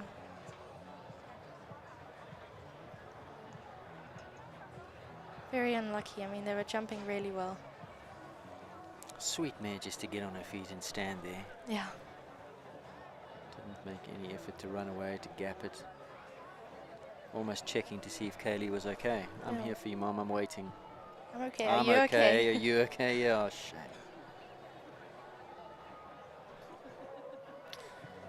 So unfortunately, that does mean elimination. One of those horrible rules. Dartoli goes next. Gareth Neal, Delmon Mining and Civils.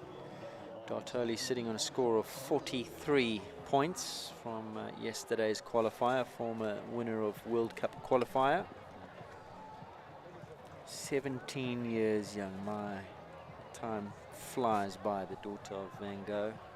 Always loved this mare. Remember the first time she jumped in a 150 in this arena was her first time up in the 150s when she debuted in this very arena. I remember it clearly. At the show, in fact. Oh. It's a very different technique and style of jumping, but really suits Gareth. And I mean, this horse is just amazing.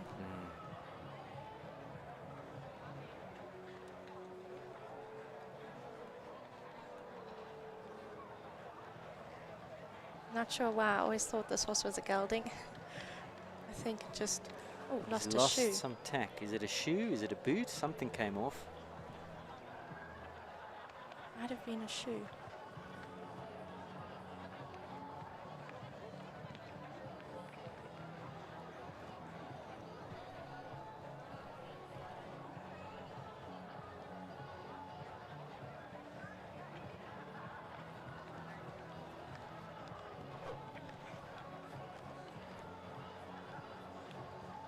Come on. Strong ride from Gareth at the last. Beautiful round. 70,93. Now, something's come off. Gareth might. Yeah, That it's a is a shoe. shoe. It's a shoe and a concussion pad. And so it does well to lose the shoe. Early in the course, Yeah, number 6. remain unfazed, keep jumping. So Dartoli goes into 6 with a lovely clear.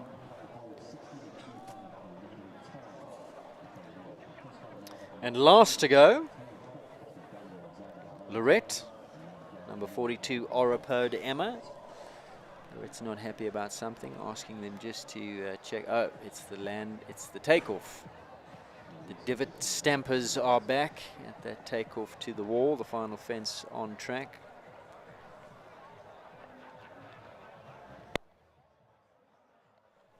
Lorette had a good day yesterday, finished up in the higher placings, walked away with 44 points in the Toyota Legends Series.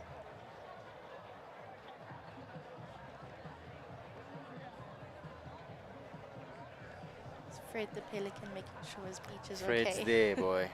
Fred's guarding that wetland.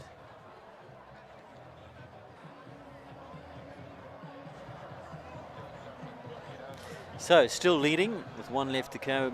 Capital Impossible. Nicole, 68.35. Brandon's in second with Chris, 68.67. Third place, Cornet's Mandarino Ronnie Healy, 69.37. In fourth currently is Dominic Alexander on Soakley. And Lawrence Mowat is tied with Dominic for fourth, both of them on 70.34. Last to come, Lorette on Oripo de Emma. It's amazing the chances of that with electronic timing. You get exactly the same time. Exactly.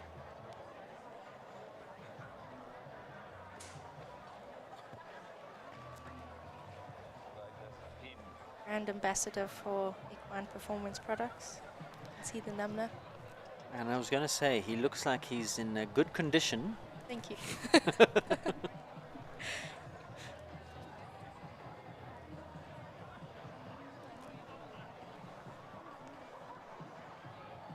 a picture of health shining.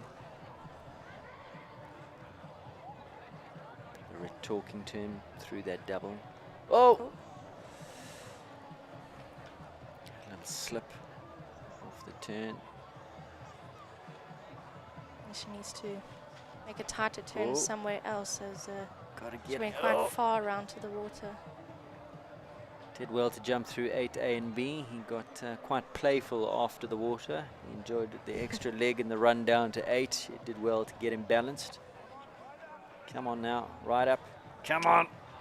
Lorette gives a flap. Oh, no. She knew she had to work up to that triple bar. Oh, one down. It looked like a light touch as well. Yeah. Just didn't find that back rail. She's worked hard. She's worked hard. Oh. Just probably needed another centimeter and then it would have been okay. So we're going to take a replay of the triple bar. You can see she has to work Arms really hard, pushing, and just on the way down. Lightest of touches, but that these days is all it takes. That one came down, so finishes on a score of 4.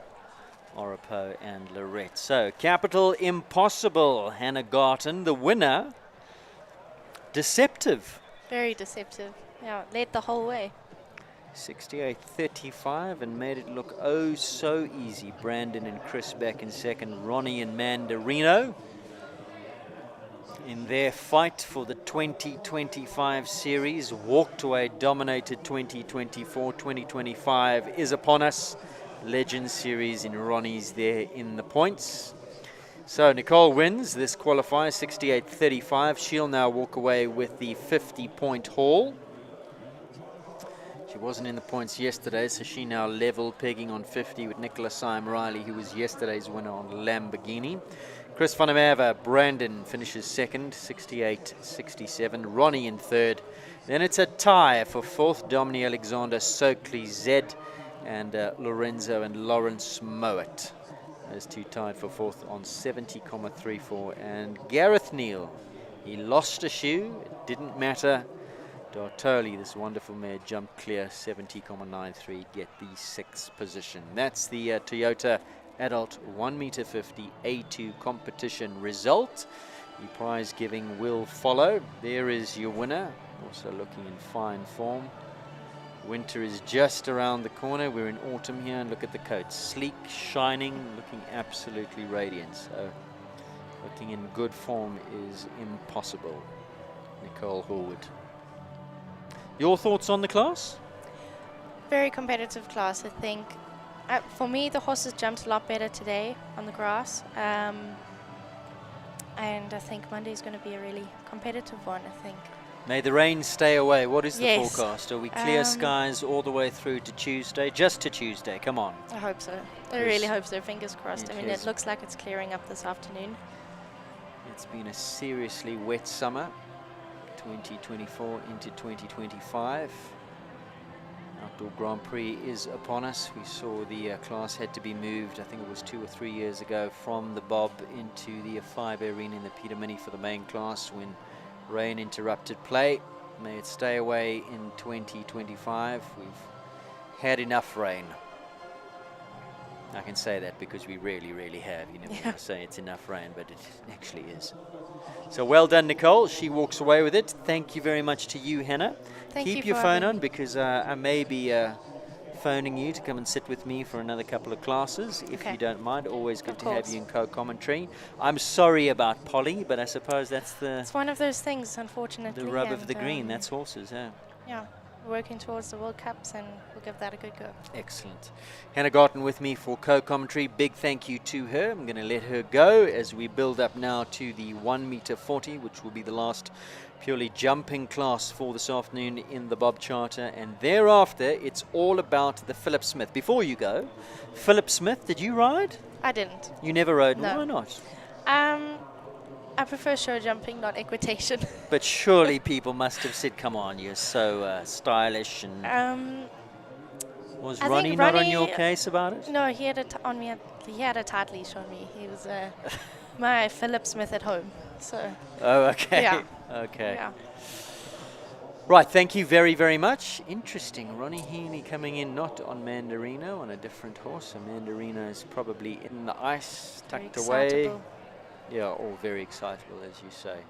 Thank you very much. Thank you for having Appreciate your me. time. Anytime. Thank you. And yeah, we will get you back 2 more days of live streaming here on Equestrian Live. And Hannah, no doubt, will be back with us. I'll give you a call this evening. Hey, thanks, Hannah. Thanks. Thank you. Bye.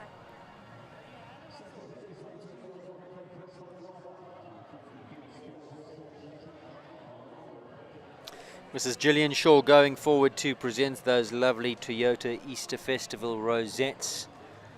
Oh, Brandon, not too sure about that. Sensitive chap.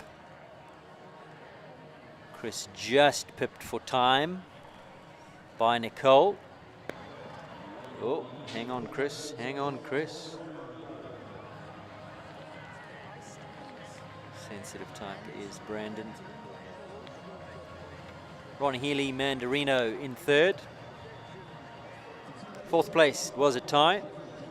Lawrence Moat, Lorenzo, Dominic Alexander, Soakley Zed, and D'Artoli and Gareth Neal will get that 6th position in the second of the qualifiers. So lots of points going the way of Impossible and Nicole. Points, valuable points, all counting towards the Toyota Series.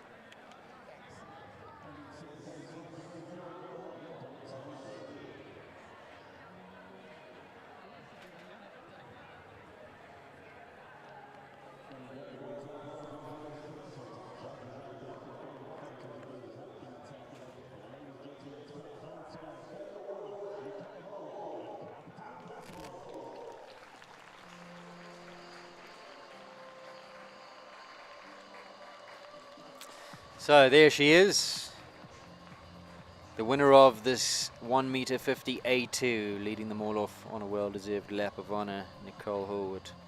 What a rider she is, what a career. That'll give her a bit of confidence going into the Outdoor Grand Prix. Not that she needs confidence. Horse is so talented, so too is she. They're going to be big runners come Monday. So let's take a look at that final result. And there it is. Nicole Horwood, Capital Impossible. Chris van der Merwe, 334 Brandon. Ronnie Healy, Cornets Mandarino. Dominic Alexander, Soakley Zed. And Lawrence Moe, they tie for 4th and in 6th place. Gareth Neal and D'Artoli. Plenty more coming your way, courtesy of Equestrian Live and its sponsors. Big thank you to Toyota. Still to come in the Bob Charter this afternoon, the Toyota 1m40 A2 competition. And following that, all the action from the final of the Philip Smith Equitation Championships. We're going to take a quick break. Anne-Marie Esslinger is currently getting the course ready for the 1m40s. Don't go away.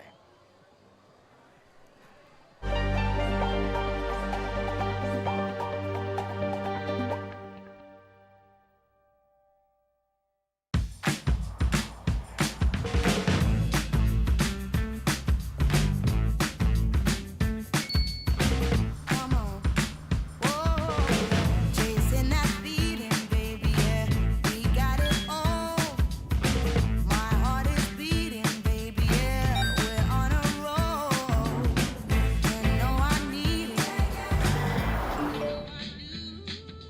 our spin is cancelled. Aww. Aww.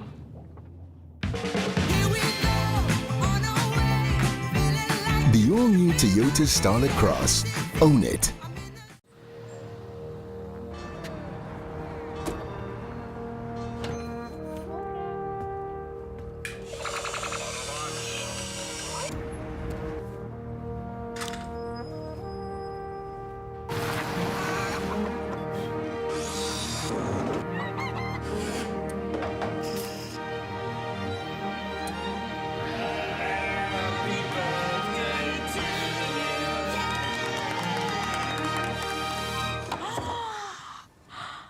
Opa made you a bucky. It's not a bucket. It's a Hilux.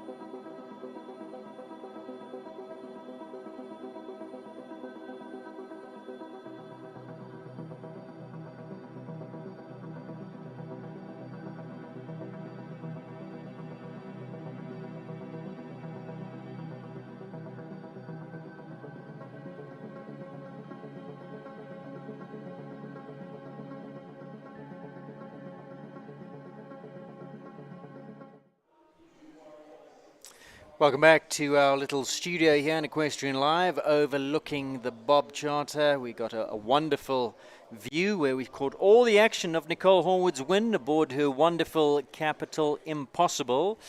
This is some horse. Yeah, he's amazing. He just seems to get better and better. I think he loves this arena. He likes the open spaces, and yeah, he likes a good gallop. I was saying to Hannah when you were going around, deceptive, because it didn't look like you were galloping off his feet, and yet you posted a time which others came out and tried to beat and they just couldn't catch you. I didn't think you were going that fast, and yet here you are. I didn't think I was going that fast either. I just thought going in at number 4, I'll just have a nice flowing round. There were lots of options. You could do either 8 or 9. So I thought just do the 8, do the one less option wherever there was an option. Yesterday we had the same thing, and I added, and he had a pole down. So I thought, let me just go smoothly, just leave one out where I can. And yeah, so I'm also very surprised. We have your round, and you can talk us through it. A2 competition, 1 round on time. You were pretty early in the class to go, and try as they may, they couldn't catch you. So we're going to cue the round, and here you are. You can talk us through it. Okay. So yeah, a bit of a tricky approach to number 1. This, I felt this 5 was one step short. Is that why they were all having the front rail? Because a lot of them had that down. Yes. And then this was 8 or 9, so I went on the inside and did the 8. And then, yeah, the turn back coming up now. So again, just flowing around here, and I think I slip here. So I actually had to add. Yeah, you see there, then I had to pull. So I got him quite deep, but he cleared it. And then again, just flowing around the turn. You know, he likes to flow the 2, and then I think I I turned back quite quickly here. I had quite a strong ride into the water, which I didn't intend to because it's a very short 7. I landed and I was just a little late to get him back. So as you can see, I'm fighting the last few strides. And again, good boy to get out of there. Yep. And then, yeah, coming up to this now is the Oxa and a very short 6 to the triple bar. So you can see I'm pulling. And then this, again, you could either do 7 or 8. But I felt if you did the 7 in a scary wall, there, it was a risk to have it down. So, yeah, it didn't look that fast, to be honest. A few bogey jumps in that class, the wall being one of them. A lot of people had the Western shop down. A lot of people had either element of 8 going down. Were you aware of that? I suppose you were quite early in the class. So was any information coming back to you? No, definitely not. I knew the 7 after the water would be short, but I didn't expect it to be that short. I'm quite lucky that Impossible doesn't really spook at anything. So the wall, I did show him the wall, but I knew he'd be fine there. I did get very deep to number 2. I'm glad he cleared that. Other than that, it's deceptive, the course building. Anne-Marie's been really good. It rides a little trickier than it looks. Yes. But yeah, I think it was great course building. Now, you're riding these qualifying classes to book your berth into the big one on Monday, the Outdoor Grand Prix. But there's more incentive to do well because this year, as opposed to last year in the Triple Crown Series sponsored by Toyota, this year in the Legend Series, these qualifiers provide you with points as well, and there was a good haul of points that you walked away with, now 50. Yes. So you are now top of the leaderboards along with Nicholas Syme on Lamborghini with 50 points, all towards that car at the end of the year. Now I know you've been very lucky with cars. People just seem to hand you cars as part of your sponsorships, which is very nice for you, but you're off to a good start. Yeah, no, it's amazing. We didn't expect that, the first 2 classes to count towards that. But I'm happy I stepped up my game today. Looking forward to that car, even though I am driving one now. I'd like to have one for longer. So definitely, Maybe I at think the end of the year you just trade one for another. Yeah, hopefully. I really like the Toyotas. They're amazing cars to drive. Now talk to me about the Outdoor Grand Prix. You've had lots of success in this class. You are currently the only winner of the actual Triple Crown, being the Outdoor Grand Prix, Derby and SA Champs in the same calendar year. You have done that. Yes. The only person to have done that. So you know all about the Outdoor Grand Prix. This is a horse that's going to suit him down to the ground. I think so. Look, so my only concern is maybe stamina, because I got him back late from the farm. He's been breeding. So obviously it's the 2 rounds. Is that a different kind of stamina then? Yeah, a different kind, definitely. But other than that, he loves this arena. So this is his kind of class. And yeah, where you can get a good gallop. But I think he'll do well. I'm looking forward to it on Monday. Excellent. Congratulations. A win here in the bag. Looking good for Monday. All the very, very best. Thank you. Thanks, Aidan. And thanks to Toyota. It's looking amazing and a lovely show as always. Absolutely. We enjoyed, and of course, plenty more. Today is the first day of 3 days of live streaming here on Equestrian Live. But if you can, get down to Kep. There's lots on offer, lots for the kids. Brilliant show jumping still coming our way. There's the Easter egg hunt this afternoon. We got the Philip Smith. Tomorrow we got the team competition. So lots on offer. And then, of course, the big one, Monday, the Outdoor Grand Prix of South Africa. Let's fill up those grandstands. Let's create a wonderful atmosphere. The weather looks like it's going to be good. So book your space here on the grandstands at Kep come Monday. Plenty more on offer this afternoon on Equestrian Live. We've got the Toyota Adult 1 meter 40 A2 competition. After that, the big one in the Equitation for the juniors, the Philip Smith Memorial.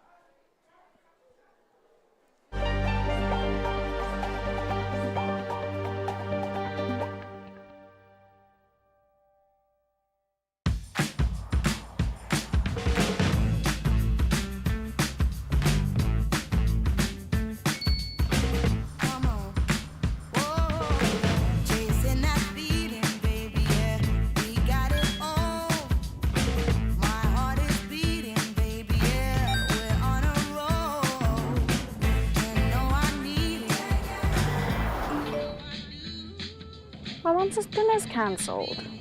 Aww. Aww. Here we go. The all-new Toyota Starlet Cross. Own it.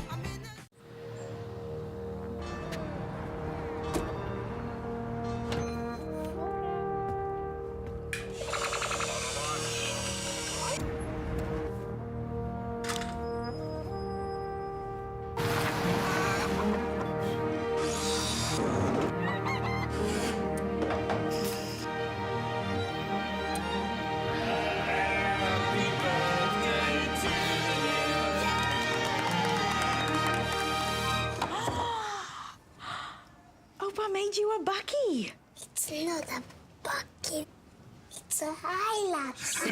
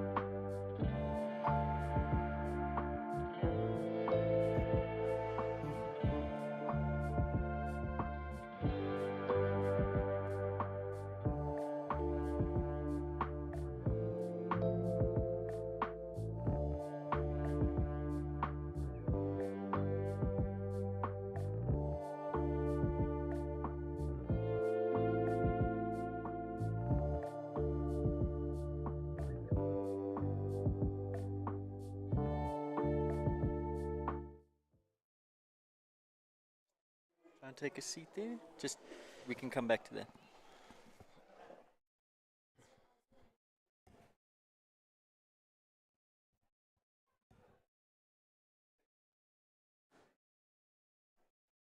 Welcome back to our pictures from the Bob Charter Arena. Time for the last show jumping class of the afternoon, the Toyota-sponsored adult 1 meter 40 A2. And here they all are. Stuart Barker goes first. He had a good day yesterday. 140 Stuart. He was in the money. He rides the wonderful Conrado. There are a couple of scratchings. I see Chayton Hendricks is out. Jean Corba on Talana is scratched. Page, Gage and Luchetto is scratched as well. There they all are. A couple of changes, but we'll go through them as we get into the class. Stuart Barker is in the arena. He will go first. And joining me for the first time ever, ladies and gentlemen, in co-commentary, all the way from Howick in KwaZulu-Natal, is Chucky Ferreira. And I've got to say, Chucky, I'm a little bit nervous having you here, but you've promised to behave yourself. How's it, Aiden? Afternoon. Don't worry too much. I will behave. Don't worry about the language. I'll keep it tidy. Lovely to have you here. Great and to be here. Chucky is a very, very accomplished, skilled rider himself. You coach, you run a little stable yard, you breed a few cows and goats and all sorts of things. You got your hands in a few pies, and also you're involved in the import of horses from Zim. Yes, I like to keep it mixed up a little bit. So yeah, a few things, quite a few kids at home, about 15 kids at home as well that I teach, so on the pony riders, which keeps me busy. Excellent. Right, Stuart Barker's on his way. Unfortunately, a little whoopsie at fence number 2. Now, you did get a chance to walk this course, and you've been watching a little bit today. What did you see? What did you feel? What did you pick up? Yeah, so from 1 to 10, 2 is going to come up quite quickly at the triple bar. I think it walks on about 10 strides. You could go on 9 or 10. I think he got there maybe not on a great distance to that jump. And the horse then putting at that one as well. I think he'll call it a day.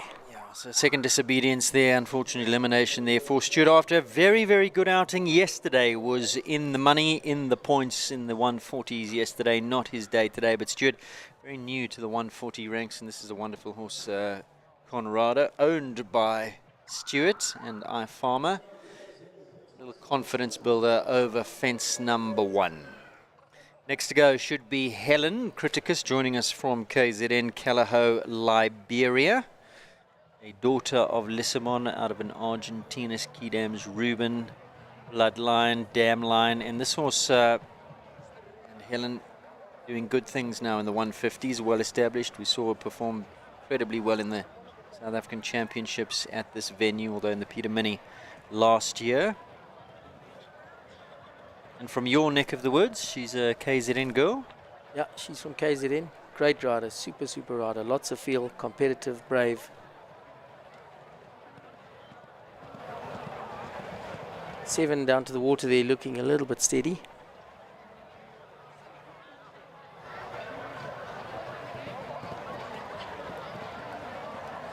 And she'll roll back just round the green oxer to this double. Footing not great in this double, quite a tricky double this.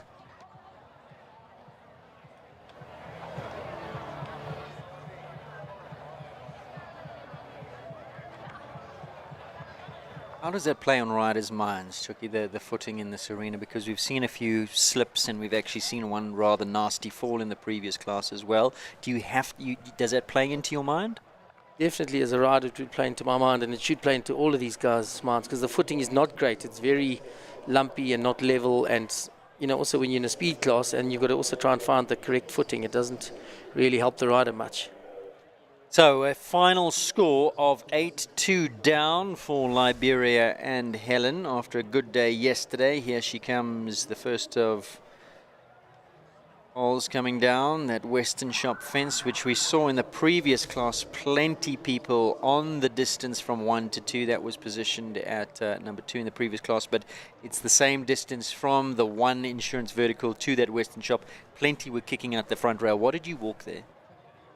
I walked 5, but slightly steady 5. Slightly steady. You can't really land and kick them on. So it's just a nice... Nicole was saying in her interview after she won the previous class that she felt it walked 1 step short of 5, and you needed to be Yeah. Need it to be steady. And if you override a little bit, you're going to end up too deep and then end up having the front rail. Carl Bunzai is currently on track. This is number 3, Callao Look Duyen. He's coming inside through the middle of the double. And he's going to, yes, he's coming inside to this double as well. So both on the inside line there. Very good through the double. It feels like they work together. The inside turn in the double will set you kind of deep to that wings jump, which will put you on a shorter pitch landing to be able to make the turn back again. So if you pull off the one, you're on for the second one. Exactly that, yeah. And super clear. Great round. So, first clear in 56.81, and lots of applause for Carl Bunzai, a popular man there on Callao Look Duyen. Another son of Lissabon, 11-year-old gelding, mare that went before Liberia, also Lissabon. We saw lots of Lissabons in the class before. Prolific stallion earning the accolade of top South African warm blood stallion at the recent South African Show Jumping Championship or South African awards dinner. Kimberly Williamson goes next, Callao Karina. He's the current Gauteng Show Jumping champion. He goes on a 9-strider to the triple bar.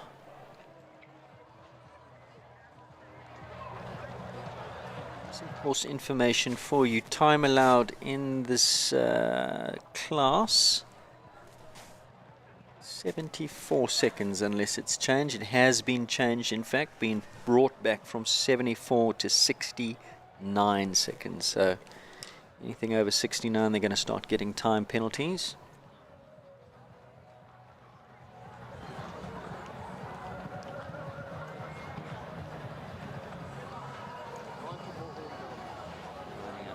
Door stables.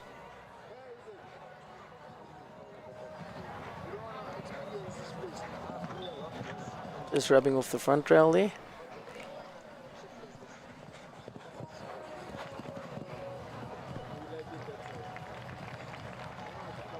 So just the one down then for that number 9 at the Western Shop, catching them again. Now, did you walk? Did we say 5 there? Yeah. Did she go in 4?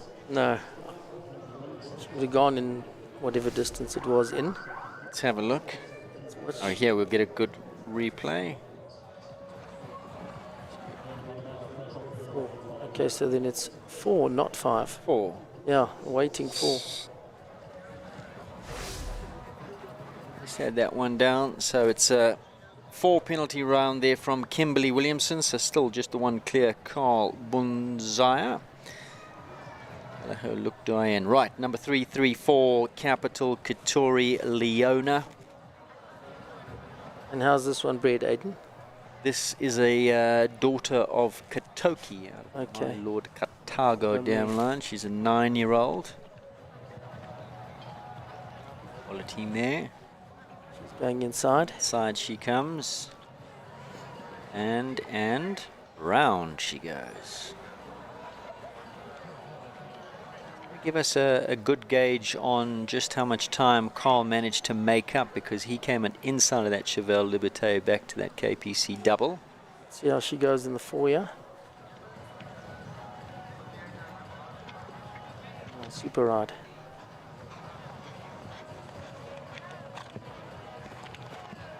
And lovely out the double. Oh, I spoke too soon. B going down. Just had that down, that B element going down. So Leona finishes on 4. And her time, 58. Carl's time, 56. So it's around about a 2-second difference going around that Chevelle Liberté jump if you come inside of the double. But going around the Chevelle Liberté back to the double is going to cost you an extra 2 seconds. Carl did both the inside turns to that Winks jump, number 6, and inside back to the double. Right, Divan Bosman goes next. Cornerstone's Nobelo. Divan already a very accomplished rider for his young years, been overseas, represented South Africa in Uzbekistan. He's just had that front rail down for a little deep. Yeah. That off.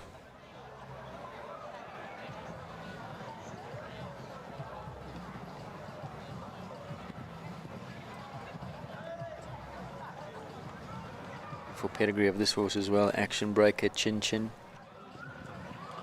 Gone round and gone round. Should be around 4 seconds outside of Carl's time. It's the beam, let's have a look. Very good out the double.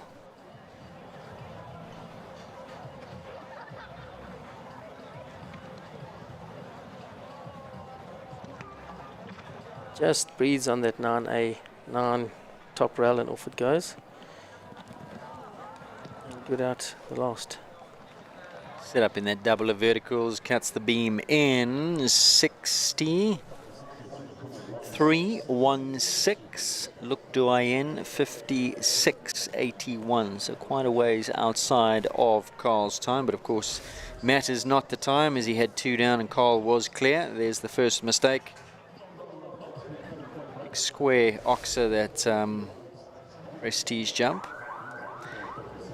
John Bauer goes next. He comes in at 6A. Ebb and Flow, Brannick Cabana Boy, 10-year-old Consuelo for owner Joanne Roberts.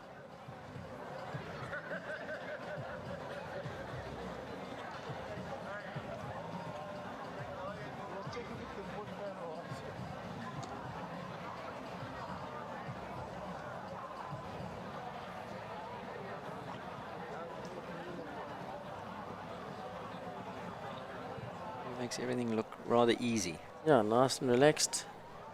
Cool and calm. He's gone inside. Let's see if he goes inside here. No. He's gone around.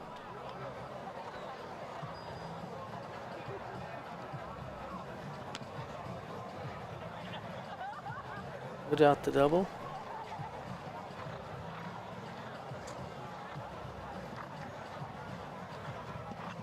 And he clears the Western Shop jump. Down to the last. Looks like we have.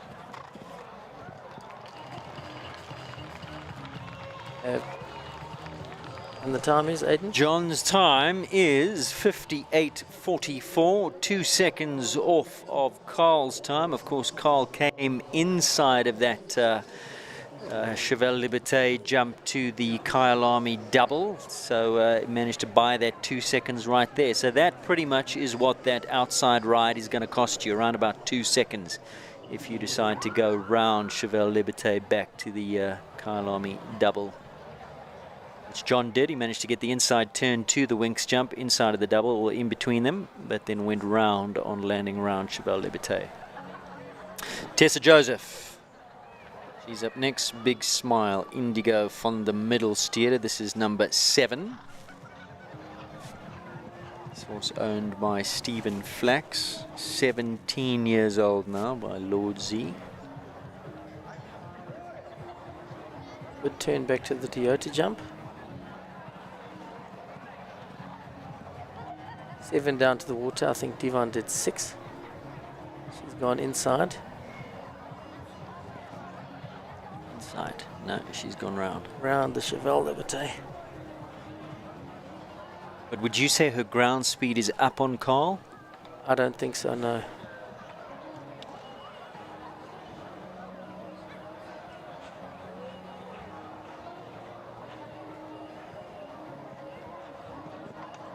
Here's the Western Shop. And clear out the double. Beautiful round. Well done. Carl Bunzai leading 56:81, just outside 57:53 Tessa's time. And she went around that Cheval Liberté. So good effort from her. Know that going around costs around about 2 seconds, so what might have been if she had come inside, but what might have been the front rail of the oxer going in. You never know. That's the risk. Next to go, Jonathan Clark for owner Linda Ellerine, back on track every cloud. Now this is a horse that won.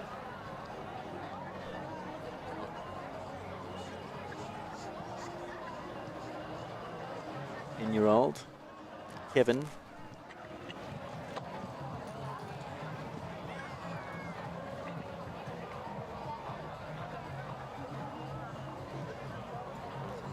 Playing it safe. Yeah, he's mileage. Not being too competitive in this round. Relatively new ride for him. Bought it not too long ago. Cutting their teeth at this stage, just working on rounds, building the confidence. He's just looking for a nice clear.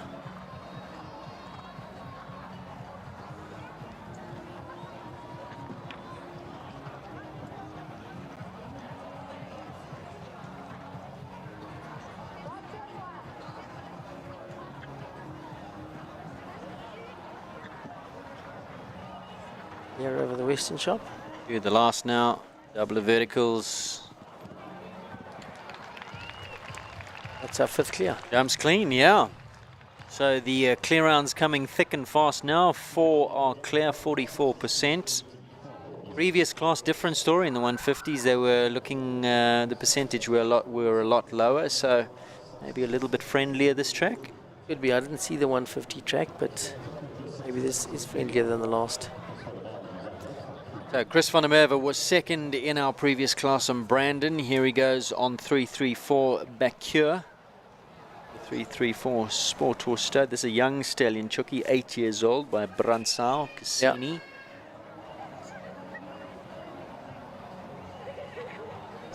The quality horse from the 334 stud. I think that wall might have a lot to do with the clear round percentage as well. The previous class, they got the water side of the wall, which was knocking quite a lot out of them. At least Anna did put it as the last fence. Gave them a chance to jump some other fences before they got there, but that did upset quite a lot of those horses. This, they're getting in the 140s, the friendlier side. When I say the friendlier side, the conventional wall side. Yes, not the 3D looking into the dam side. Definitely does take a lot of customers. Chris gone round. He has gone round.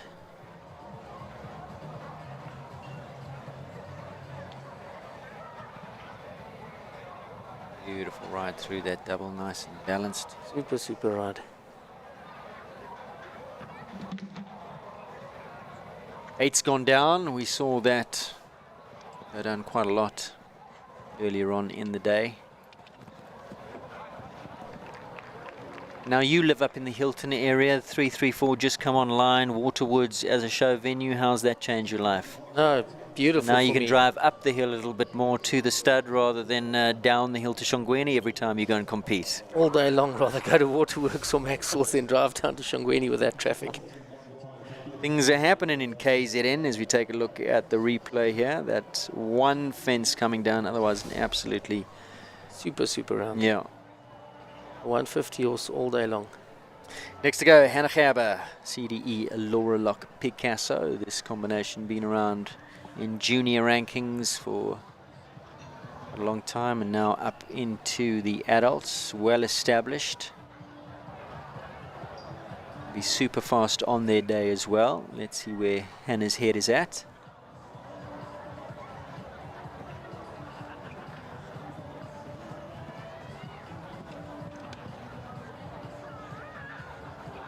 Coming inside the double. But going around the green oxer.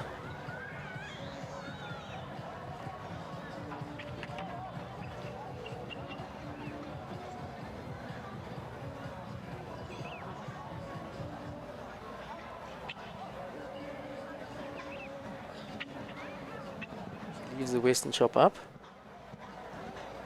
Double to go. And we have another clear.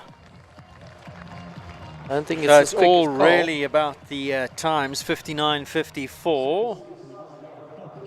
Carl's time 56.81, so that good enough to go into fourth. So looking like a competitive class. It really comes down to the times here, and they've got to hunt down Carl's time 56.81, which means if they want a shot at glory, they need to be inside of that double, come inside of A and B, and then land and turn back to that double inside of that Cheval Liberté jump. Carol Nurden, she's just down the road from you, isn't she? She's also just up the road from me. A lot of riders seem to be coming to the Midlands or moving that way. Zonjati's Gemini is who she rides here, horse that she's had for number of years. Good turner to work a little bit there at the vertical. Oh. Not liking the water so much. Not at all. Regroup, take a second run at it. Put some pressure on. Doing. And at least he's gone. Keep going. Fortunately, the hand goes up. Try as he may. He never cleared the back tape, so 4 for the disso. 4 for landing on the tape, and now make that an elimination. Second disobedience, I'm afraid, there for Carol. No, that's unsettled him a little. Yeah. At least she got him over the water. So if he does get it again in the championships. You're going to take the opportunity to go and show him the water before she trots out? I would have. She's over it. Well, she was, second time of asking. So next to go will be Mika Chalker. Equicover KP Vagabond, a horse that we saw jump in last year's Toyota-sponsored Derby. Results of yesterday's 1 meter 40 class. Coming out trumps there was Tackentog's Khaleesi Charlie Crockart. John Bow on Cabana Boy, who's been and who's in the money, was second yesterday. Greta G and Chayton were third. Laos and Alex Rick Hansen were fourth. They jumped today in the 150. Stuart Barker Conrada, unfortunately eliminated today. He was in the money. Stacey Weston was there as well. Here goes Mika Chalker. KP Vagabond, a lovely horse. She always gives him a nice forward type ride. That's the way he likes to jump.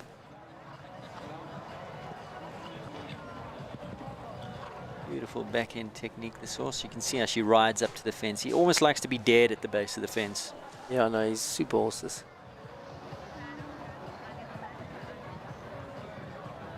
Ryan Andrews, KP stud. Super elastic. Coming round the double. But he's always moving. He's always going forward. She goes round and round. She, even on his ground pace, I don't think she can take it away from Carl going round. No, there's no ways. Put out the double. How did you say this horse was bred, Aiden? Valentino Lorino. The KP stud got quite a lot of Lorino blood. They breed good horses from that dam. Heels. And Enjoys his clear. job. Super clear. And clear. So Carl's time, 56.81. Mika's time, good enough for fifth. That shows you how competitive that is, 62.78. You got to go inside to Winks, land inside to the KPC double. That's where it's all happening. Unless you're going to dare yourself to do that, take the chance, leave them up. I'm afraid it all comes down to time, and you're going to leave yourself wanting at the end of the day if you don't take the risk there. Next to go, from the south of Johannesburg, Michaela Martin. Arena MK, fighting for one of the Penbrit clients, Salumi Nell. 9-year-old bred mare by Carico.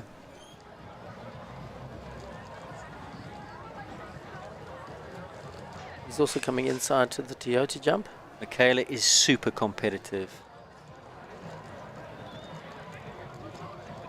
Drifted out a little bit there, but recovered nicely on the 7. He's gone round. Not sure how long she's partners Salumi's horse for, so maybe that just needing to build a bit of a more of a rapport, partnership.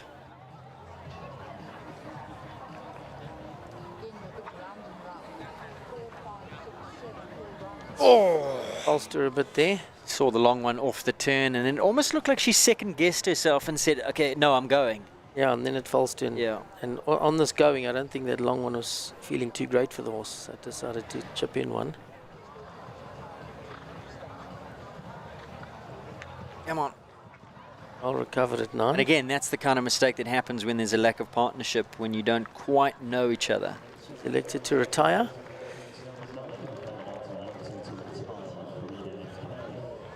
Not their day today.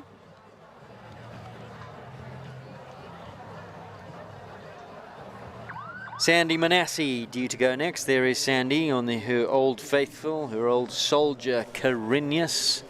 17 years old now, the son of Carino. She's been there, done that. He's jumped derbies with her, World Cups. Back in the 1 meter 40s today. formerly many moons ago now, the ride of Anne-Marie Esslinger. So she'll be watching from under her little course builder's Toyota gazebo with keen interest here. I believe still the coach of Sandy. Out of earshot of Anna, but Sandy won't be. She'll be calling encouragement and instruction, make no mistake. Right, inside she comes here. She's gone. It's Toyota vertical. Oh, runs out of steam. Yeah. Steam and space.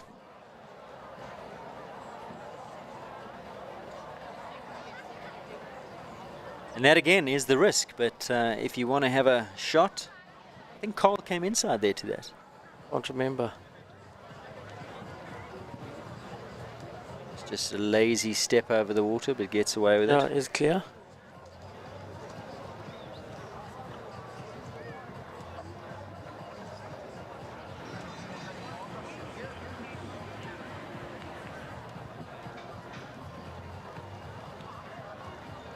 Nicely through the double. But we had a moment or two ago of Anna.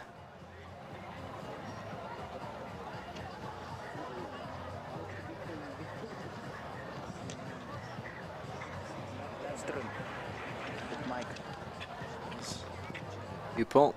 So just that refusal then at number 4. Yeah. And once again, that is the risk. You take a short turn like that, those hocks have got to be underneath you, boy. And again, on the grass, easy to take that turn and lose them a little bit. And definitely on this grass at the moment. And then there just isn't the time to recover. So, let's take a look at the replay. Off for that short turn. Looked like she had him. She had him together and then... Yeah, and he decided no thank you. Maybe a little bit too much together. Next to go, Nariska, Prinsloo Hill. Nice, committed to the triple bar. Oh, very. She's going in, Nariska. Always competitive. GCS Aim to give it a go. Pacific. Absolutely. Aim as they come. Competitive Almost as they had to come. pull back for the 7 there. She's gone around now. Yes, let's see what she does after. Land and turn, get inside. Inside she comes. Good shot. Deep there. Good out. Oh. Breathing on that. This went too high and then came down too steep and just found the back rail. Interesting. What a pity. You heard time on Coles.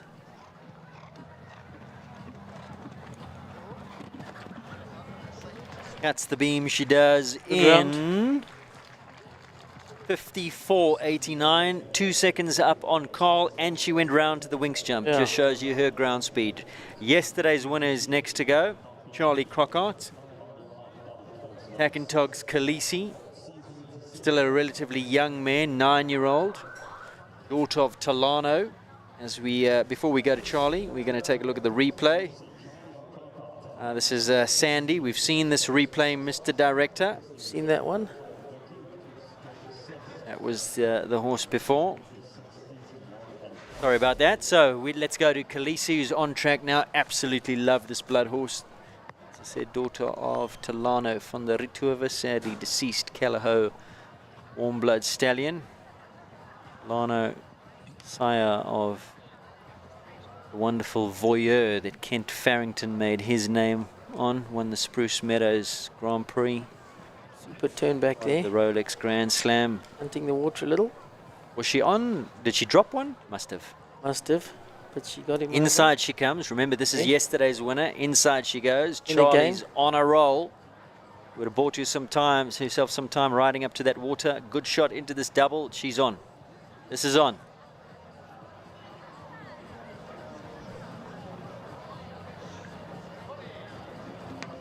Oh, back rail of 9 going down. I think this is 2 seconds up on Carl. Oh, that's down again. 2 down. Look Look at the time, Chucky. 51.63. She would have been well in front. 5 seconds, but of course, caught up with her, I'm afraid, and those rails coming down. They weren't, I mean, 9 wasn't a hard touch. That was a bit of an unlucky rail. Let's take a look at that. Oh, here she goes over 8. She's well up on time now. She could have just touched it off behind.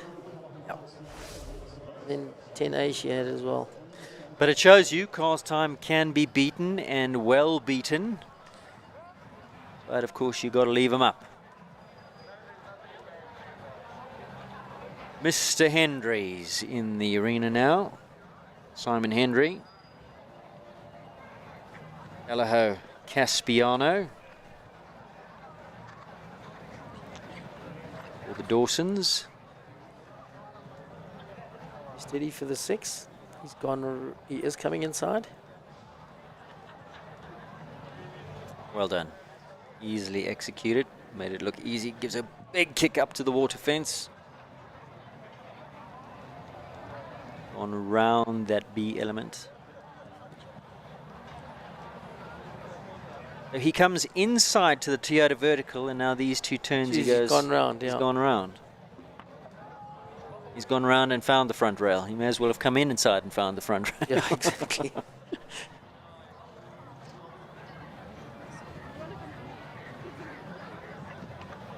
Don't seem to be having any more problems with the Western Shop jump. Clear through the last. So just the one down at front rail of the combination. 58.58 his time. Simon Hendry. Caspiano.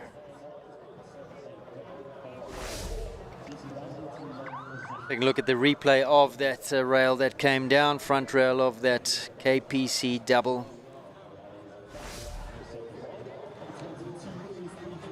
Number 22 next to go. She was a winner of the World Cup qualifier out at Maple Ridge last year on this horse. 334. Hey, I'm Vilma. Leona Vanamava. Wonderful mare this. 11-year-old daughter of Cassini 1. Kidam de Revel, the dam line. Beautiful pedigree. Nice little roll back there.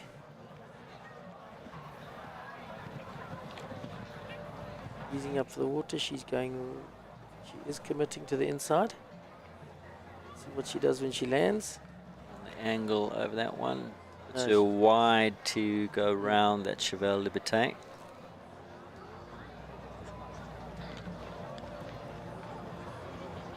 Put out the double. 4 fences from home.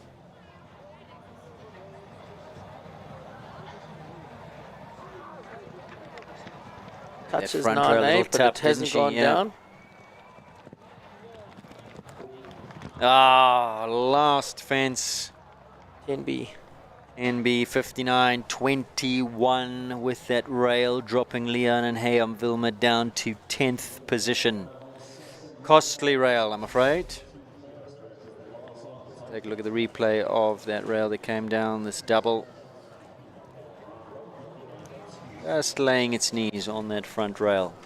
Now, Chucky, for my money, this is going to be quicker than Carl.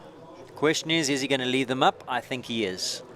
I think Carl's lead may have, well, depends what mood Divan is in, but I've seen him do some extraordinary things on this horse. No, I definitely think he'll have a go.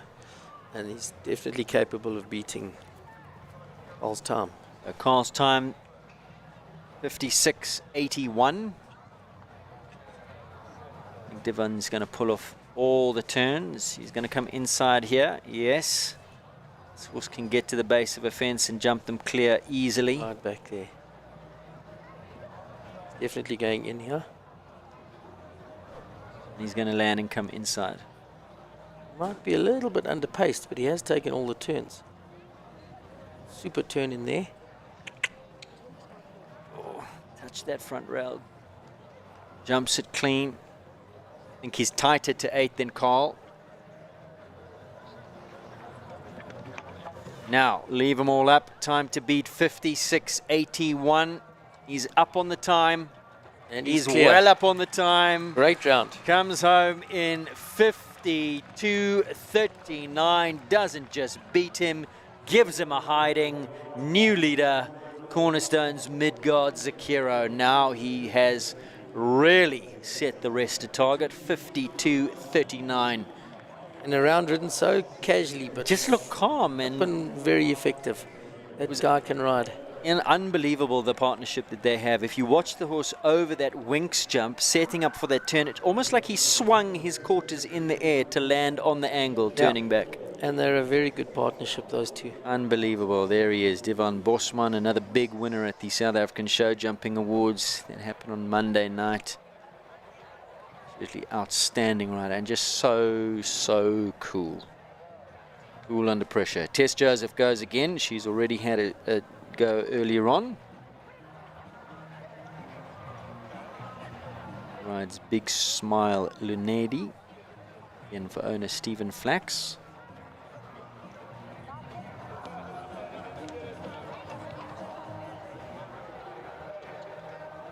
Coming round.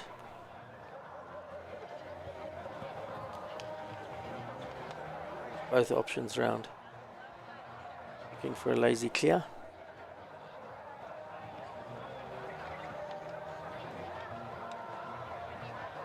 Nothing wrong with a lazy clear. No.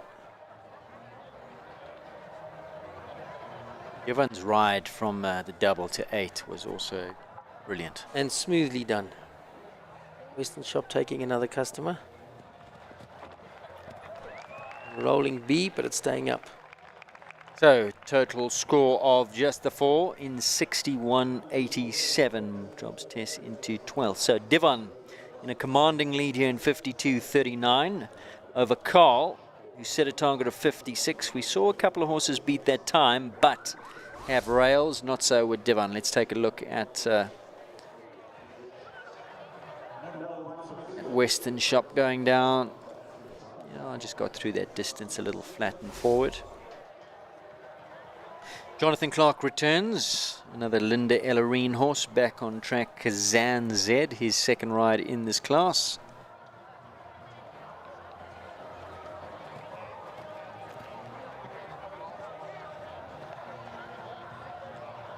Jump over that bar. It's going round.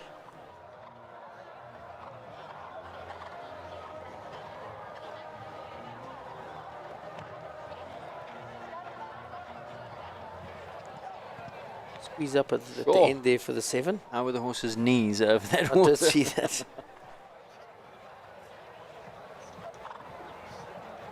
Round again. Another clear round, as was the case on the grey. So nicely up for the champs class.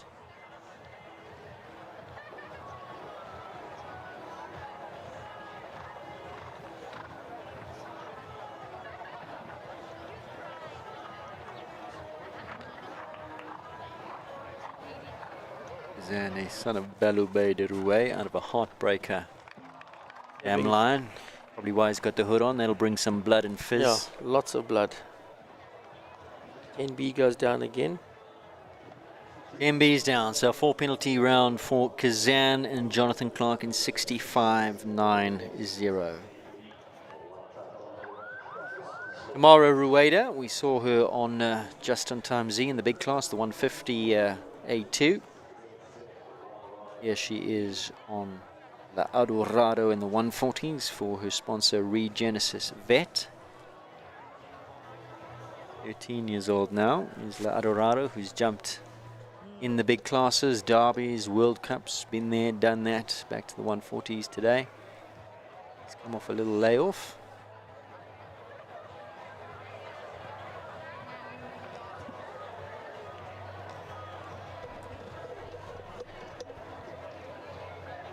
Maybe another one looking for a clear. I think with Devon's round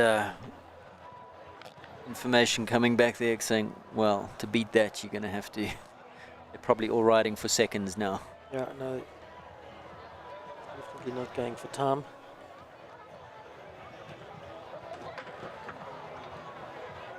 Runs the back rail of that Winks jump. Winks is one of her sponsors, so she knows that that's going to be in the replay. Give the sponsor some more airtime.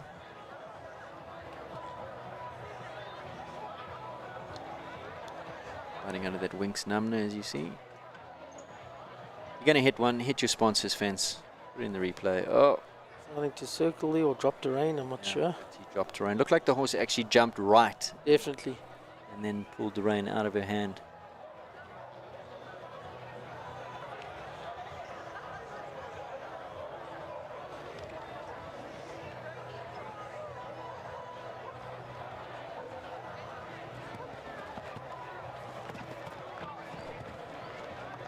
Finishes nicely, but a lot of those time penalties, they rack up pretty quickly in an A2 and it's 1-1, so plenty of time penalties. 14 there, total score of 22 with that disobedience. And here is the replay, Mr. Bortz, on your wings jump.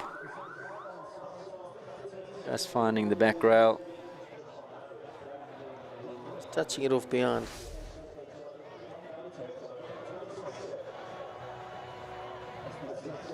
Chris is back. 3-3-4 Balubeto, Balu Durue, Diorado. 8-year-old stallion for the 3-3-4 stud.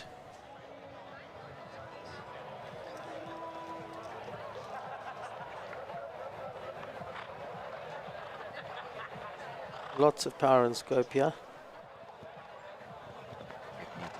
Just floats up, opens up the back end. Super powerful.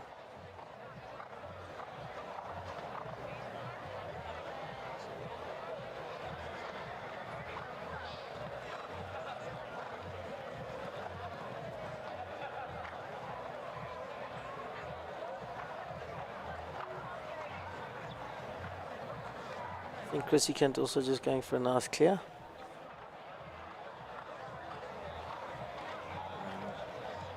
Young horse, an 8-year-old, mileage. Yeah. Charter.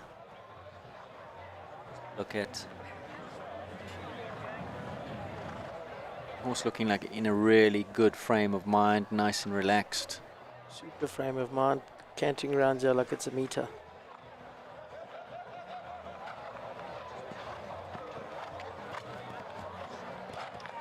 And a good clear. Beautiful, lovely clear. to watch. There is Leona watching from the sidelines. So Zakiro leading here by the proverbial country mile in 52.39. Carl and Luke Duane in second, 56.81. 57.53, Tess Joseph and Indigo sitting in third and fourth place. Cabana Boy on John Bow in 58.44. So next to go should be John on Equestria's Franklin, his second ride. Of course, he's in the money, as we've just said, on Cabana Boy. He was well placed yesterday on that horse. Second ride for owner Colleen Fillion.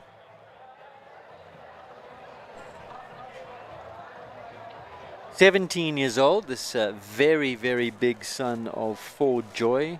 I think the Land Earl blood coming out more than the Ford Joy blood. Ford Joy, not the biggest horse, but this horse apparently too big to even get in a two-berth horse box. I've seen him walking down the road from Equestria a few times to shows.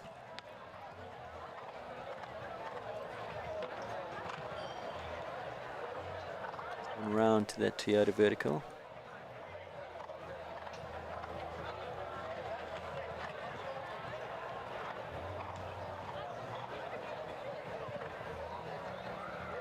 Coming inside the double though. He pulled it off with Cabana Boy. He's going inside. No, he's gone round.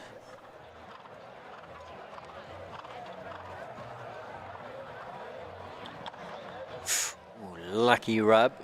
Good ride going in though.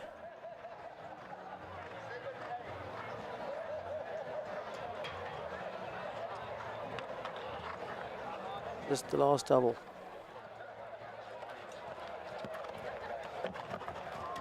Yeah, I thought he was on a bit of a straight line ride there to 10A. He straightened up on the dog's leg quite like two strides. I saw the little squiggle off of that. I think it caught him a little bit off guard. Yeah, and unfortunately late ride and he had to straighten the horse. Just took that rail. You can watch here. So he's on a bit of a... Then he turns and him. the horse changes leg there, unbalancing a bit.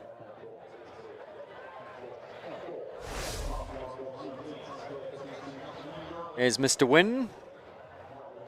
Graham Wynn goes next on Callao Vivaldi. He had a good round, good outing yesterday.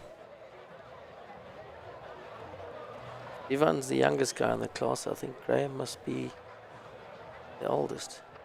But probably the fittest. Probably the fittest. Definitely looks it.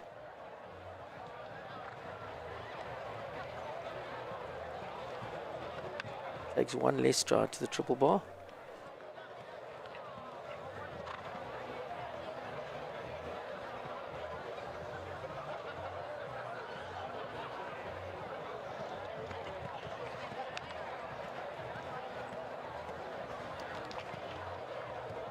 Get a steady back for the 7 there.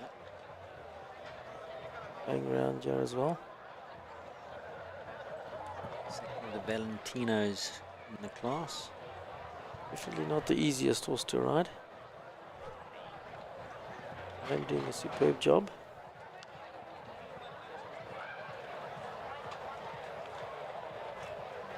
Almost dares him at the fence, doesn't he? Challenges him. Good going out. Suits the horse. Really a little there. Oh. 10B goes down again. Once again, 62.55. 10B claims another victim's come down a few times. So the time there for Graham, 62.55. 10 seconds outside of Divon's time, and Graham wasn't hanging around. No.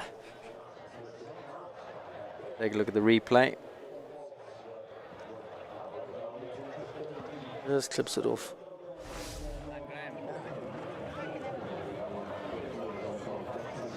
Move on now to number 31 in our program, and we'll take a look at the class stats. 8 clears, 30%. They've dropped off a little bit of late.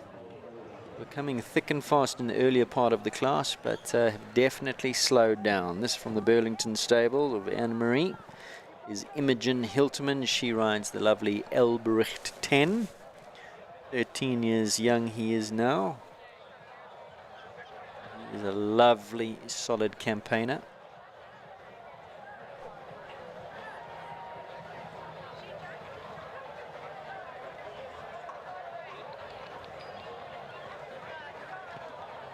Good ride to the triple bar.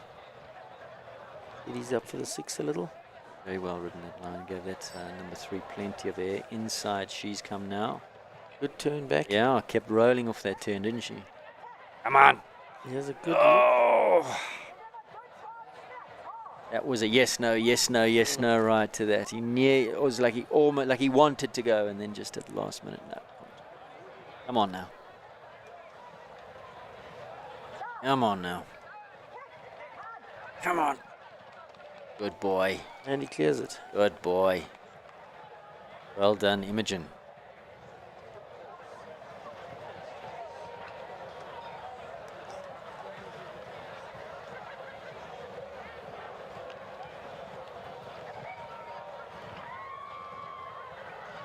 Put out the double.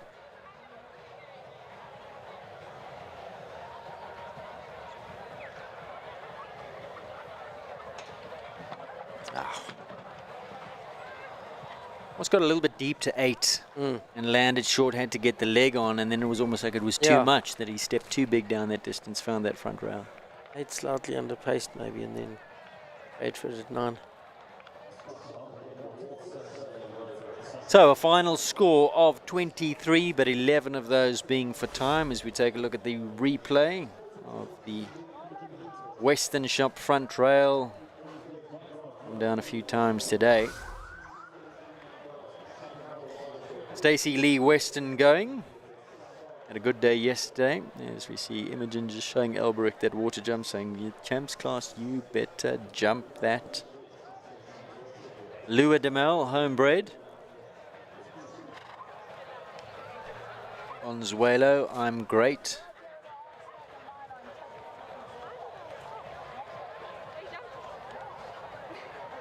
Is anybody who could possibly get close to Devon's time? It would be Stacey. Now, is she going to give it a go?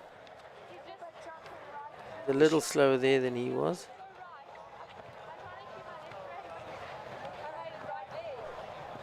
Coming inside.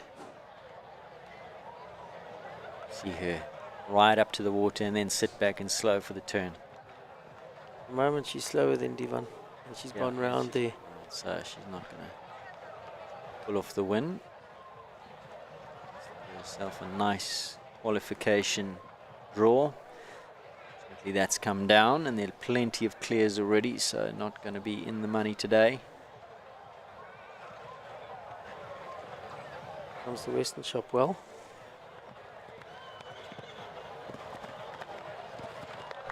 Finishes nicely. Just the one down, 4 penalties, B element of that Kyalami Park double.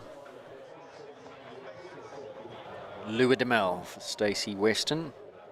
Just to recap the top couple of riders there and their horses, Zakiro Divan leading 52.39, Carl in second, Look Diane 56.81, and in third place Tess Joseph 57.53 on Indigo Fonda Middelstede.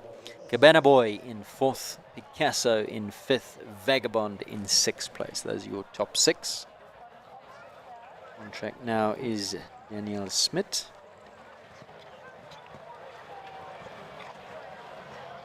First L, Danielle joining us from the Western Cape, is that right? Yeah, that is correct. She had a show at Plet on the way here. Get the horses to Joburg. Little pit stop. Yeah. Big horses, lots of step. The main worry with him is to be able to shorten him enough.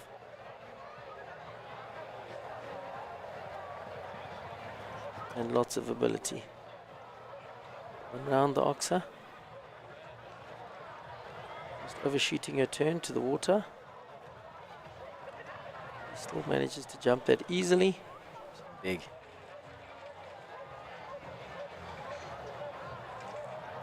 Steady for him. Does it well. And yeah, she'll have to steady. Super round. Great round for her. Yeah, clear all the way, 64.54, good enough to go into 8th position, Daniela Smith and first L. Paige Noonan. He's got a long association with this wonderful little horse of hers, Rivervale Bon V. 14-year-old, bred by the Rivervale stud by Bono. He's had some really good results on this horse and some good results in this very arena. She's rehearsing that inside turn there, Chucky. Giving it a little dry run there, yeah. Yeah. She's winding up now and getting him up to pace. She's going to challenge Devon Bosman. 52.39. Going to have to bring her A game because he was foot perfect around this track.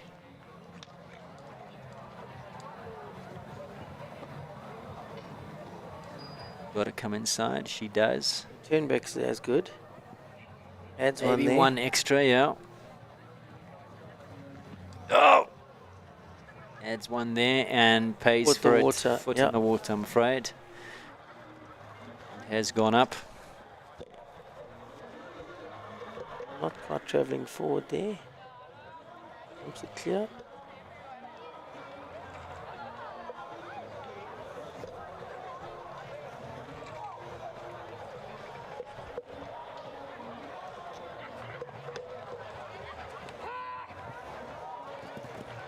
Leaves them all up. It was a good effort. Hats off to her. Good time. Look at that. Not too much outside of Devon's time. 53.54. Very handy horse.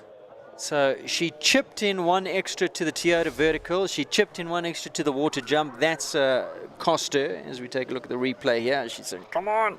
She didn't want it. He chipped in. Yeah. She was riding for her life. So it just shows if he had kept his rhythm, I think the time would have been good. Yeah, because the turns are very good. Very good. Kiara Byrne on track now, number 35, Era Plus Callagho Lindor. Good turn inside. Even better coming back to the jump. Inside. Well established on Lindor, has had plenty of success. This is looking like she could Yeah. catch Devon. She is travelling with a little more pace. Yeah, and gets a really good shot to that. Super out there. He was quicker here. She's not hanging around, but I think he was quicker back to 8. He made up a lot of time there. Devon's time 52.39.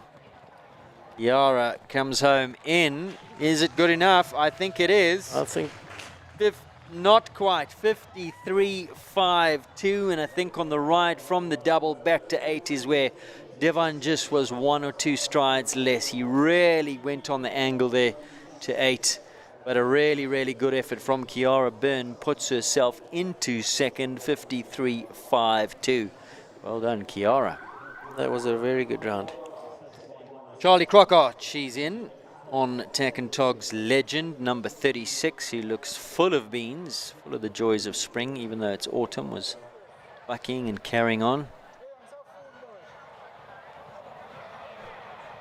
Absolutely stunning horse, this. Son of Mr. Blue. Can you believe he's still just an 8-year-old? Super, super over 1.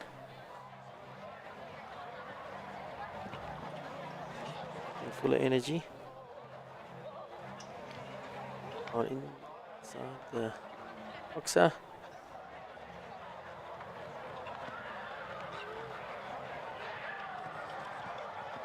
Quite a strong ride to the water, jumps it beautifully.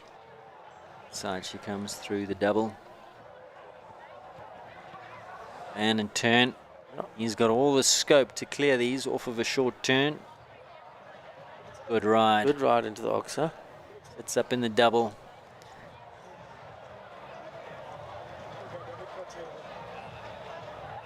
Almost has to find the quickest lines because he spends so much time in the air. She's got to make up that time. Is it good enough? Is it good enough?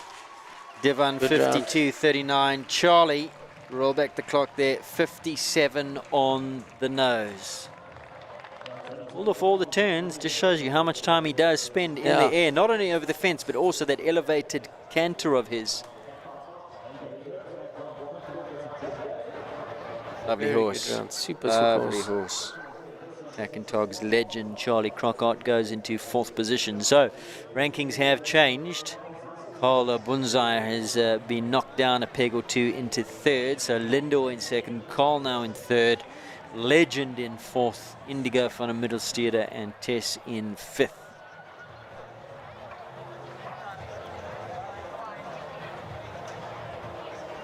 Liam Stevens, Camilla D. Jump 1 down. Probably the worst jump to hit on the course. A young man, 9-year-old. Inside to Toyota.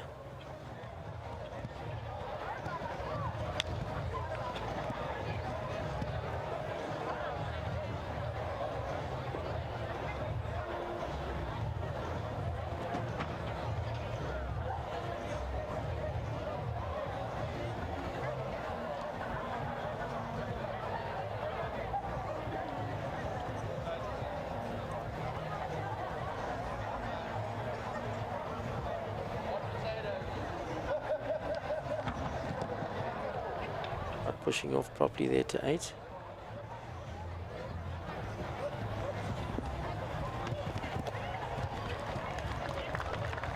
I think he'll be happy. Young mare in the Bob Charter.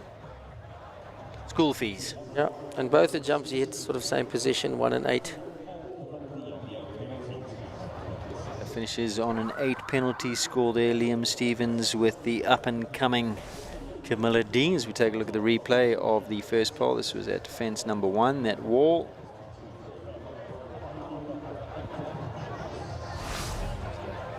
Pole at 8 as well. Simon Hendry is back. The horse for the Dawsons.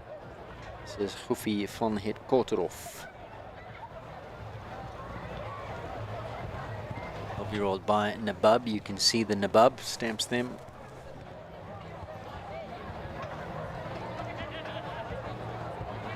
Comes.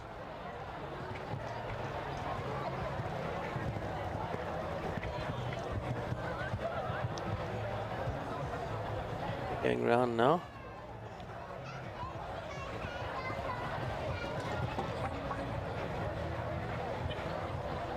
This does look a little bit mouthy. Lots of blood.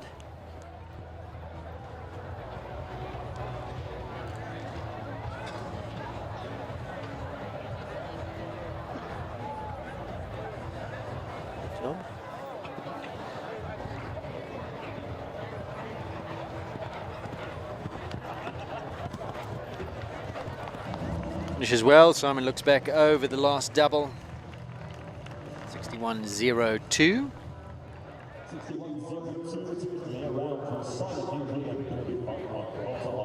That for Simon and Goofy, good enough for 8th position.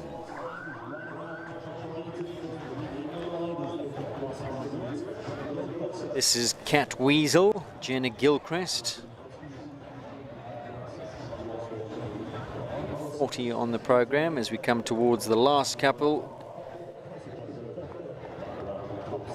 Cat Weasel, Luther, Capital Charis and Kevin Vessels will be the last to go in this Toyota-sponsored adult 1m40 A2 competition. Familiar style and jump of Cat Weasel. Over the years, this horse formerly a winner of a World Cup qualifier. That front rail down at 3. Really? A few years back now. Sitting on the 4.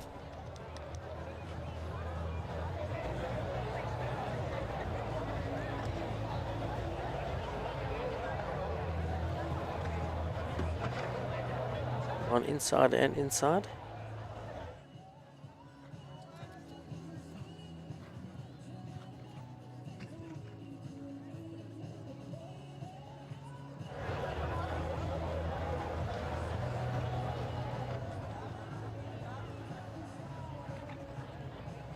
That line well.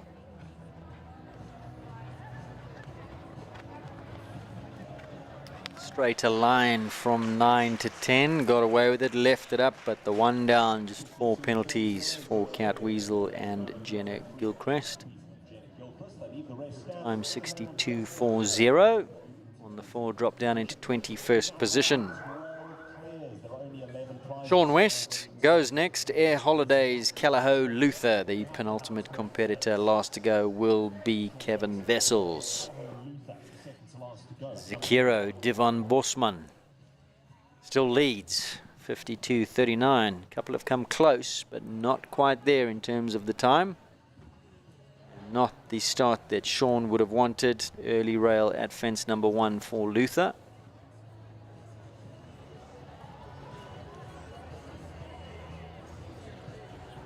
Don't think the easiest horse in the world to ride. He's very playful.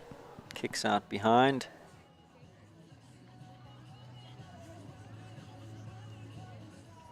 Couple of riders over the years, this horse. Bauer rode him for a while. Tegan Brains, I remember, think had a spin or 2 on him.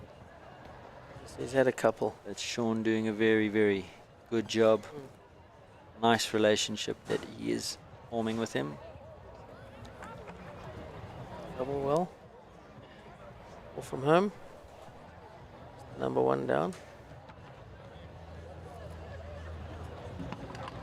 And Western Shot going down. Took that down, didn't he? Almost gets a little bit too eager sometimes. Almost looks like yeah, exactly. He has a rail and it almost like it irritates the horse, and then he loses focus a little bit. 3 down. And a couple of time penalty, or 4 down, I beg your pardon, 16. 16 jumping faults in 64.32 for Luther and Sean as we take a look at the replay of the last 2 poles going down. So that was 9 and 10.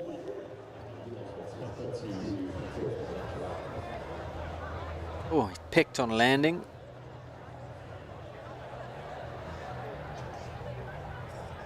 Just looked like the horse jumped through there with his front legs crossed and then landed and tripped himself. Kevin Vessels, Capital Charis, last to go in this 1m40 A2 competition. Right there to that prestige fence. Jumps it nicely.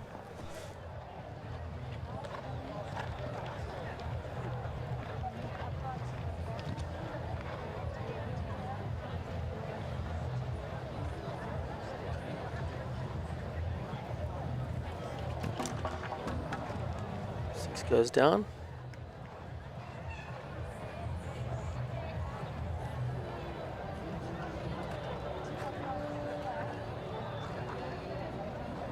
Nicely done through the double.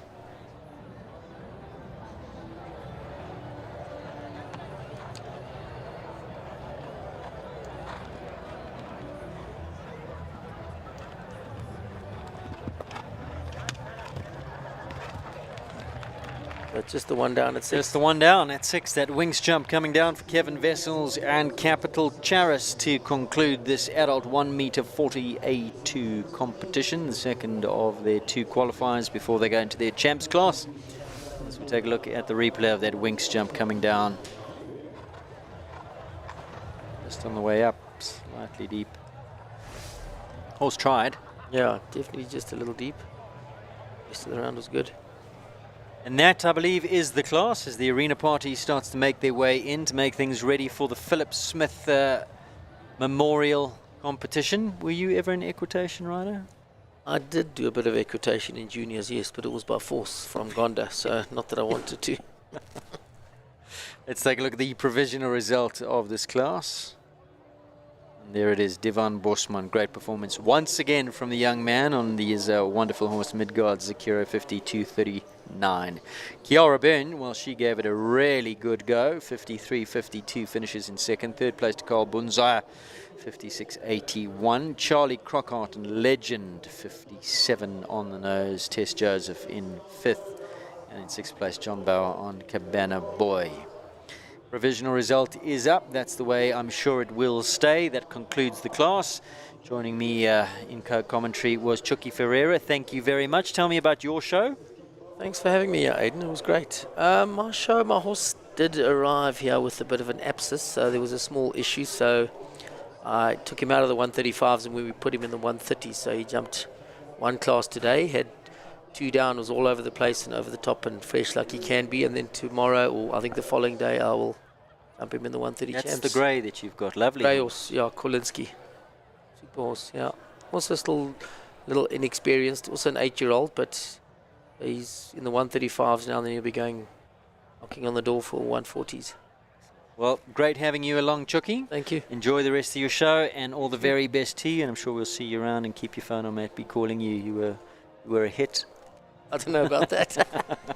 Thanks, Aidan. Chucky Ferreira joining me in co-commentary. As a couple of horses making their way into the arena now for the prize giving. There they are. You've just seen the adult 1 meter 40 A2 competition. I'm now for the prize giving.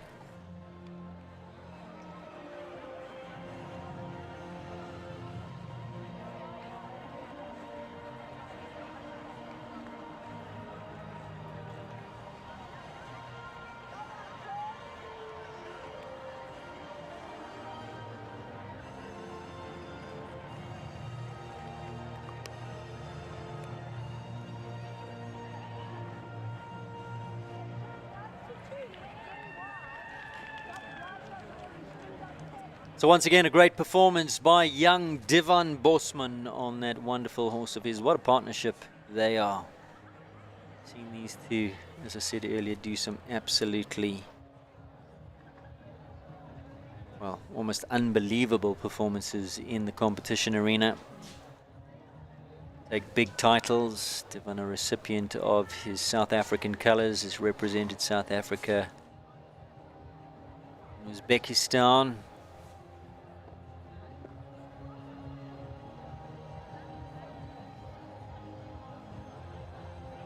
By Anton Hook, Cornerstones Equestrian Centre. Well done to Anton as well. Second place to Kiara Byrne. Second Tog's Aeroplus Lindor. Carl Bunzaya, beginning of the class, looked like they were going to battle to beat him until Divan came in and showed the rest of the way.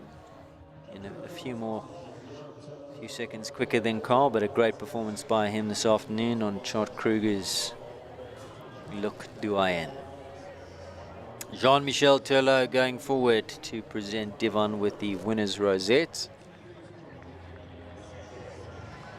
Well done, Zakira.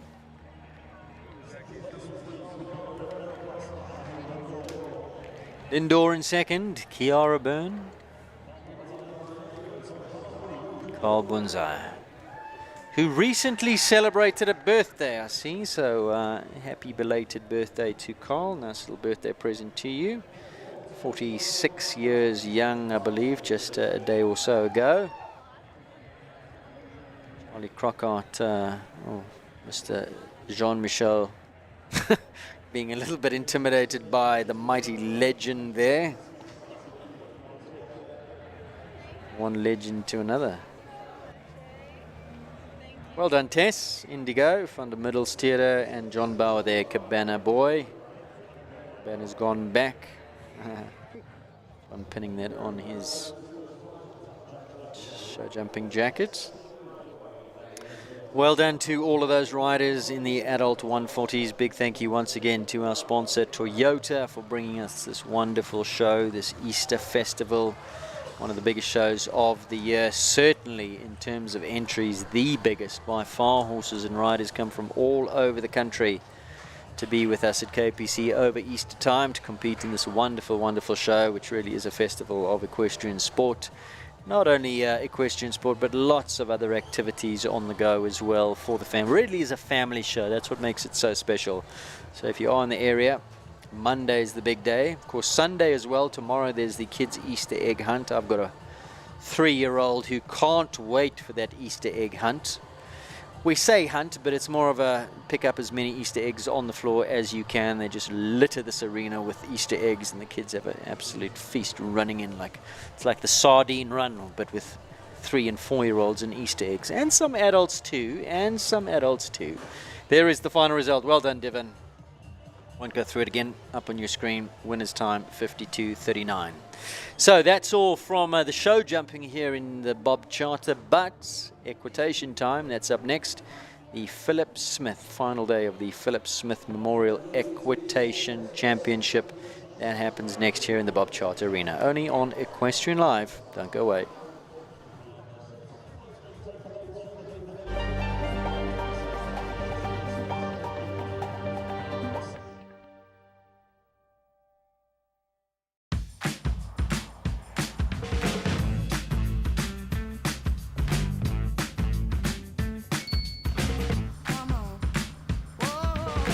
Chasing that feeling, baby, yeah, we got it all.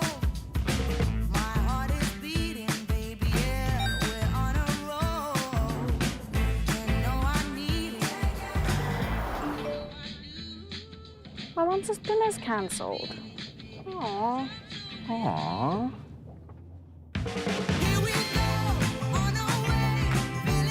The all-new Toyota Starlet Cross. Own it.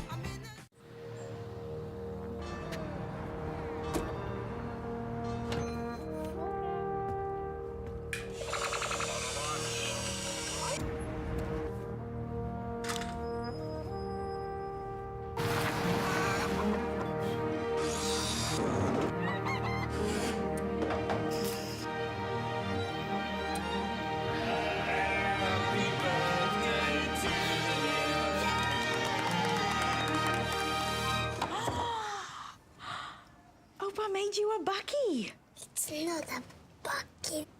It's a Hilux.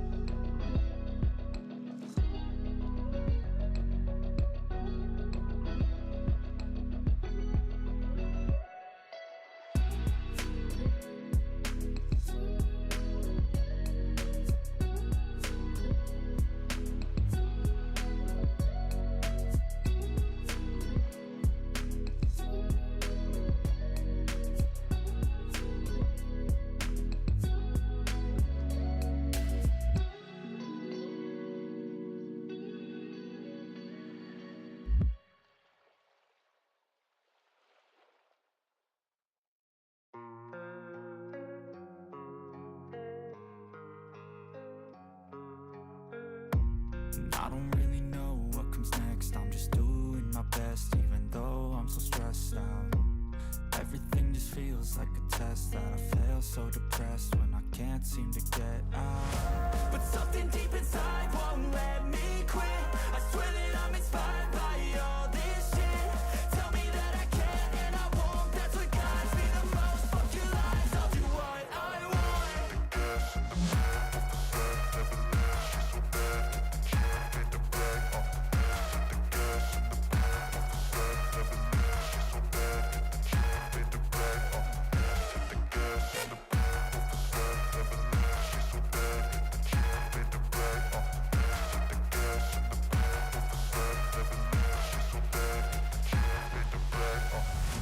I'm inspired by thirst, I'm inspired by worth.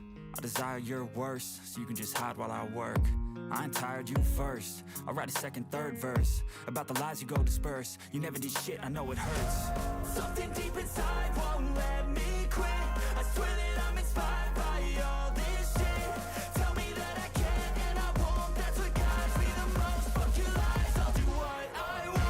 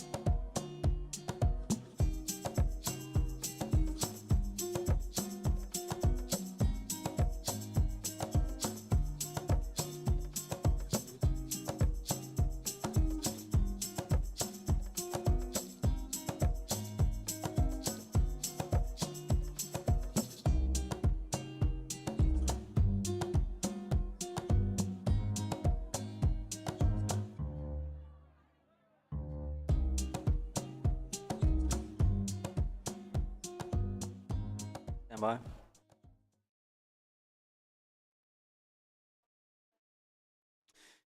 Well, welcome back to the Bob Charter Arena here at KPC for the last, we're going to call it a class of the day, but it is the culmination, the end, the climax of the Philip Smith Memorial Equitation Championship, which started a few days ago here at KPC. This is a very, very prestigious title, a very prestigious competition. Started many, many moons ago, not here, but at the previous Easter show venue. That was, of course, the Rand Show. WAS was Supreme Equitation Championship. It was formerly known of Witwatersrand Agricultural Society, one of the biggest titles in the junior rankings. And it, a few years ago now, moved to Championship, and it all comes to a head today. It is a hugely prestigious title. Anybody, any junior riders with that title under their name, big bragging rights, and a lovely sponsorship to boot, courtesy of Mary Slack, who's been the patron of this event for many, many years now. Joining me in co-commentary for this wonderful event is Gregory Goss, who is a showing aficionado. You've been there, done that, a dressage judge, equitation judge. You've judged this competition, you were telling me off air, 8 times, is that right? Yes, I have. 4 at the Rand Show and 4 here. Right, and also Greg, you're a big name in showing, and you're also a dressage judge. You've been around the world many, many times judging prestigious international competitions. And in the not too distant future, you're off to judge at Royal Windsor, I believe. Next month. Next month, how lovely. Very exciting. Right, so we see in front of us in the Bob Charter 4 riders who are walking together, although they are competitors. They've got their equitation numbers on. They've got their satchels on the back carrying all their goodies, all the equipment that they may need for this competition, the Philip Smith Memorial Equitation Championship. Now, a little bit about Philip Smith. He was one of the legends of our sport. 2025 is the year of the legends. Philip Smith was known as one of the greatest horsemen riders in South Africa's history, sadly long since deceased. But he was really a champion, had some wonderful horses, Power Drive, one of them. And you knew him? I did. And I mean, he was known for his unbelievable style, his natural feel. He was a great horseman. As you know, a very famous South African Springbok rider in his day. Rode with the likes of Gonda Beatrix, Mickey Lowe, Annalie Drummond-Hay, that sort of era, and was Springbok captain for South Africa many times in the years of the EPOL indoor horse show that happened at Milner Park. So really one of the pioneers of equestrian sport in South Africa. And this championship named in his honor. Some big names on the winners' roll of honor here. We were only going to go back to 2000 and actually no, let's go back further. 1982, Miranda Collins was there. Jonathan Clark, 1983. Jeremy Clark. Tracy Galway was a winner. Going down the list, Shirley Camp, some big names. Janita Baxter, Andrea Harrison, who we know now from dressage. Vicky Shepherd was a winner in 1997. Tammy Clegg was a winner, and then previous winners from the Bob Charter Arena or from KPC. Emma Sadler, look at that, 2002. We know Emma well. Tracy Davids, Kelly O'Connor, the 2-time South African show jumping champion, last year's winner of the FEI World Cup Series. Kayla Gattenbach, a previous winner. Kirsty Rolt. Alexa Stace, who's now plying her trade in Europe out of the Paul Shokamola yard, riding really at the top of the sport. Lawrence Mowat, we saw him out in action today, he's also ridden overseas. So some big names. Oh, look who's here. 2017, Shay De Beer won this title. Shay currently downstairs in the OB van working on Equestrian Live. Well done, Shay. 2017. Shay De Beer, lovely stuff. Ashley Taylor last year the winner, and Daniel Beddoe, I beg your pardon, Ashley in 2023, 2024, Daniel Beddoe. So, Greg, this didn't start today. This started earlier on in the week. It's not equitation as we know equitation, or as I know equitation from when I was a kid, when we had to do an equitation test, which was one hand, ride gymnastic and that kind of thing. This started earlier in the week with a dressage test, but we don't call it dressage, we call it flat work. Correct. It's a flat work test, specially written. It's each test, as you know, is out of 200. I think I told you that. And the judges this year for the flat work section were Claire Bales, Eleanor Jankovic, and Andrea Harrison Buchman. As you said in your list there, Andrea won this event in, 1995. So they have 16 movements, and then at the end of as in a dressage test, it's a 60 by 20. But the difference here is certain movements have no stirrups. And there's a flying change, there are 10-meter circles, leg heels. So by no means easy, especially when you're on somebody else's horse. And they all start off on their own horses, and then they swap and go on to... And in the flat work section as well, when they ride the dressage test, they got to ride essentially 4 tests, because they got to ride on their own horse, then they got to ride on each other's horses. Exactly the same format. And those horses that were in the dressage or the flat work, are they the same horses that we're going to be seeing today in the, what do we call today, the ridden or the jumping part of it? Well, today is the show jumping part of the show jumping part of it. But today, will they have to ride a show jumping track, and they'll have to ride a gymnastic, and again, one hand, no stirrups. What are the judges looking for? Well, the judges are looking for a stylish yet effective rider who can adapt on any horse. And you see the whole test is out of 200, the whole round. It's judged on rhythm, pace, sense of timing, track, effectiveness, control, style, and correct assessment of horse. So is this then the second day of the championship? The first day was just the ridden work, flat work or dressage, and today is now the jumping. So do we know who the leader is after the dressage scores? Absolutely nobody knows. It is kept till a secret right until the Nobody knows? Well, I should imagine the people that are coordinating the marks, but the public certainly don't know. Obviously, people watching would have some idea how each rider rode each horse, but at this stage, I don't think anyone really has a really clean idea of who's to get. There's no leader. It's not published who the leader is and how much they're leading by, so they don't know those who's leading, who's chasing, how much the chasers need to do to catch the leaders. None of that. It's a very open event, and remember, the flat work carries exactly the same power as the jumping. Total score of 4,800 marks is your final mark. 2,400 marks for flat work, 2,400 marks for jumping. And that's where you get your 4,800. And a lot to play for. We mentioned the bragging rights in this competition as being the Philip Smith winner. But apart from that, lovely prize money on offer, courtesy of Mary Slack. And big thank you to Mary and family for that 20,000 Rand to the winner, 3,000 for second, and good money for the winning coaches as well, and grooms as well. So fabulous. Each groom gets 2,000 Rand. And this has been a long-standing sponsorship. Absolutely. Since the inception of the Philip Smith Memorial Championship. Okay, so we've seen the 4 riders. Why would they be walking the course together when they are competitors? Normally in a show jumping class you would see riders walking the course themselves or with their coaches. I don't see any coaches out there in the arena today. I see 4 riders who are essentially competitors walking the course together. Well, that happened today, but the coaches are not allowed to assist whatsoever. They're not allowed to be in the warm-up area like you would have in a normal show jumping competition, and they only have 2 minutes to warm up their swapped or strange horse.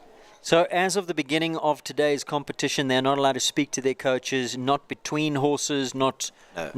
No. And the judges, coaches are sitting on the grandstands watching, and that's what they can do. Absolutely No correct. secret earpieces, walkie-talkies, espionage, cloak and dagger, none of it. No. Okay. But interesting factor, the first movement in this show jumping round is the gymnastic one hand with no stirrups. Very interesting. And then you go on to fence 1. Course designed by Anne-Marie Esslinger. Okay, so you start off, just explain that again, with the gymnastic. That's first up. That's first up. Okay. What if you fall off in a normal show jumping arena? You'd fall off, ring the bell, bing, bing, bing, eliminated, thanks for playing. 0 for the whole test. In other words, on 0 that horse. on But that of course, horse. they need to ride their horse and each other's horse. So 0 for that, but they can come back to play on another horse. Definitely. Okay, so it's not game over. And 3 refusals constitutes an elimination. 3 refusals. So that used to be show jumping rules, but we changed in the show jumping ring to 2 elimination. 2 stops means elimination. So this is going on old school rules. And if, for example, the gymnastic, which is jumped with one hand, no stirrups, if someone jumps it with stirrups, then it is 0 for that entire movement, which is a or with lot 2 of, hands. Same thing. It would be a lot of marks to lose because that is out of 20. Each fence is judged out of 10. Okay, now what we haven't mentioned are the riders. Who's playing today? Who are the riders that are campaigning? Right, so we've got Hamza Minty, and of course we all know Hamza. We saw him win and be second in the 135 class this morning. There are riders. Okay, so let's start with Alex Rick Hansen. She rides Capital Chaplin. Alex comes from KwaZulu-Natal. She is a well-known show jumping rider. I believe she's now actually studying at Stellenbosch University. She rides Capital Chaplin. Her coach is Jenna Odell from KZN. So Jenna also riding her wonderful horse Laos, who we saw jumping today in the 1 meter 50s, but today in the Philip Smith, Alex is riding Capital Chaplin. Then we've got Olivia Roberts. She's riding African Artisan, and this is what the only thoroughbred in the class. So African Artisan, he's by Visionaire, the only off-the-track thoroughbred in today's class. Thoroughbreds used to be commonplace amongst sport horses or jumpers. Not so much anymore. It's now all about the warm blood, but African Artisan in the class today. Ridden by Olivia Roberts. She's previously from Zimbabwe. She still rides for Zimbabwe. In fact, Olivia, tomorrow in the Africa Cup of Nations, I think it's called, is riding for Zim. She rides for Zim in tomorrow's class, which kicks off in the Peter Mini at 12 o'clock tomorrow. So we got Olivia Roberts at 2. At 3, Rebecca Hudson Peacock, Capital Chesterfield. Rebecca hails from KwaZulu-Natal. Just go back to Olivia Roberts, who coaches are Jenna Odell as well, and Chad Cunningham. Capital Chesterfield, the ride of Rebecca Hudson Peacock, she from Western Province. Her coaches are Mandy Mason and Michelle Moreira. Rebecca is up to campaign in this event from Western Province. Then we've got Hamza Minty, who up until a short while ago was living or domiciled in KwaZulu-Natal. Subsequently moved up with the family to further he and his brother's equestrian careers in Gauteng. He rides Continental Drift. He is a hugely accomplished rider in the show jumping arena, and he was second in the Philip Smith last year. He's coached by Chad Cunningham, and as I said, he rides Continental Drift. Let's take a look at the horses that these riders are campaigning on. And the horses have some work to do today, don't they, Greg? Because like Very you much said, so. they're going to jump a few rounds. So how taxing is it on them? And how big is Anna pitching this track today? And how many jumps? Is it conventional 10 jump? Or I see 8 jumps. Is it treble combination? And this looks pitched to a decent level. This looks like a 120, 125 track. It's supposed to be a 120, correct. And bearing in mind they qualified, these 4 riders were first, second, third and fourth in the junior champs last year, the South African Equitation Championship. And these are by invitation. These are the 4 riders that won the big event last year for equitation in South Africa. So some of the horses, Capital Chaplain is a 7-year-old bay gelding by Colnado out of a Conlink Uli or Dam Line. African Artisan, the off-the-track thoroughbred by Visionaire out of a Jalad Dam Line. Capital Chesterfield, he's a 12-year-old gelding by Chicoletto out of a Kidam de Revel mare. Nicely bred, and Continental Drift is only an 8-year-old mare. So she'd be the youngest, or there's Capital Chaplain, 7-year-old. So 120, 125, ridden by other riders. These have to be the horses with really, really good minds to be able to campaign and take the pressure here.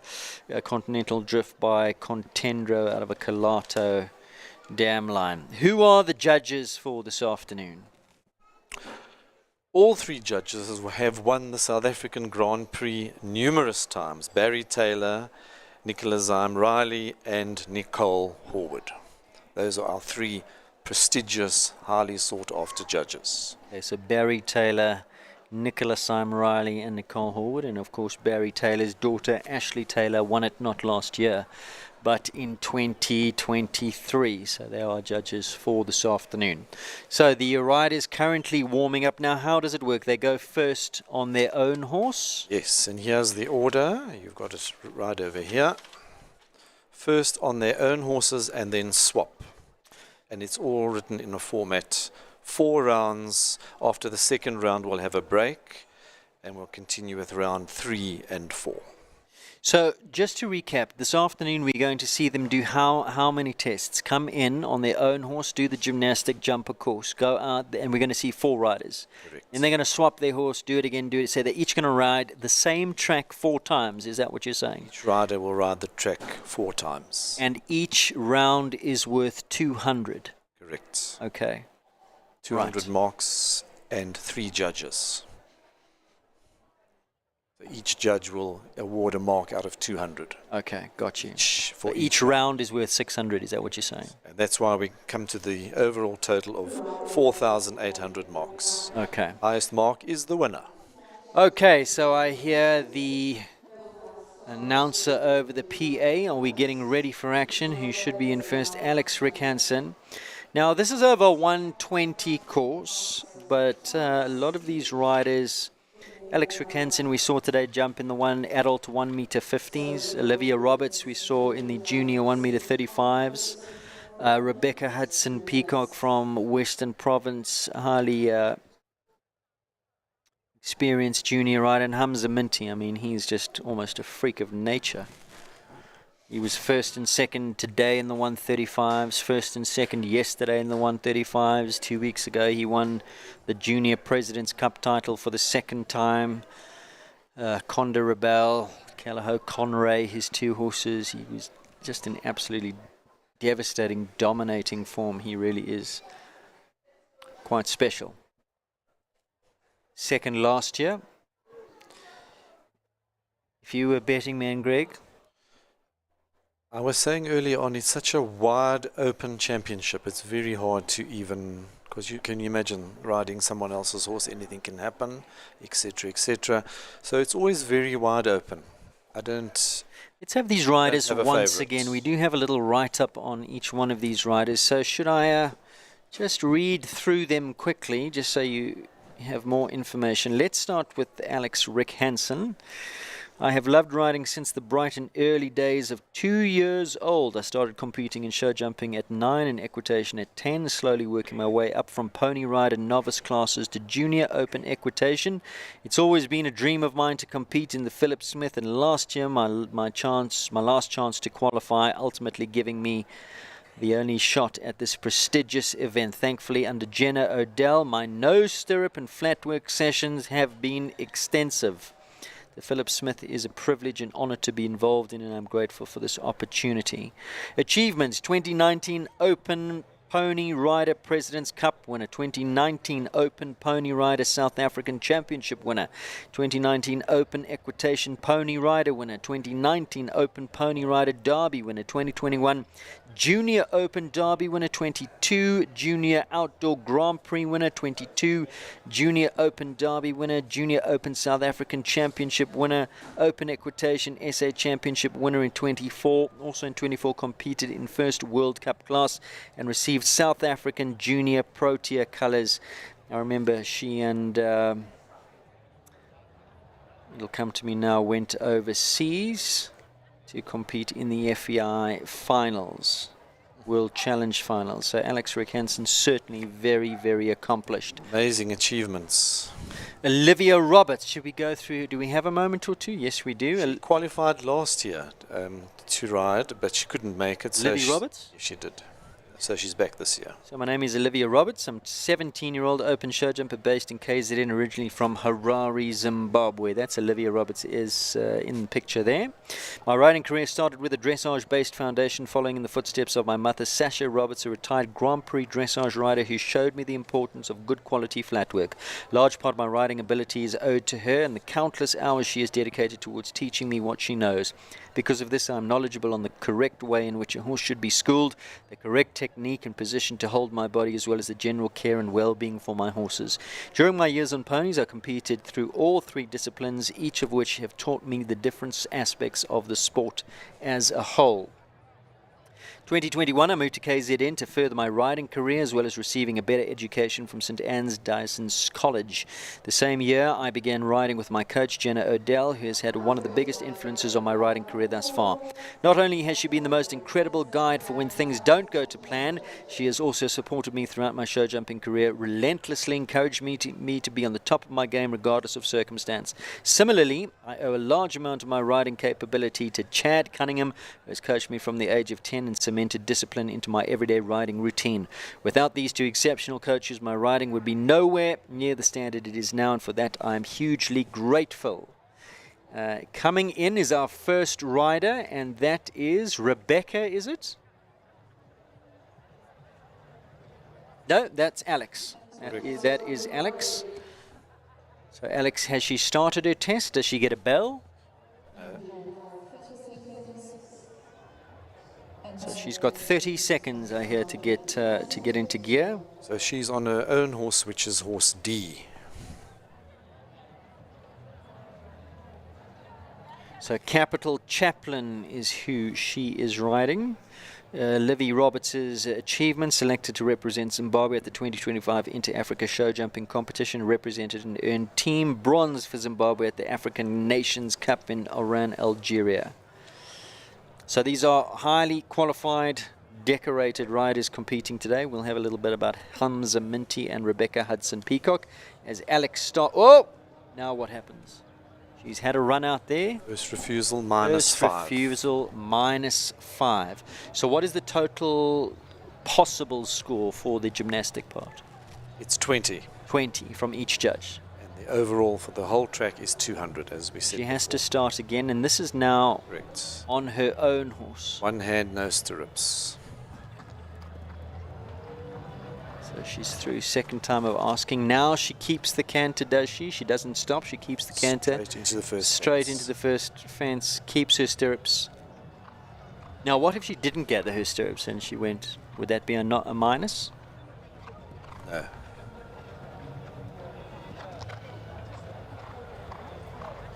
And in terms of the technicality of show jumping, Greg, you'd walk the course as the judge as well. You'd know that the distance between 2 and 3 rides on a 5 or rides on a 6. Would you be knocked down if you didn't do the correct distance on which it's built? Depending on your pace and rhythm.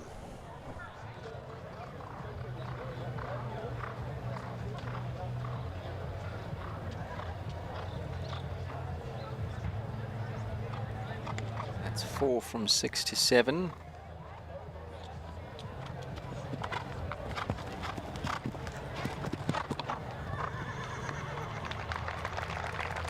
She completes on Capital Chaplin her first round. Minuses if you knock. Are there deductions for knocks? Yes, minus 2. Minus 2 if you knock. If you stop, minus? Minus 5. 3 refusals, elimination. 0 points for that round. 0 for the whole of the section on this horse. So she would get her 5 marks taken off for the gymnastic because of the refusal. And then the judges would continue with all the collective marks, the rhythm, track, effective control, style, and assessment of horse. So we don't know what the judges may have liked or may not have liked there. We can only guess, but we don't know what the scores are until right at the very end. Absolutely correct. Okay. Now, next to go is Olivia Roberts. We've just read out Olivia's impressive CV. She rides African Artisan.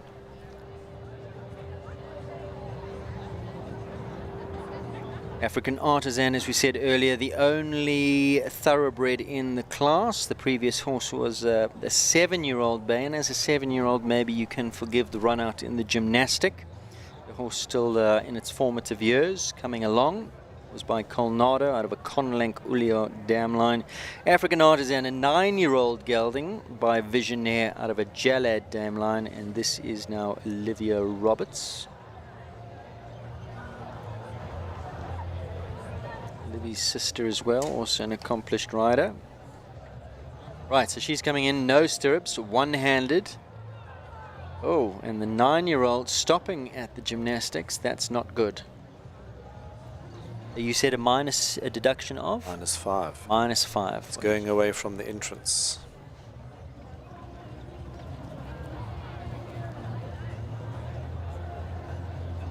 So far, the first two riders, the gymnastic causing a few little issues. Olivia just reminding African Artisan.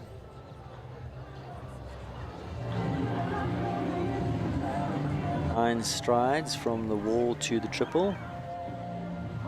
Like 6 down the hill. Deduction at 3 takes the rail. Deduction of 5, you said. It's -2 for -2 knock.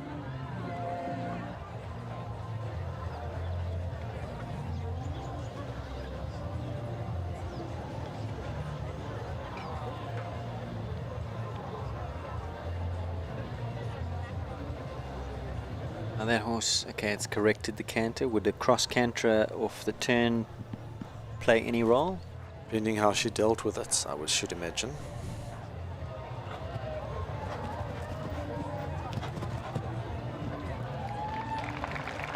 She certainly rode effectively. So Anne-Marie Esslinger pitching this track, and a few questions in this track, some dedicated distances, quite an acute dog's leg from 7 to 8. 1 to 2 on a sweeping turn to the triple bar at 2. And a dedicated distance from 2 to 3. So next to go is Rebecca Hudson Peacock, who's coming into the gymnastic. Becca's been successful in eventing, winning the SA Pony Rider Open Eventing Championships, also winning the SA Pony Intermediate Equitation Championships.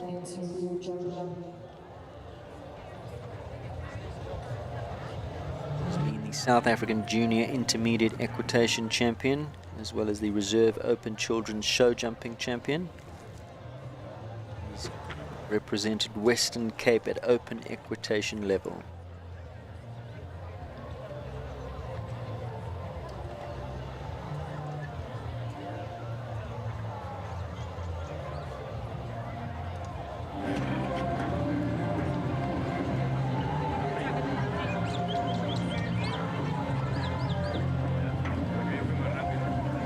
Over the gymnastic, did you see that? So she would already be up on the others. First two have obviously got a -5 for that gymnastic.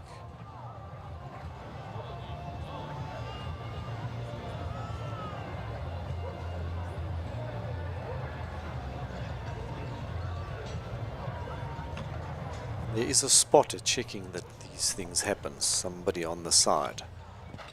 It's Fiona Butcher. Now, for my money, she's ridden 7 to 8 in the best lines thus far. And clear through the gymnastic first time of asking, so she's no doubt gone into the lead at this stage. I would have thought so. Well, surely it's black and white, because she there didn't have any... There are no deductions. There are no deductions. Depending what the judges gave for track, rhythm, effectiveness, etc., and style.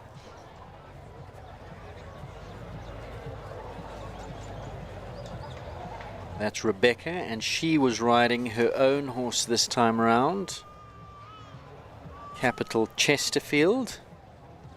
to our final one. Chesterfield, a 12-year-old gelding by Chicoletto out of a Kidam de Revel mare. Right, so Hamza Minty comes in next. He's riding Continental Drift. Just an 8-year-old mare. She's a Holsteiner by Contendro, one out of a Calato dam line. So Hamza begins his test.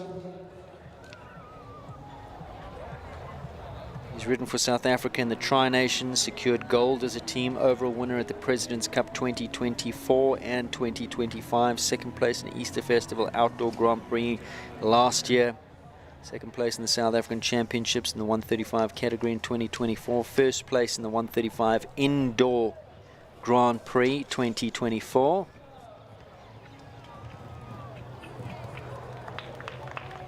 Safely through that gymnastic.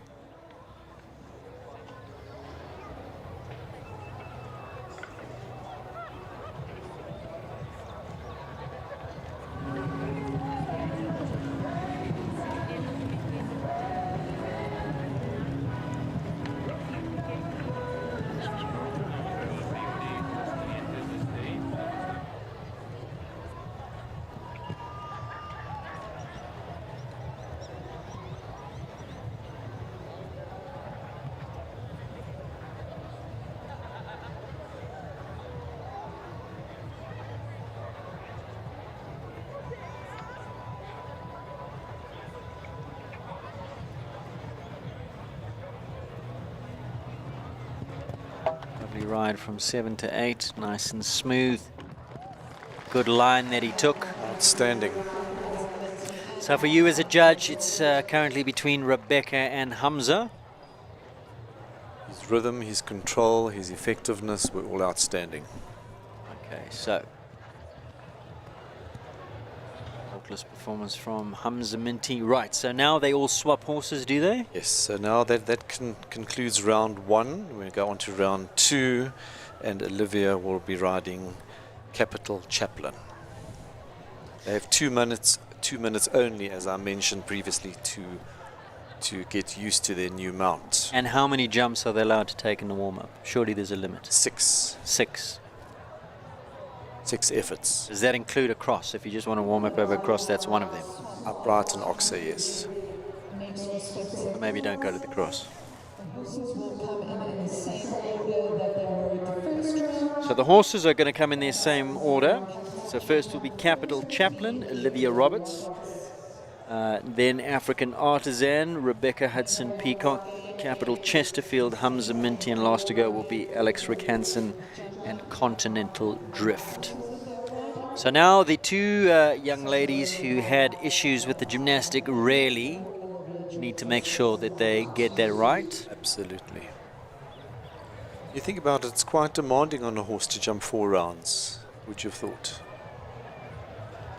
Say again? I was just looking at the line. It's quite demanding on a horse to jump 4 rounds, well, which is why we have a break in between. It definitely is, and I think it's part of the reason, you know, this used to be kind of the format of the World Equestrian Games for many, many years, where the final was 4 riders who would swap horses, and part of the reason why that doesn't happen anymore is they felt that that was just too taxing on the horses to ask them to do that on a final day when you've had qualifying rounds building up to that as well. Yes, we're talking about top level, that's at 150 level, which is more of an ask, and of course you're bringing into account the qualifying rounds of the riders, but 4 rounds consecutively is an ask. So there would have to be some fitness going on here.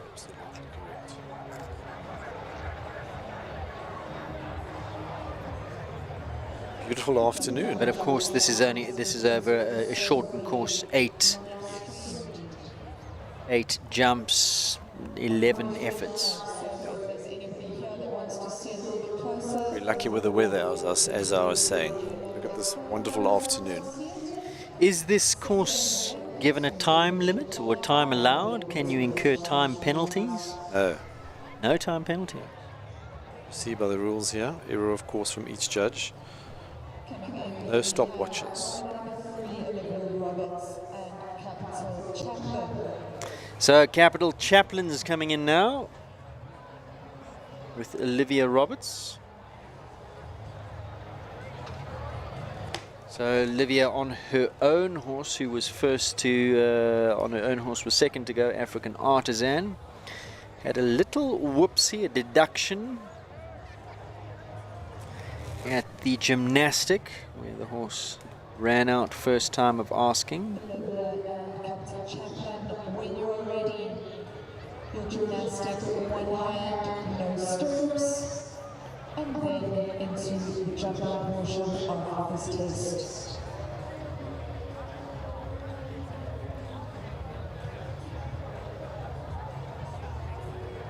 Capital Chaplain, Alex Rick Hansen's horse, now ridden by Livy Roberts, to make up some ground on the others.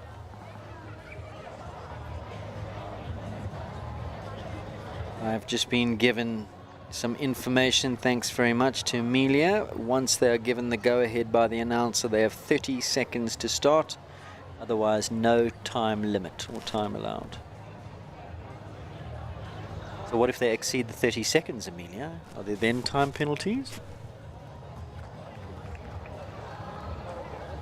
It's coming back to me on that.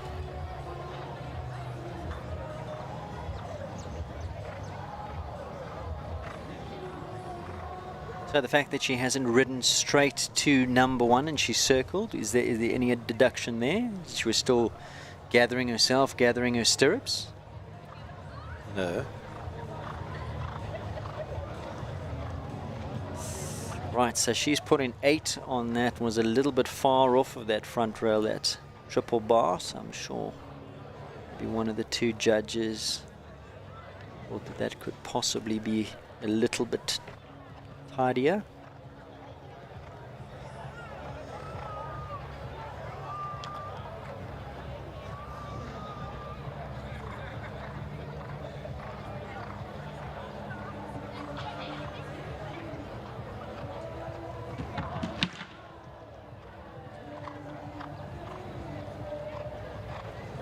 Rail at 6. Deduction for the rail, Greg? -2. -2. No stops, just the rail at 6. Maybe a little bit off of the distance at 2. Otherwise, a good round from Olivia Roberts. Right, so you say that judges are looking for style, but also being effective. Yes. Which one would trump the other?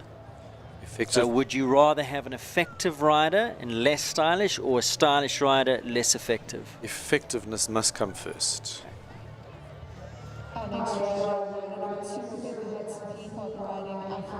So next in is Rebecca Hudson Peacock.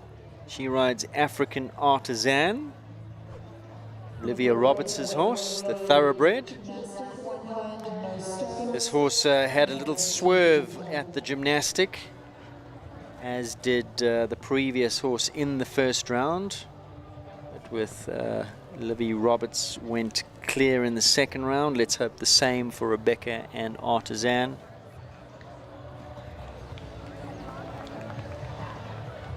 In other words, the riders who own the horses have schooled the horses through the gymnastics on the first round for the rest of the riders. Yes. As you've noticed, there are runners collecting the scores from all judges to obviously I've noticed those runners working hard up and down to make us not wait too long after the final round for the overall result of this exciting competition.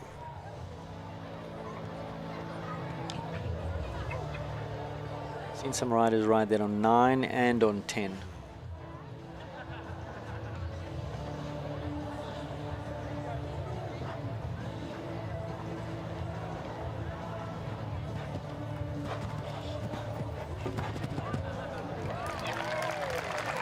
Clear all the way. Commendable round there from Rebecca Hudson Peacock, an African Artisan. Anything that stood out to you there that could have been critiqued, criticized, marked down by the judges? Certainly no minuses. I thought she rode effectively.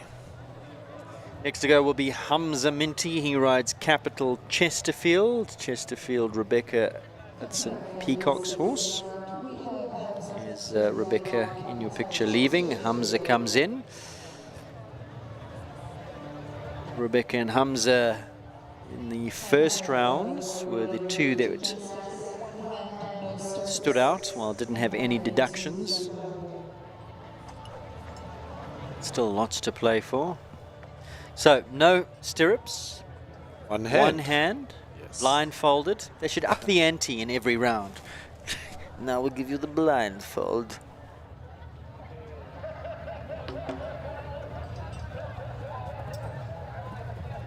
Nicely done.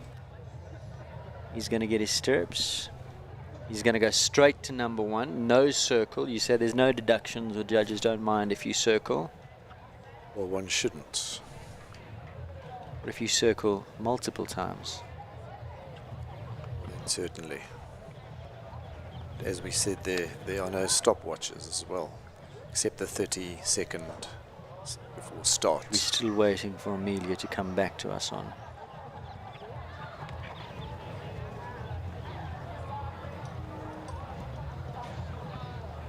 Nicely done.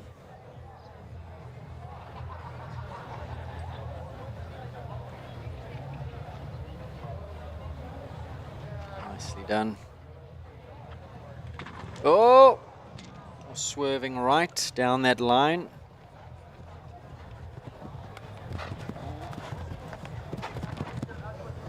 So a deduction of -2 for the rail, but the judges will have a look at that and go, okay, you had the rail, but the reason you had the rail was because XYZ, and possibly a little mark down, not a deduction, but not top marks. Besides the -2, he will be marked down in the collective marks. So let's see if we can.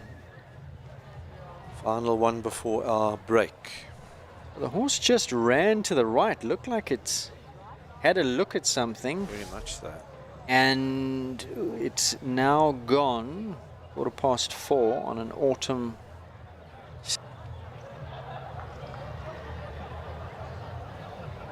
That horse looked at something, but Hamza did very well. The effectiveness came into play. Absolutely. The horse didn't stop. He got it over the fence. So it's all how the judges see it. One could see it as not great riding. The horse wasn't straight down that line. Another judge could interpret it as, well, the horse saw something, balked out, but Hamza was strong enough with his outside rein, outside leg, to keep the horse going and actually jump the fence. And more important, kept his cool into A8A, B and C. So it all depends on how the judges interpret it, is that right? That's right. Remember, there are 3 judges.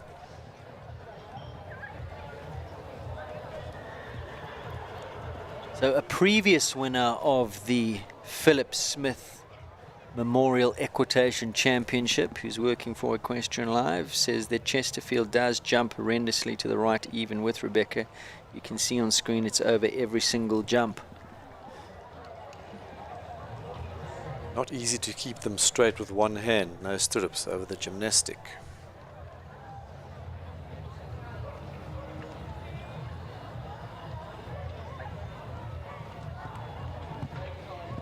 Lovely little horse. On track now, Alex Rickanson, Continental Drift. Let's hope there is no Continental Drift and he stays straight in his lines.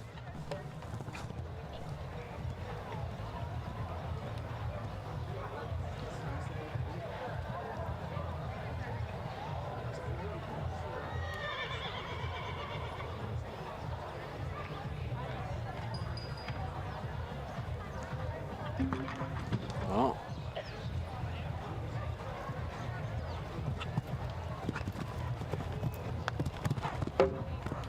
A -2 at that Western Shop jump. Very unfortunate.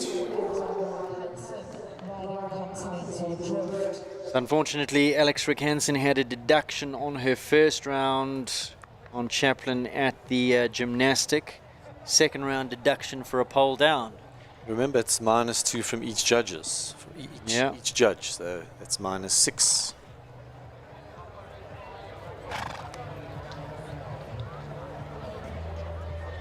So a pole can be costly. Now we're on to our break. Oh, there's a break. Yes. How long is this said intermission? We're probably 15 minutes. 15 minutes, just to give the judges, the runners a breather, the horses a breather. And then we'll go on to round 3 and 4. The judges a chance to, or the auditors, the bean counters, what do we call them, to tally up all the scores and see where we're at. Auditors, I would call them. At the current time. So there'll be another 2 rounds of what we've just seen. We're halfway through, aren't we? We're halfway through. Yes. There's nothing that comes after this. No. Okay, so let's go to a little ad break, and when we come back, more from the Philip Smith Memorial Equitation Championship. Fabulous.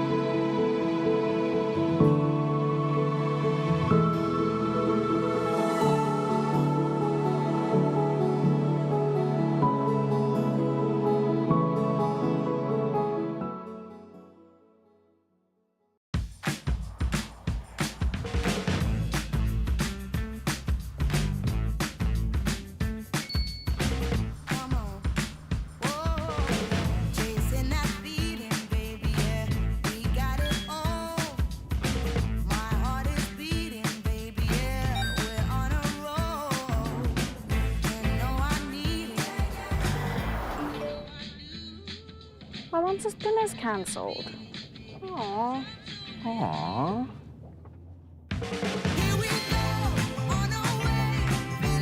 The all-new Toyota Starlet Cross.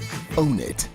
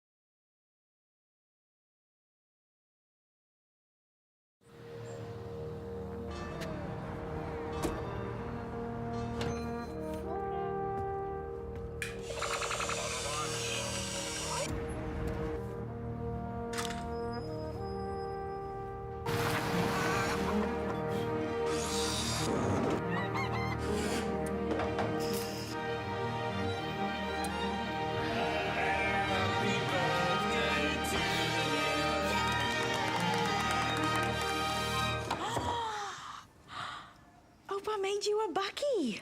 It's not a bucket. It's a Hilux.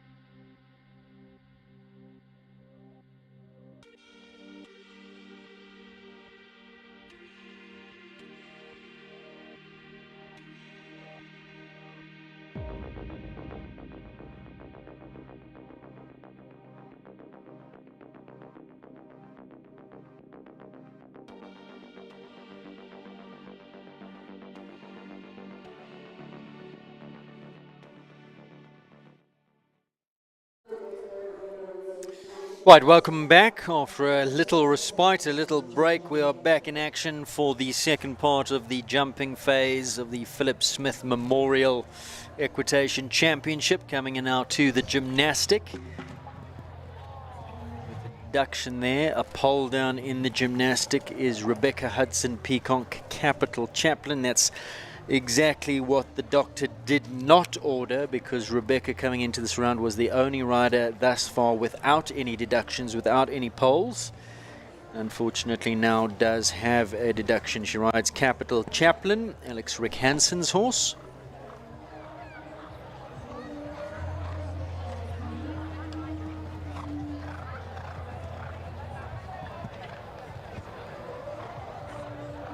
To a jumping phase, safely over fence number 3. Little slip around the corner, well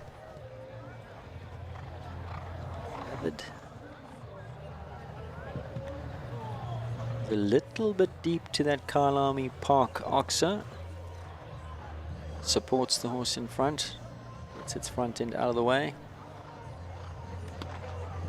Second deduction, a costly round for Rebecca Hudson-Peacock, who came into this third round without any deductions. 2 deductions on track there, Gregory Goss. Correct. Costly. Will it be costly? Very costly. Okay, just making sure. I'm a trainee judge here. It's from each judge. Exactly right. Hamza Minty will go next in this third round of competition. African Artisan coming into this third round. He's had 1 deduction in his second round where he rode Capital Chesterfield. And horse ducking to the right over jump number 7. Finding a rail there.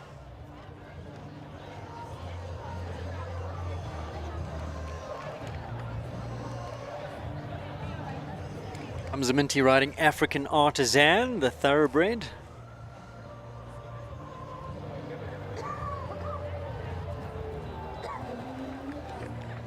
Safely through that gymnastic.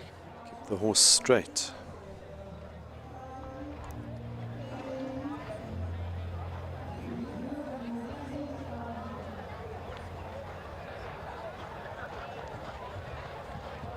Strides 1 to 2.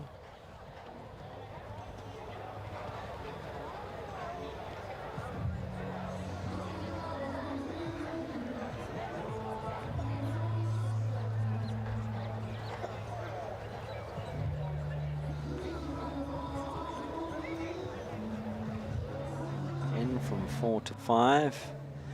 Horse a couple strides just to unite its back end around the turn. Safely over 6 and 7.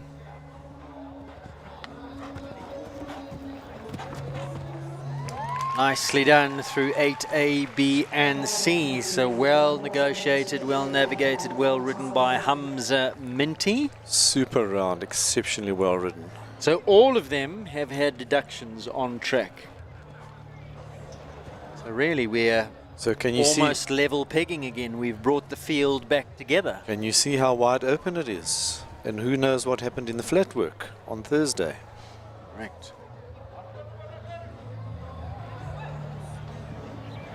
Next up we have rider number 4. In terms of deductions, Hamza Minty has the least amount of penalties or deductions to his score. As we move on now to Alex Rick Hansen, she rides Capital Chesterfield. Now this is the horse that with Hamza Minty between fences 6 and 7 dove sharply to the right hand side. Does have a tendency to jump right. So perhaps the judges have taken note of that, and here's where the effectiveness of the rider comes into play, because they'll realize, those 3 judges who are top equestrians and show jumping riders themselves, top coaches as well, they would have picked up on that, and they'll probably And see, even through that gymnastic, the horse going to the right as it goes down the line. So they'd probably be looking to Alex Rickhanson to keep the horse on a nice straight path between fences and on takeoff. And if she's able to do that, possibly an opportunity for her to score more points. For effectiveness. For effectiveness, you can see even over that triple bar, the horse trying to push out through that right shoulder. Straight there.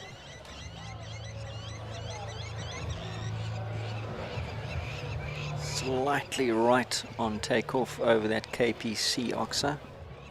Alex doing a really nice job. Now here's the test. Right leg on, right leg on. Straight, well done.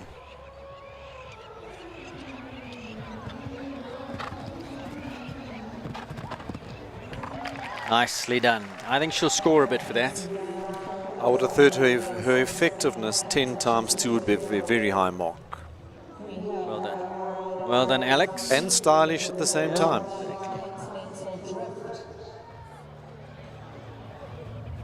Last to go in this third round, Continental Drift, Olivia Roberts. And what have her deductions been thus far? First round, a minus 15 in total. Second round, she was no deductions, and this is her third round now. So really needs a good, positive effort in this third round aboard Continental Drift.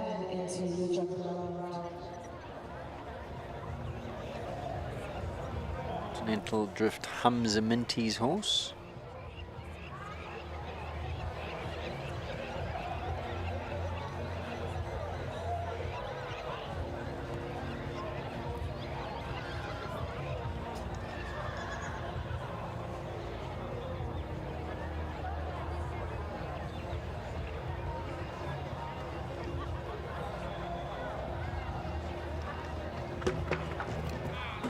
Unfortunately, a deduction there. And did she have her left hand on the rein over the first element of the gymnastic? There is a spotter sitting right there. There is a spotter sitting there. Fortunately, we do have a replay as well, so not sure if I am right, but it happens to be Whitney sitting on the side.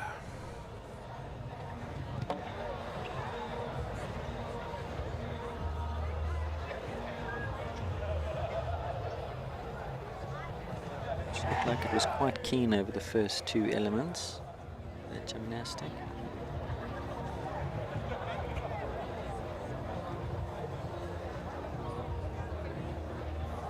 Inside leg on.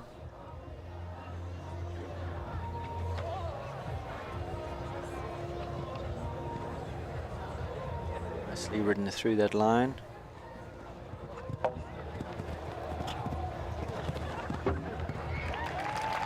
Well done, nicely done.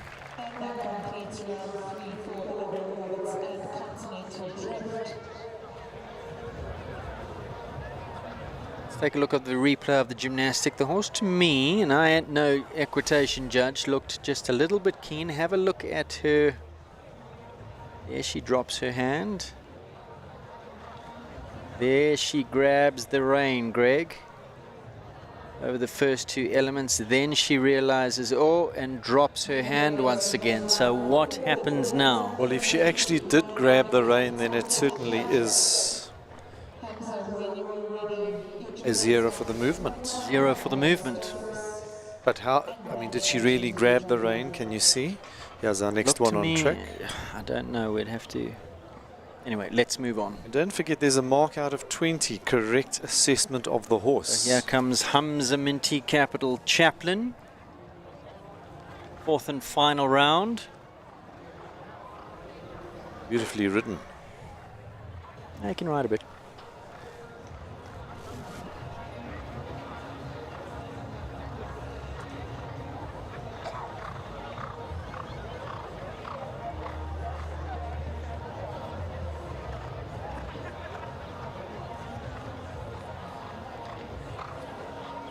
So coming into this final round of competition,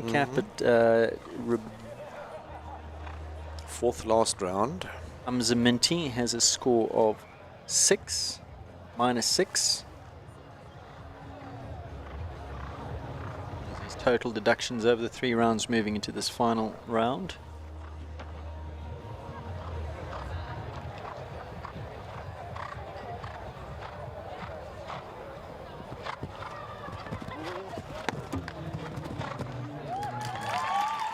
Super job, Hamza Minty, no deductions there. So over the 4 rounds, finishes on a total deduction of -6. Just that mistake at 7 where the horse went to the right, pulled the back rail. So 1 down over 4 rounds. Pretty good going, Hamza Minty. Alex Rick Hansen is next to go. African Artisan sitting on -21 in total over 3 rounds, moving into this final round of competition. Alex rides African Artisan.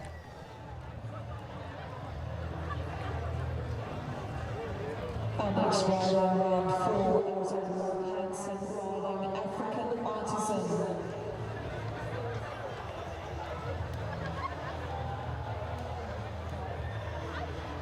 I mean, you look at the score sheet, there are 80 marks involved, never mind the clear or the not clear or not clear, 80 marks of rhythm, track, effective control, style and assessment of horse. A lot of marks, 80 marks. So it's almost half out of a possible 200. Alex Rick Hansen, African Artisan, approaching the gymnastic. 1 hand, no stirrups.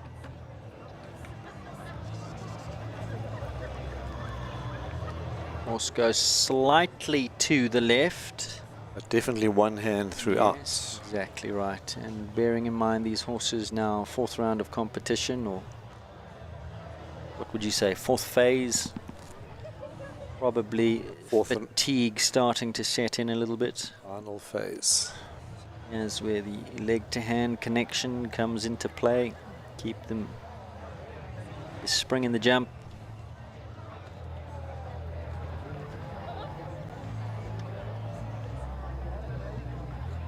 Nicely done down that line. Very nicely done.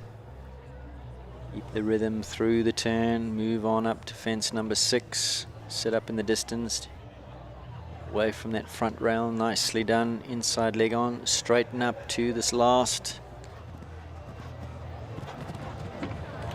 Super job.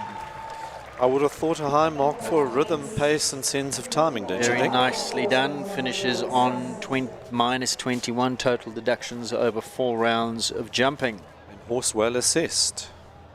Next to go is Olivia Roberts, also sitting on total deduction over the 3 rounds thus far of a -21.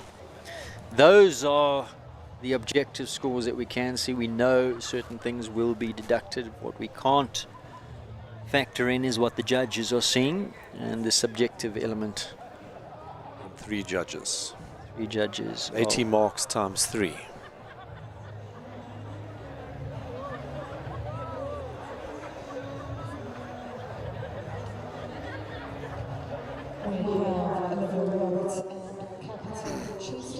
And what we don't know is if we're being deducted, if that was a 0 score for the hand going onto the rein, how those judges will interpret her previous round when she went through the gymnastic.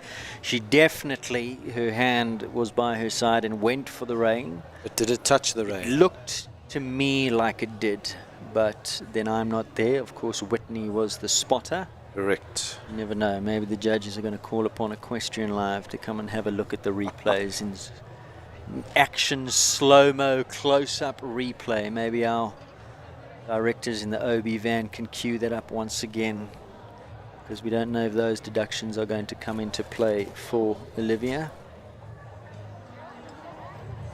Keep it straight.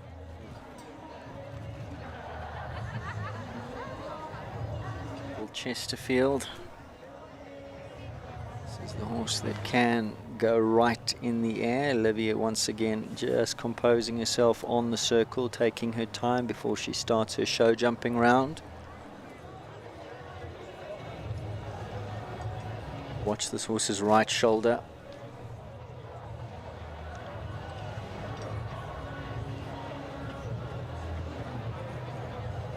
Saw she didn't have her stirrup for the first fence, but that wouldn't count against her.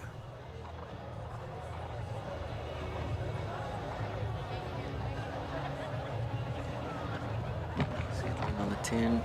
That fence is down. Unfortunately, a further deduction. Horse goes right again from the middle to the right-hand side of that Kyle Army Park fence. So really, she got a little bit of counter flex through the turn. Getting on to number 6, and once again goes right over number 7.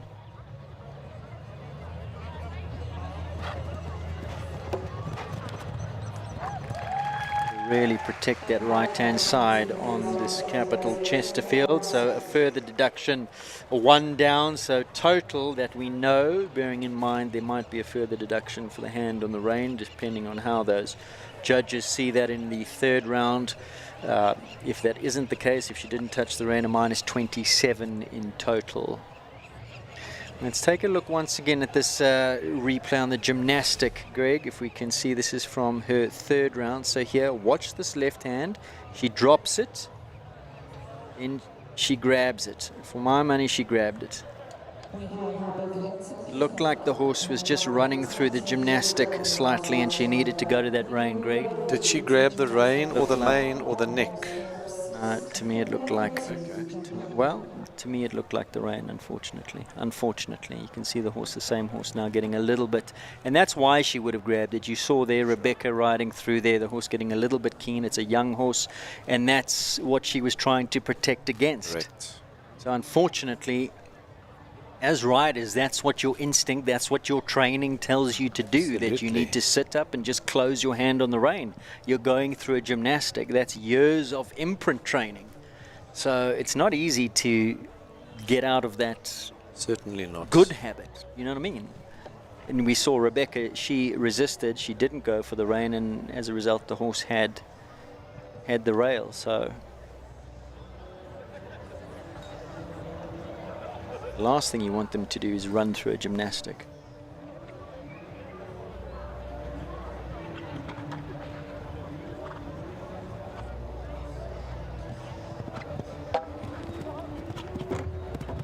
Oh, and a deduction there. 8B comes down. So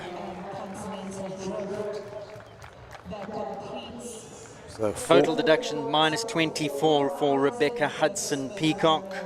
And that does complete the jumping phase of the Philip Smith Memorial Equitation Championship for 2025.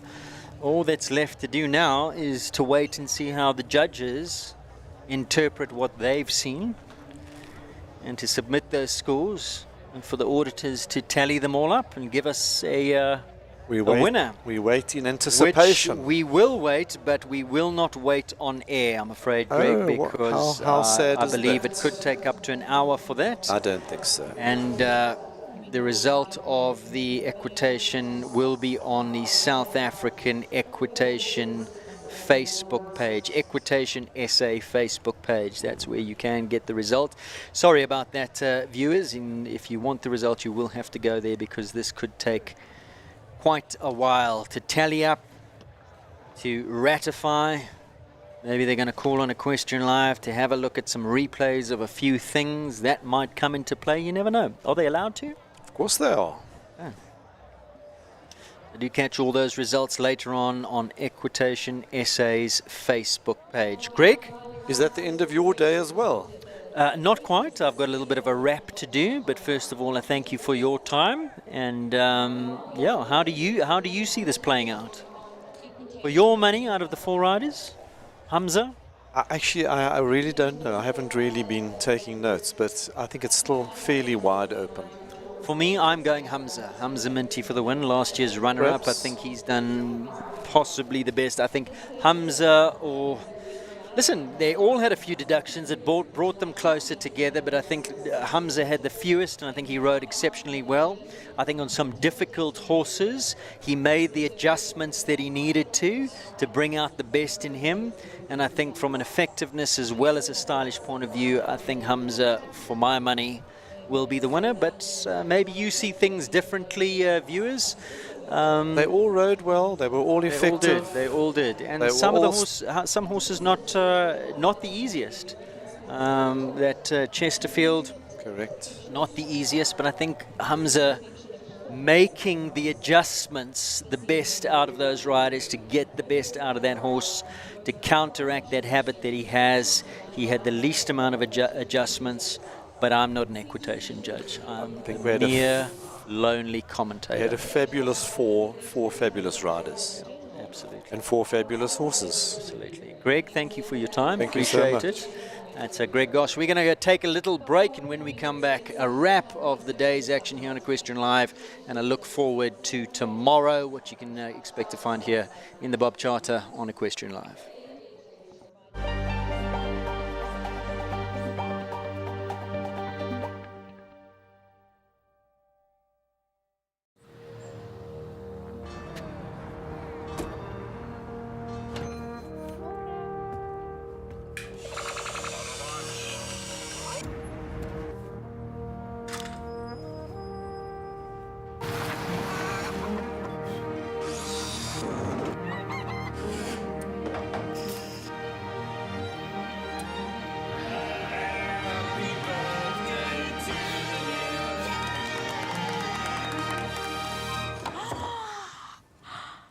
Opa made you a bucky. It's not a bucket. It's a Hilux.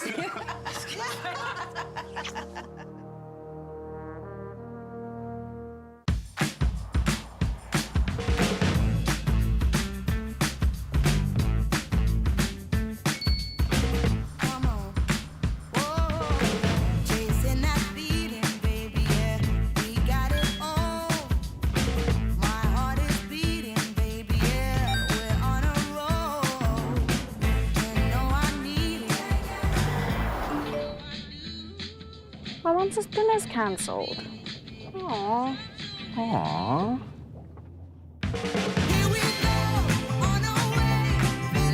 The all-new Toyota Starlet Cross. Own it.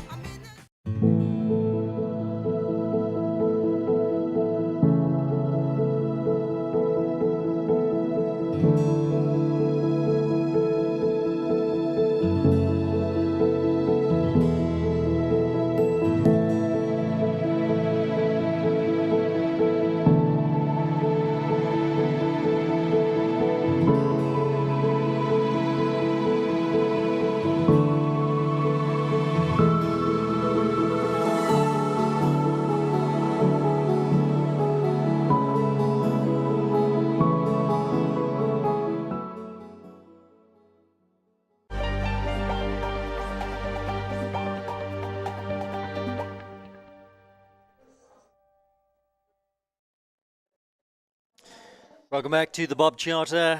The time has just gone 10 to 5. You can see those autumn shadows starting to fall over this wonderful, wonderful arena at KPC, where we've had lots of fun today, lots of action.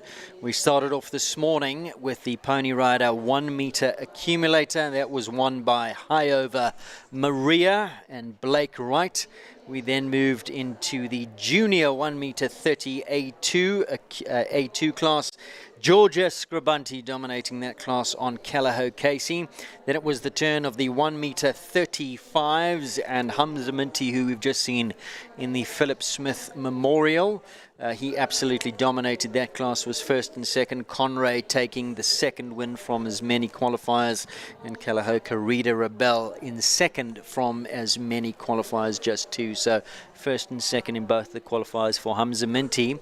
And will it be a red letter day for Hamza? Well, time will tell, because the judge is currently marking up and tallying up the scores in the Philip Smith Memorial. For my money, Hamza, I think, is going to stand on the top step of that podium, but we'll have to see how that plays out. Of course, then it was the turn of the big class, the big ones, the 1 meter 50s, and Nicole Horwood, Capital Impossible, grabbing the win there. Second place was Chris van der Merwe, Brandon, Ronnie Healy, Cornets Mandarino was in third. Of course, this was the second of the points available on the Toyota Legends Series. And let's take a look at how we stand at the moment. So the Legend Series started yesterday with the first of the 1 meter 50 qualifiers. That was a competition, and today was an A2. And Gareth Neal at this stage, according to our calculations on that wonderful Dartoli, well, Gareth leading the way on 85 points. Nicole Horwood, after 2 qualifiers, sits in second on 50 points today. And this is official. It has been ratified, I believe. Ronnie Healy, last year's Triple Crown winner on Mandarino. He's sitting in third on 77 points. In fourth place, Shari Michaelis, Takentog's Ultimo, 76. Chris van der Merwe on Brandon, 76. Leona van der Merwe sitting in sixth place on 74. And so we go down all the way to 38th position with Capital Aiden sitting on 15 points. Remember, it's a long series. From today, we move into Monday with the points available for the Outdoor Grand Prix of South Africa. Then we move into the World Cup Series, which happens in May, and Toyota sponsors the first leg of the World Cup Series, where the one qualifier and the main class come into play, and then at Derby as well, where a couple of the qualifiers, as well as the Derby class itself, which is weighted 2 times, comes into play. So plenty more points on offer. We do expect quite a lot of changes in the standings for the Toyota Year of the Legends. And once again, big thank you to Toyota. Wow, what a prize they've put up for offer. A Toyota Legend Bucky. Well, it's not a Bucky, it's a Hilux. And that at the launch was probably worth around about R1 million. But then, of course, Donald Trump came in and started imposing tariffs left, right, and center. Car prices have shot up. So probably by the time that that's given away, will be worth probably twice that it was worth at the launch, thanks to Mr. Trump. But big thank you to Toyota. Let's take a look at what's on offer tomorrow here in the Bob Charter and also on Equestrian Live. We begin the day with, we go on air at 8:20. We've got 4 classes, including the Pony Rider 110, 115 Outdoor, SA Outdoor Grand Prix. On Monday, which is the big day, we go live from 8:20, and we've got 4 classes, including the Junior 1 meter 35 SA Outdoor Grand Prix and the Adult 1 meter 50 Outdoor Grand Prix of South Africa. Tomorrow, if you're around and if you're watching, bring the kiddies to the Bob Charter. 12:30 in the Bob Charter will be the Easter egg hunt. Like I said earlier, it's hardly a hunt. Many Easter eggs get thrown out by the Easter Bunny, driving his Legend Series Bucky into the Bob Charter, and the kiddies have an absolute frenzy going up like a sardine run and just collecting up all those Easter eggs. We've also got the Inter-Africa Cup tomorrow, which is not, in fact, in the Bob Charter. That happens in the Peter Mini Arena. We will be covering that on Equestrian Live. We'll cross over to the Peter Mini at around about 12:30. South Africa competes against Namibia, Zimbabwe, Mauritius, Democratic Republic of Congo, and Zambia, loaned horses, as well as some teams on their own horses. And that's all in the name of development. It's a great initiative, and big thanks and congratulations to Gigi Mateus, Jean-Michel Turlot, Gillian Shaw, Tiffany Dewar, and of course Heather and Porfu for putting that together. That happens tomorrow, the Inter-Africa Cup, the team competition. A lot of fun. The launch was last night, the welcome cocktail party, and there is a huge amount of excitement around that event, so make sure that you are tuned in at 12:30 here on Equestrian Live. From myself, Aidan, that's pretty much a wrap for today's action here from the Bob on this Saturday afternoon. Don't forget to join us tomorrow.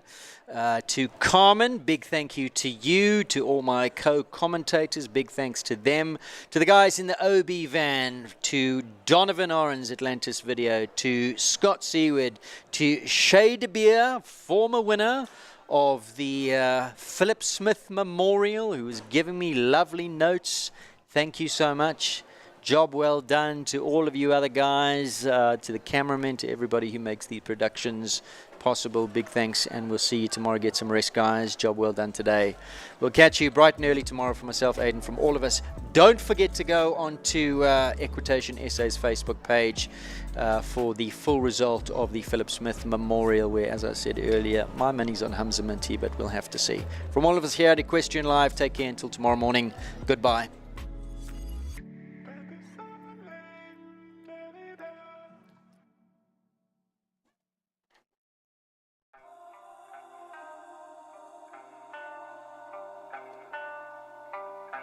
Don't forget to join us again here on Equestrian Live tomorrow morning, 8:20, for a full day of show jumping, including the Toyota Pony Rider SA Outdoor Grand Prix, and again on Sunday, also at 8:20, for the final day of the 2025 Toyota Easter Festival, featuring the junior and adult Toyota South Africa Outdoor Grand Prix events.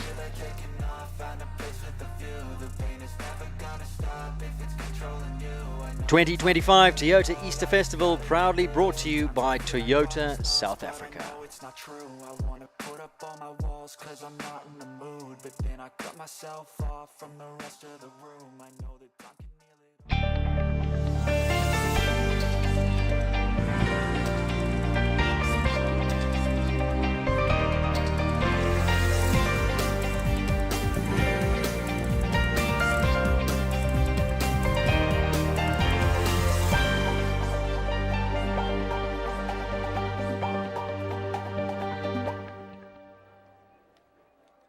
Yeah, please.